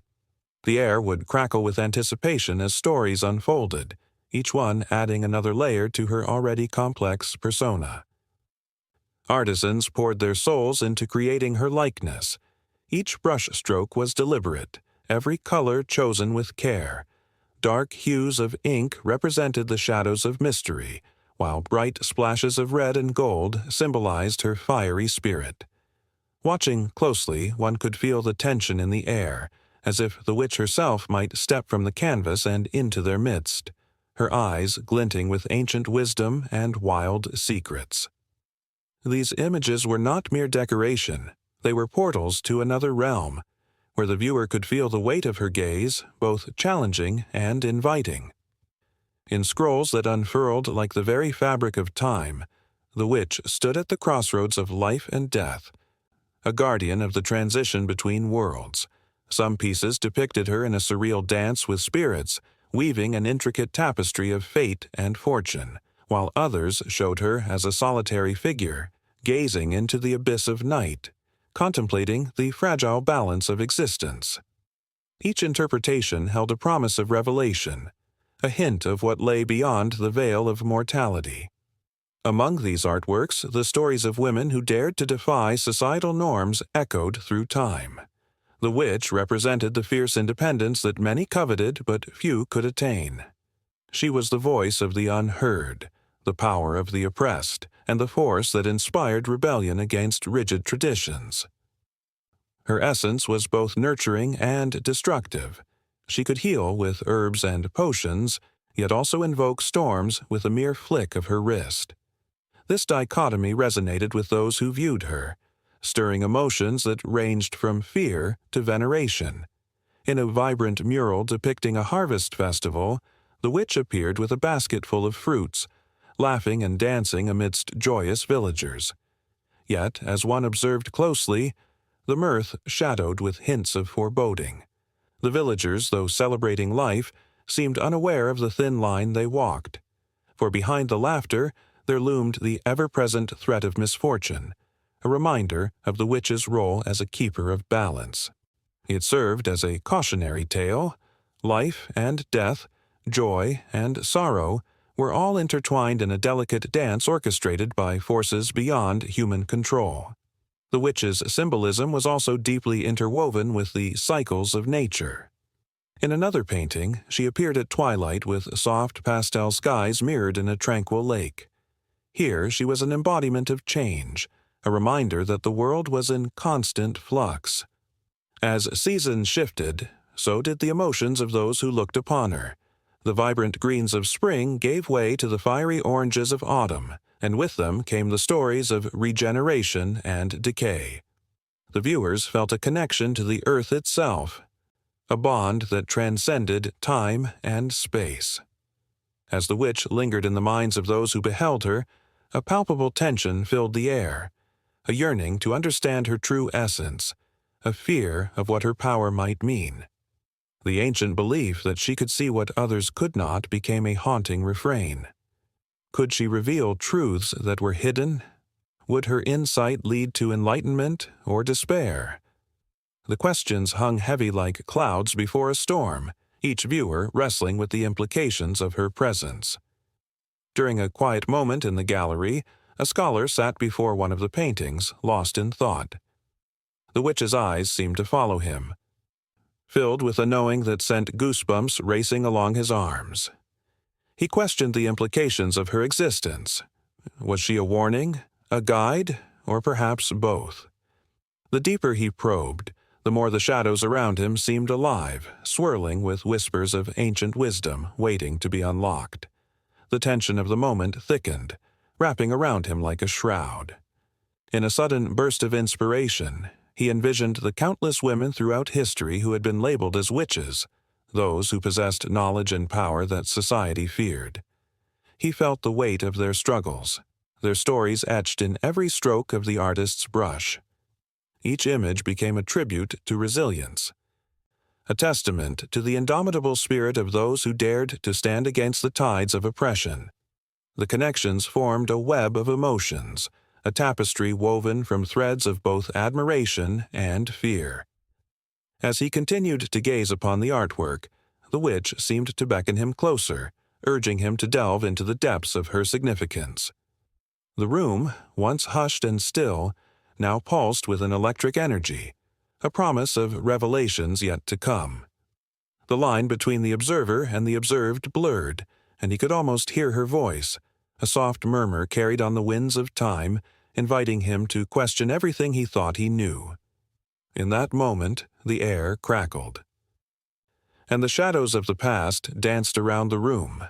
The witch was not just an image on a scroll. She was alive, breathing through history, waiting for the world to remember her power and the stories she had to tell. In a dimly lit room filled with the scent of burning incense, a flickering candle illuminated the figure of a woman draped in deep crimson robes. Her long, dark hair flowed like a river of night, cascading over her shoulders as she moved with an otherworldly grace. With her fingers, she traced symbols in the air, whispering ancient incantations that danced with the shadows. Outside, the moon hung low, its silvery light casting eerie patterns on the ground, as if nature itself held its breath, waiting for the magic to unfold. At the same time, miles away, a wise sage sat cross-legged on a worn stone, surrounded by a garden of fragrant blossoms. His beard, long and white as the clouds above, flowed like a waterfall of wisdom. He gazed into the horizon, eyes reflecting the calm of a mountain stream, where the answers to the world's questions seemed to ripple just beneath the surface. His mind wandered through a tapestry of thoughts, weaving together the threads of life, death, harmony, and chaos, all tied together in the fabric of existence. In this moment, the world was at peace, yet a storm brewed in the depths of his soul. The witch and the sage existed in a timeless dance, two sides of a coin spinning through the air. She, the embodiment of untamed nature and fierce emotion; he, the epitome of reason and calm. As their energies intertwined, the clash of their philosophies echoed through the heavens, sending shivers down the spine of history itself. Each was a mirror reflecting what the other lacked, creating an unbreakable bond of duality that shaped the very essence of Chinese thought. Whispers of the witch traveled through the fabric of time, stories of her power, her defiance against the rigid norms of a male-dominated society. In the ancient texts, tales told of her uncanny ability to heal, to conjure storms, and to speak with the spirits of the earth. Villagers would gather around campfires, their voices trembling with awe as they recounted how she could summon the rain when the fields lay parched. Yet, alongside their reverence was an undercurrent of fear, for those who did not understand her gifts labeled her a danger, a threat to the established order. Meanwhile, the sage was revered as a scholar, the keeper of knowledge in a world where ignorance roamed like a wild beast. He was often seen in the halls of power, his words shaping policies, guiding emperors with wisdom that had been passed down through generations. He taught the importance of balance, yin and yang, the dark and the light, the feminine, and the masculine. To him, the universe was a delicate dance, and each person played a vital role in maintaining harmony. But, in his search for order, he sometimes overlooked the chaos that lurked beneath the surface, the raw emotion that fueled the very essence of life. As the witch spoke, her voice was a haunting melody that whispered secrets of the universe. "Embrace your shadows," she urged, her eyes glowing with an inner fire. "Only through understanding the darkness can you truly appreciate the light." Her words resonated with those who had been cast aside, the rebels, the outsiders who felt the sting of rejection. They gathered around her, feeling emboldened, empowered by her fierce spirit. They were not just followers, they were a movement, a force to be reckoned with in a world too often defined by rigid boundaries. But the sage, with his calm and measured approach, sought to bring people together, to find common ground amidst the turmoil. "Wisdom lies in moderation," he would say, his voice rolling like thunder over a quiet valley. "To know oneself is to know the world." His followers were drawn to his teachings, finding solace in his words that promised peace and understanding. Yet, as they followed the path of reason, sometimes their hearts ached for the wild freedom that the witch embodied. The crowd around the witch swelled, energy pulsing in the air like the beat of a drum. She raised her arms to the heavens, challenging the very forces that sought to contain her. "I am the storm. I am the fire. No one can extinguish my spirit." The night trembled as her words echoed off the mountains, and it felt as if the universe itself responded, dark clouds swirling ominously above. In contrast, the sage stepped forward, seeking to quell the rising tide of emotion. "Steady your heart, dear friends," he implored. "Calmness is the true path to enlightenment." His presence was a soft light piercing through the darkness, a reminder that even chaos must yield to reason. But deep down, he felt the tension between his ideals and the pulsing energy of the witch's followers. He admired her strength, but knew that without balance, her fire could consume everything in its path. As they stood at the precipice of a great divide, the witch and the sage became locked in a silent battle of wills. The air crackled with electric tension, each waiting for the other to make a move. Would the witch unleash her chaos to demonstrate the power of emotion, or would the sage bring forth his wisdom to calm the storm? The weight of their philosophies hung like a sword over their heads, with the fate of many resting in the balance. The moon, now fully emerged from behind the clouds, cast a brilliant glow upon the scene, the witch's laughter ringing like silver bells, the sage's calmness radiating warmth into the night. Opposites, forever intertwined, each a necessary part of the human experience. As their energies clashed and mingled, history unfolded itself in a way that would echo through the ages, shaping the thoughts and beliefs of countless souls, leaving a mark that would never fade. In that moment, they were not just figures of folklore or philosophy. They became the embodiment of every human's internal struggle between emotion and reason, chaos and order. The witch and the sage stood tall, facing one another, a testament to the dualities that defined existence. The world held its breath, caught in the spell of their confrontation, unaware that the real magic lay not in defeating one another, but in the merging of their truths into something greater than either could achieve alone. And as the night deepened, the forest around them began to stir, awakening the spirits of the past, hinting at the stories yet to be told, the lessons yet to be learned. The dance of the witch and the sage was far from over. It was merely the beginning of a new chapter, a continuation of a tale that would intertwine their fates forever. In a dimly lit room, shadows danced across the walls as a flickering candle illuminated the face of an old woman, her gnarled hands weaving herbs into a fragrant bundle. What stories lay hidden behind her wise, knowing eyes, eyes that had seen the world twist and turn through the ages? For many, she was just a witch, an outcast with whispers of magic trailing behind her like the scent of smoke. but history has tucked away countless tales of those like her, witches whose names have faded into obscurity, yet whose lives crackled with passion, courage, and the spirit of rebellion. Take, for instance, the story of Agnes Waterhouse, the first woman to be tried for witchcraft in England in 1566. In the bustling village of Hatfield, she was a healer, a woman who eased pain and soothed ailments with her knowledge of herbs.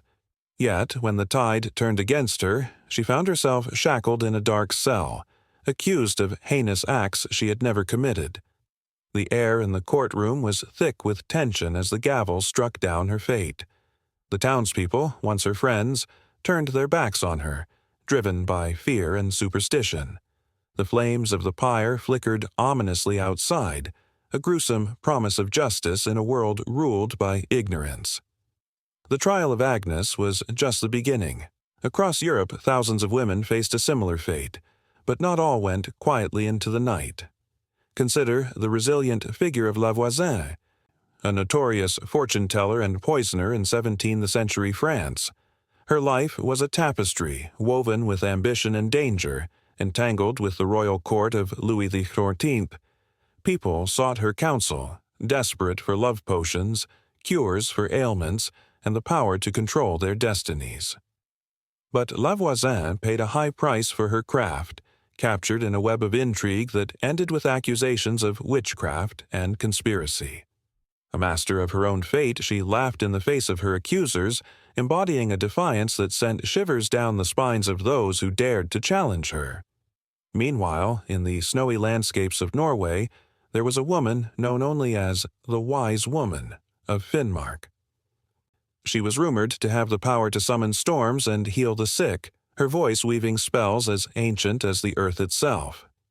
Villagers came from far and wide, drawn like moths to a flame, seeking her wisdom in times of despair. But as the church tightened its grip on the hearts of the people, fear replaced reverence. In a chilling turn of events, she was labeled a witch, dragged into the snow-covered woods and banished to a life of solitude. The winds howled in mourning as her spirit lingered, a quiet rebellion against a world too afraid to embrace the beauty of her gifts. Yet not all stories ended in tragedy. In the Scottish Highlands, a woman named Isabel Godey became famous for her confessions in 1662. Unlike many others, Isabel spoke not just of curses and spells, but of the wild revelry of witches' gatherings, where laughter echoed through the trees and the moon hung low, bathing them in silver light. Her words painted images of flight and freedom, a stark contrast to the chains that bound so many. Isabel's spirit, fierce and unapologetic, stirred a flicker of hope in the hearts of those who listened, reminding them that even in darkness, joy could be found. Across the ocean, in the shadows of Salem, Massachusetts, stood Tituba, a woman whose very name echoed through the annals of history. An enslaved woman of Caribbean descent, she became a lightning rod for the fears of a community gripped by paranoia. When the young girls began to convulse and scream, it was Tituba's voice they sought to silence. Yet, in her trial, she spun a tale that merged reality and folklore, capturing the imaginations of the town. Her survival instincts kicked in as she transformed into the very thing the villagers feared, a figure of mystery and power, wielding her fate with a touch of cunning.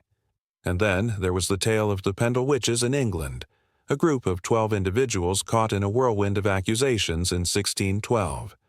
Among them stood Alison Device, a young girl who claimed to have cursed a peddler, leading to his mysterious ailment. Her innocence hung by a thread as the courtroom drama unfolded, a harrowing display of human frailty and betrayal. The air crackled with tension as the townsfolk turned on one another, each finger pointing to the next, revealing the deep-seated fears that lay dormant within their hearts. As the noose tightened around their necks, the echoes of their cries still lingered in the air, a haunting reminder of the price of fear. Then there was the enigmatic figure of Mother Shipton, a woman whose prophecies resonated through time. Born in 1488 in Yorkshire, she became a beloved figure and also a target of suspicion. With her wild hair and piercing gaze, she spoke of futures ruled by technology and upheaval, drawing the ire of those who could not bear to imagine a world that could shift beneath their feet. Her words, steeped in the mystery of the unknown, gave her a power that frightened the powerful. They tried to silence her, but even now, her prophecies whisper through the ages, a testament to the undying spirit of those who dared to challenge the status quo. In the shadows of history, these women, and so many like them, flicker like candle flames, illuminating the dark corners of a world that sought to extinguish their light. Their stories, woven with despair and hope, echo in the hearts of those who still rise against oppression, still fight for their voices to be heard. With every whispered incantation and every shunned glance, they remind us of the power that lies in claiming one's truth, a truth that refuses to be silenced, no matter the cost. As the ghosts of these lesser-known witches linger on the edges of time, their spirits entwine with the tales of resilience that leap forth, ready to ignite another chapter of rebellion, a testament to the unwavering strength of women throughout history. The fire crackled in the dimly lit room, casting flickering shadows that danced along the rough-hewn walls. An old woman, her skin like parchment, sat hunched over a tattered book, its pages filled with the ink of forgotten mysteries. She whispered tales of women whose lives had been woven into the fabric of fear and superstition, their names and stories lost to time but never truly erased. Each word sent shivers down the spine as the weight of history settled heavily in the air. Beyond that room, the streets of Salem whispered their own dark secrets.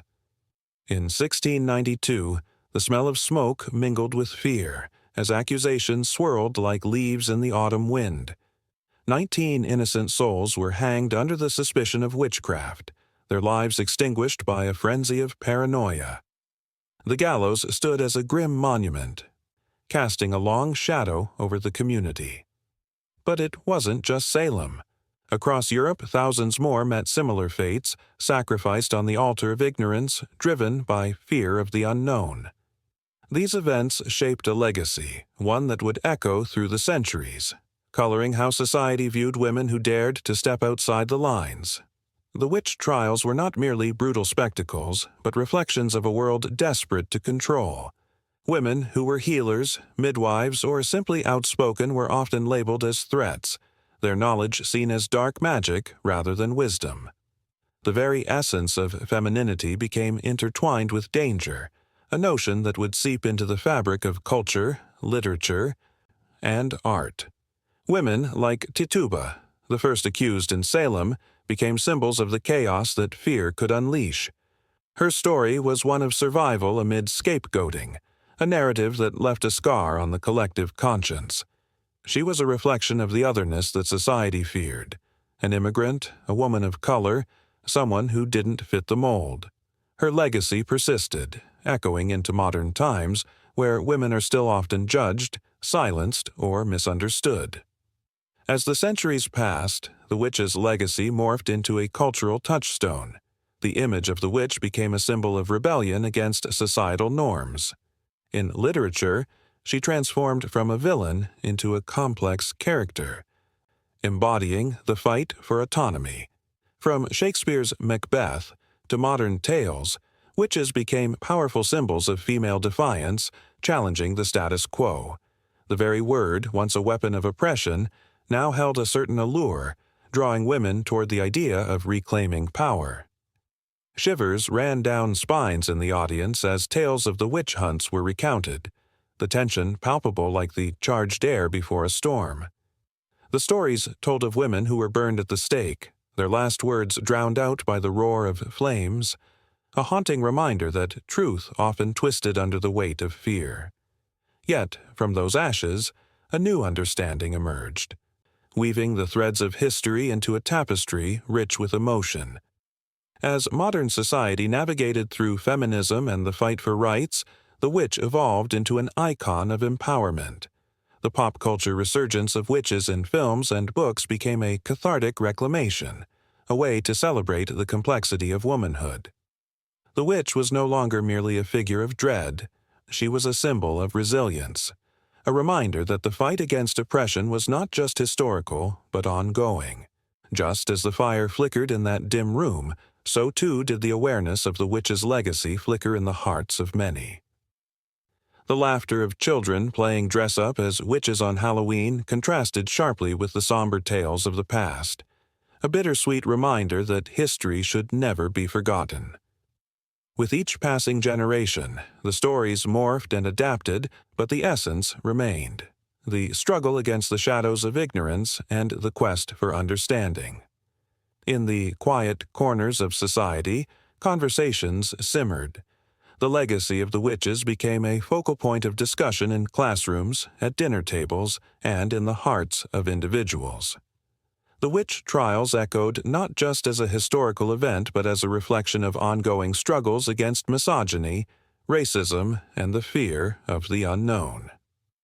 Activists and writers breathed new life into these narratives, sharing stories of women who challenged societal norms, who stood up in the face of adversity, and who, like their historical counterparts, faced the wrath of a misunderstanding world. As whispers of past injustices echoed, the old woman raised her gaze from the book, her eyes shimmering with the wisdom of ages. The fire crackled louder, and the shadows leaped higher, embodying the spirits of those who had come before. She reminded everyone present that the witch's legacy was not just a tale of the past, but a living, breathing force that shaped modern perceptions of power, gender, and fear. The night deepened, and the room filled with an electric anticipation, each heartbeat in rhythm with the stories, their echoes resounding with the pain and triumph of countless women. The stories held the power to provoke change, to elevate the narratives of those who had been silenced. The flickering shadows became a reminder that every voice mattered. Every story had the potential to break the chains of history, and every woman was a witch in her own right, powerful, misunderstood, and resilient. As the night wore on, the old woman's voice wove a spell of its own, drawing all in with the promise of more. The past intertwined with the present, creating a tapestry rich with emotion and tension, a story that could never truly end but would flow seamlessly into the next chapter, where the battle for understanding and acceptance continued. And just like that, the room held its breath, waiting for the next turn in this haunting, beautiful legacy that shaped their world today. The river flowed like a silver ribbon, shimmering beneath a blanket of stars, whispering secrets only the night could hold. The air was thick with the scent of damp earth, mingling with the sweet aroma of wildflowers that lined the banks. But beneath this serene surface, a battle was raging, one that pitted nature against the relentless grip of humanity. The Witch of the River, as the villagers called her, stood at the edge of this conflict, her heart beating in time with the pulse of the water, a guardian caught between two worlds. She was not an ordinary witch, but a protector of the river's sacred ecology. With hair as dark as the night sky and eyes that glimmered with the wisdom of ages, she understood the delicate balance that sustained life. Her connection to the river was deep and ancient, reminiscent of the tales passed down through generations, echoing the struggles of countless souls who had once tread the same banks. Here, in this lush stretch of land, history spilled from the earth like the waters that fed it, each droplet holding stories of survival, loss, and resilience. Yet, as she watched the currents swirl and dance, a sense of dread washed over her. The river, once teeming with fish and life, had begun to fade. Pollution seeped into the waters, carried by the careless hands of a growing community that thrived on the treasures the river provided. Factories rose on the horizon like dark giants, belching smoke and waste, suffocating the very essence of what made the river alive. Each day, the witch felt the pain of her beloved waters, each ripple echoing the cries of fish gasping for breath, plants withering, and animals fleeing. The villagers had long relied on the river, their livelihoods woven into its fabric. Fishermen cast their nets, and children splashed in the shallows unaware of the lurking danger. But the witch saw it all. the plastic wrappers clinging to reeds, the unnatural sheen on the surface that caught the light like a warning sign. Her heart ached not just for the river, but for the people, whose ignorance threatened to seal their fate. As night deepened, she gathered her herbs and potions, her hands trembling with purpose. Under the moon's watchful gaze, she wove spells of protection, chanting incantations that had been spoken long before her time. The energy surged through her, a powerful current that flowed from the very soul of the river. With every word, she called upon the spirits of nature, begging for strength to shield her home from encroaching destruction. The night was still, save for the occasional rustle of leaves, but within her a storm brewed. She knew she could not fight this battle alone. The villagers needed to awaken to the truth, to understand the intricate web of life that thrived in their midst. They needed to see beyond their immediate desires and grasp the unseen consequences of their actions. As she cast her spells, she felt the weight of history on her shoulders, the echoes of those who had come before her, the wisdom of countless generations who understood the earth's language. Deep in the heart of the village, a meeting was called. The air buzzed with an anxious energy as the townsfolk gathered, their faces lit by the flickering light of lanterns. The witch appeared, cloaked in shadows and shimmering moonlight, a figure of both fear and reverence. Whispers rippled through the crowd as she stepped forward, her presence commanding attention. "Look upon the river," she implored, her voice steady yet filled with emotion. "It is not just water, it is life. It flows with the stories of our ancestors, with the dreams of our children. But it is suffering. It cries out for help, and if we do not listen, it will drown in our negligence." Some villagers shifted uncomfortably, glancing at one another, while others stared defiantly. They had grown accustomed to the conveniences that the river provided, the fish that filled their nets, the water that quenched their thirst. But the witch's words struck like lightning, igniting a flicker of doubt. Was it enough to simply take without giving back? Would their children inherit a barren wasteland where once the river flowed freely? Then came the stories, the tales of fish that no longer returned, of plants that once flourished now choked by litter, of animals that had fled to seek refuge elsewhere. Each story was a thread, weaving a tapestry of loss that painted the air with grief. The villagers felt the weight of their choices. A dawning realization dawning like the first light of day. The river was not just a resource, it was a living entity, deserving of respect and care. In that pivotal moment, the witch saw a flicker of determination ignite within them. They began to stand, one by one, pledging to fight alongside her. The unity of voices rose like a chorus, filled with hope and newfound purpose, echoing through the night. Together, they would cleanse the river, reclaim its beauty, and show reverence for the life it nurtured. But as they prepared to take action, the shadows loomed larger. They were met with the disapproval of those who thrived on the river's exploitation. Powerful interests clashed with the villagers' intent, igniting a fierce struggle that would see the very fabric of their community tested. The witch felt the tension swell, the stakes rising like a tide. The river was at the center of it all, and the battle for its soul was just beginning. As fate would have it, the river itself began to respond to their determination. The water shimmered brighter, almost as if it were alive, reflecting the fervor of the villagers. Fish began to leap joyfully, and a gentle breeze carried the familiar scent of the lush flora that surrounded them. The witch, sensing the change, knew that this was only the beginning. A great awakening was unfolding, and the river was ready to reclaim its voice. In this moment of hope and fear, the villagers stood with the witch, united by the common goal of healing the river, their home. They were ready to confront the darkness, armed with knowledge and a newfound respect for the delicate balance of life that had once been so easily overlooked.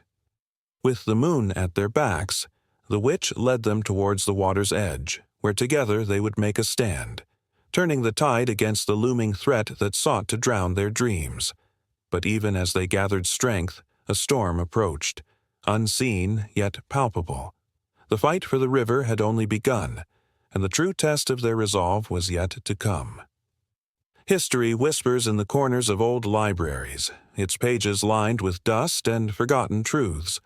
Among those dusty tomes, there lies a story of women who wielded power in silence, shaping destinies unbeknownst to the world. Each word, each account, breathes life into the spirits of strong women whose narratives have been muted or twisted through the lens of a patriarchal society. One can almost hear the echoes of voices long lost, voices like that of Hatshepsut, the female pharaoh who ruled ancient Egypt. Clad in the robes of a king, she defied convention and carved her name into stone. She was not merely a queen. She was a ruler who expanded trade routes and commanded monumental building projects. Yet history remembers her as a footnote, a curiosity to be examined rather than a leader deserving of reverence. The dust settles on her story, just as it does on many others who dared to rise above the limitations of their gender. How many Hatshepsuts have been lost between the pages, their achievements swallowed by the vastness of time? The tension grows as one imagines the countless women who have shaped history behind the scenes, their contributions often invisible in official records. Take the story of the women in the American Revolution, warriors in their own right. They fought not with muskets, but with wits and resolve, spinning yarns for soldiers, managing farms, forming networks that supplied the Continental Army. Figures like Abigail Adams, who implored her husband to remember the ladies, shone a light into the dark corners of a male-dominated narrative. Yet still their voices faded, overshadowed by the grand tales of men in uniform. What is it that makes these narratives so easily overlooked? Is it fear, ignorance, or willful blindness? The pages of history have often been crafted to showcase valor and strength in a way that speaks only to half of humanity. The revolutionary fervor that burned brightly in the hearts of men often left the flames of women's contributions flickering in the shadows. Each time a woman's story is told from a male perspective, does it not dim the brightness of her own? Meanwhile, in a distant past, the medieval courts of Europe buzz with intrigue and the whisper of silk gowns brushing against stone floors. Women like Eleanor of Aquitaine, a queen consort not just of one, but of two powerful kingdoms, wielded an influence that stretched far beyond their gilded cages. Eleanor played a pivotal role in the political machinations of her time, yet her portrayal has often been reduced to that of a scheming, manipulative figure. It is a distortion that strips away her complexity, her humanity, and reduces a life of power into mere scandal. The injustice lingers like a bitter aftertaste, echoing the sentiments of women through the ages who fought not just for their place, but for their very identities. Fast forward to the suffragette movement, where the air crackled with determination and defiance. Women marched, shouted, and staked their claim to a voice in society. They were labeled as radicals, troublemakers, and worse, yet they persevered. The story of Susan B. Anthony is imbued with passion. She bravely cast her vote in a world that deemed her unworthy. The moment she was arrested for this act of courage is forever etched in time, a powerful reminder of the struggle for agency.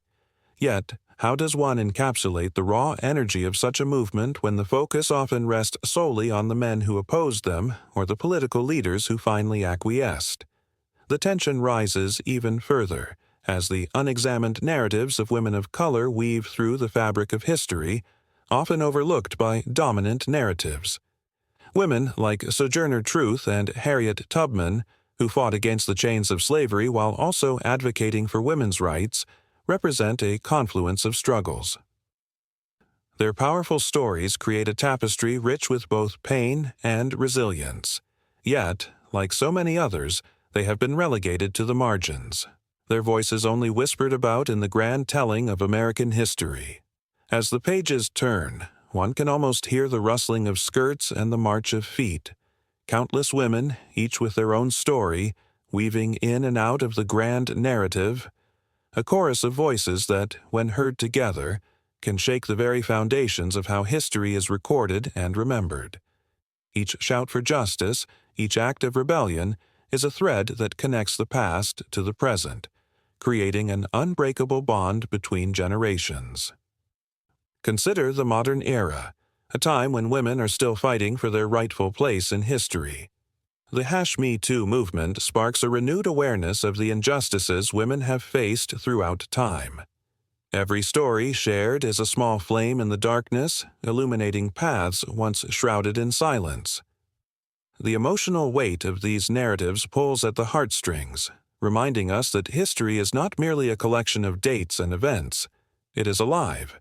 It breathes, it aches, and it demands to be told in its entirety.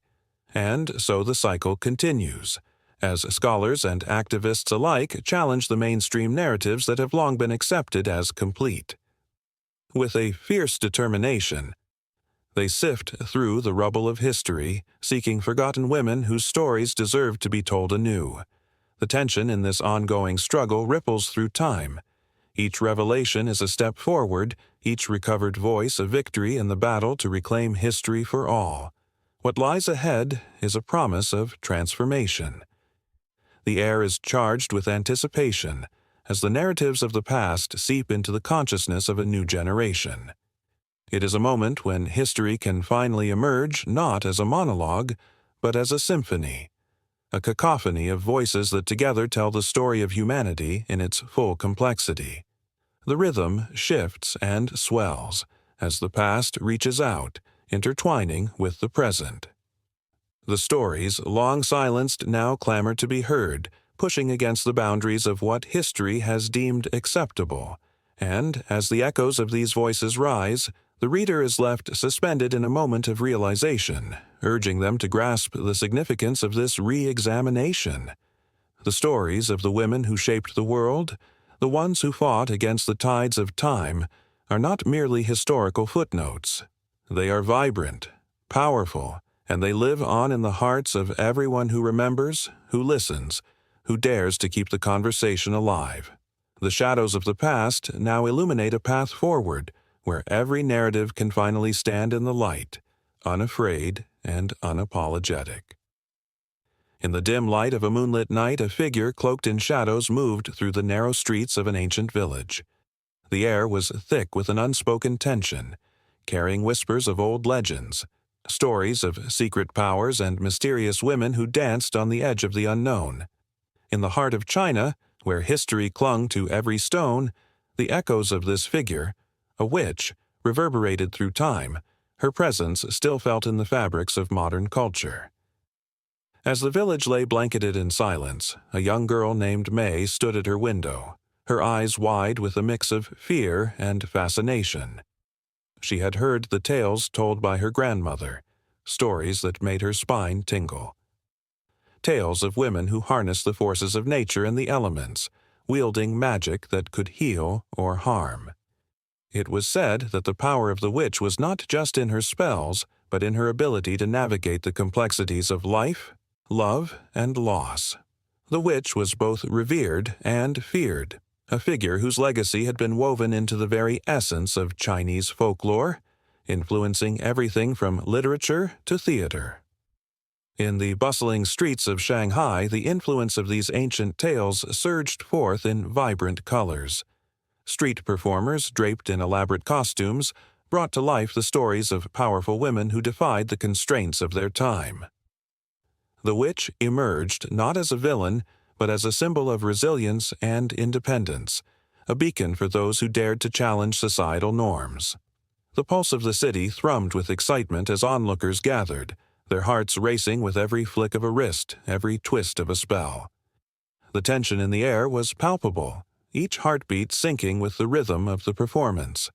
Every year, during the Lantern Festival, people flocked to the riverside to celebrate the legends of the past. Lanterns floated like stars above the water, illuminating faces that glimmered with awe and anticipation. This was a night when the female spirit came alive, when the stories of the witches danced through the air, wrapping around the hearts of the young and old, igniting dreams of magic and power. The vibrant colors of the lanterns mirrored the kaleidoscope of emotions felt by all. They were not just colorful decorations. They embodied hope, strength, and a connection to the past that many longed for. In the shadows of history, women who were branded as witches often faced persecution and despair. Yet, as the years unfolded, their narratives transformed. The witch became a figure of empowerment, reshaping societal views about femininity and strength. The old tales inspired modern writers, poets, and filmmakers, who infused their works with the essence of these powerful women. Characters inspired by the witch emerged in novels, often portrayed as fierce warriors and courageous leaders. These stories captured the imagination of an entire generation, intertwining the past with the present in a dance of rebellion and grace. As May grew older, she found herself captivated by these narratives. She swept through libraries and bookstores, seeking out every tale that spoke of the witch's mystical allure. With every page she turned, her heart raced, feeling a connection that transcended time and space. The tales told of women who could summon storms, heal the sick, and speak to the spirits of the earth. For May, these stories were more than mere fiction. They were a lifeline, a way to escape the constraints of her everyday life. In a society that often felt stifling, the witch's enduring spirit offered a glimmer of hope. Yet, not all were enchanted by the witch's legacy. Some saw her as a threat, a challenge to be quelled. The fear of the unknown seeped into the fabric of daily life, leading to tales of good and evil that danced in the shadows. In the bustling marketplaces, merchants sold charms and amulets, each imbued with the hope of protection from wicked forces. The witch's influence was pervasive, her shadow stretching across every aspect of life, from the sacred to the mundane. The atmosphere crackled with tension as people navigated their beliefs, torn between reverence and fear. In the quiet of the night, as May lay in bed, the stories whirled in her mind like a storm. She envisioned herself as one of those witches, standing tall against the tide of adversity. Each spell woven in the tales felt like a thread connecting her to the countless women who had come before her. They were not just stories. They were a call to arms for all those seeking their own strength. In her dreams, the witch danced, a beautiful silhouette against the backdrop of a starry sky, her laughter echoing through the ages, urging May to embrace her own power. As the years rolled on, the influence of the witch seeped into the very core of modern Chinese culture. Fashion designers began to draw inspiration from the elegance and mystery of these legendary figures, creating clothing that exuded an aura of enchantment. Galleries showcased artwork that portrayed the witch, capturing her essence with vibrant strokes and haunting images. The witch was no longer just a relic of the past. She was a muse, a source of inspiration that ignited creativity and passion in the hearts of many. In film and television, the witch took on new forms, each portrayal adding layers to her complex identity. Audiences sat spellbound in theaters, their hearts racing as they watched stories unfold on screen, tales of love, betrayal, and the indomitable spirit of women who dared to defy expectations. The tension built with every twist and turn, allowing viewers to feel the weight of history pressing down on the present. With each character's journey, the witch's influence pulsed through the narrative, threading hope and resilience into the fabric of every story told. In May's life, the witch inspired her to pursue her dreams fiercely, to embrace her voice and to challenge the boundaries set before her. She became a teacher, sharing the stories of these powerful women with her students, igniting their imaginations and encouraging them to dream beyond societal limits. The classroom buzzed with excitement as children laughed and gasped, their eyes wide with wonder as they learned about the witches of old who had shaped their culture and identity. As the sun set on another day, the stories continued to pulse through the veins of the community, intertwining past and present, fear and empowerment. The witch's legacy was alive and well, wrapping around the hearts of those willing to listen, reminding them that magic was not just in the tales of old, but also in their own journeys. In the shadows of the past, the witch stood strong, an enduring symbol of what it meant to be a woman in a world still learning to embrace the power of the feminine spirit. And as the moon cast its silvery glow, the whispers of the witch echoed through the night, a promise that her influence would never fade, but would continue to inspire generations to come, each heartbeat a reminder of her lasting power.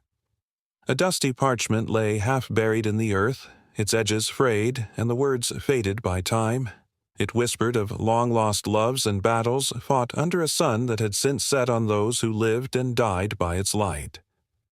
As an archaeologist brushed gently away layers of soil, she felt an electric thrill travel up her spine, the sensation of touching the past, of connecting with the lives and stories that had been forgotten, waiting for someone to remember. History is a tapestry woven from countless threads, each one vibrant with its own story, yet many of those threads lay tangled and frayed, waiting to be pulled free. Every artifact unearths echoes of laughter, cries of anguish, and the silent prayers of those who came before. As the archaeologist held the fragile parchment, she wasn't simply examining an old document. She was holding the heartbeat of a civilization, a pulse that reverberated through time, reminding her that these forgotten histories are far from dead. They are alive, breathing through the stories we tell. In the quiet corners of libraries and the dusty shelves of museums, countless objects gather dust, each item a testament to human resilience and heartbreak. A rusted sword, a child's toy, a faded photograph. They all speak of dreams and despair, love lost in the ravages of war, and the simple joy of everyday life. The lives of everyday people, whose struggles and triumphs shaped the world, often fade into obscurity. Their stories linger like shadows, begging for the light of recognition. Just as the archaeologist unwrapped the parchment, another piece of history surfaced, a broken compass, its needle frozen in time. It had once guided an explorer through uncharted territories, yet now it lay still, a reminder of journeys taken and paths left unexplored. With each artifact, the past surged with urgency, a plea for remembrance. What was the explorer's name? What dreams carried him across oceans and mountains? Would he have wept for the places he'd left behind, or rejoiced in the new worlds he discovered? Each relic is a chapter waiting to be written, a fragment of a larger narrative that intertwines with our own. As the archaeologist pieced together the lives behind these artifacts, she felt herself transformed. She was no longer just a spectator. She was a participant in a grand dialogue across time. Each voice she uncovered became a part of her, igniting a deep yearning to honor their stories. Yet, as the past unfurled, it also revealed darker truths. The tales of heroism were often paralleled by stories of oppression. A delicate bracelet, once worn by a young woman, bore the weight of centuries of silence and injustice. It reminded her of the women who fought for their voices to be heard, the strength of those who resisted even when the odds were stacked against them. Their struggles were not just echoes of the past, but lessons for the present, urging society to confront its own shadows. In this rich tapestry of human experience, the threads of loss and survival intertwined. A crumbling diary told of a child separated from family during war, a child whose dreams were lost but whose spirit endured. The archaeologist's heart ached at the thought of that young soul, yearning for home and love. The pages, though yellowed and fragile, radiated a fierce determination to remember, to shout out their existence even in the face of oblivion. As she knelt on the ground, the archaeologist understood that every piece she uncovered came with a responsibility. She was a bridge between times, a custodian of memories that needed to be honored. The dilemma of history lay heavy in her heart, how to tell these stories authentically, how to ensure that the voices of the past echoed loudly in the present. With every discovery she felt that burden deepen, yet it was also a privilege, a chance to breathe life back into the forgotten. The air around her thickened with the weight of the past, and she realized that these histories, while haunting, were also liberating. With each discovery, each story revealed, there was a chance to learn, a chance to acknowledge suffering and celebrate triumphs, a chance to forge connections across ages, to realize that despite differences, the human experience is a shared one, rich with emotion and complexity. As twilight began to cloak the landscape, the archaeologist felt a shift in the atmosphere. The earth seemed to stir with anticipation, as if it too was eager for the stories to be told. She stood, clutching the parchment and compass tightly, her heart racing. What would she share with the world? Would they listen? Would they care? The whispers of history beckoned, swirling around her like a gentle breeze. They spoke of unity in diversity, of hope amid despair, and of the critical importance of remembering.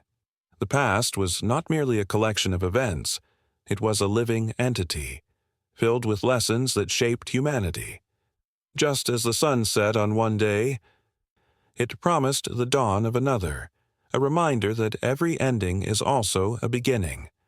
In that moment, the archaeologist felt the pulse of history beneath her fingertips, urging her to carry its essence forward.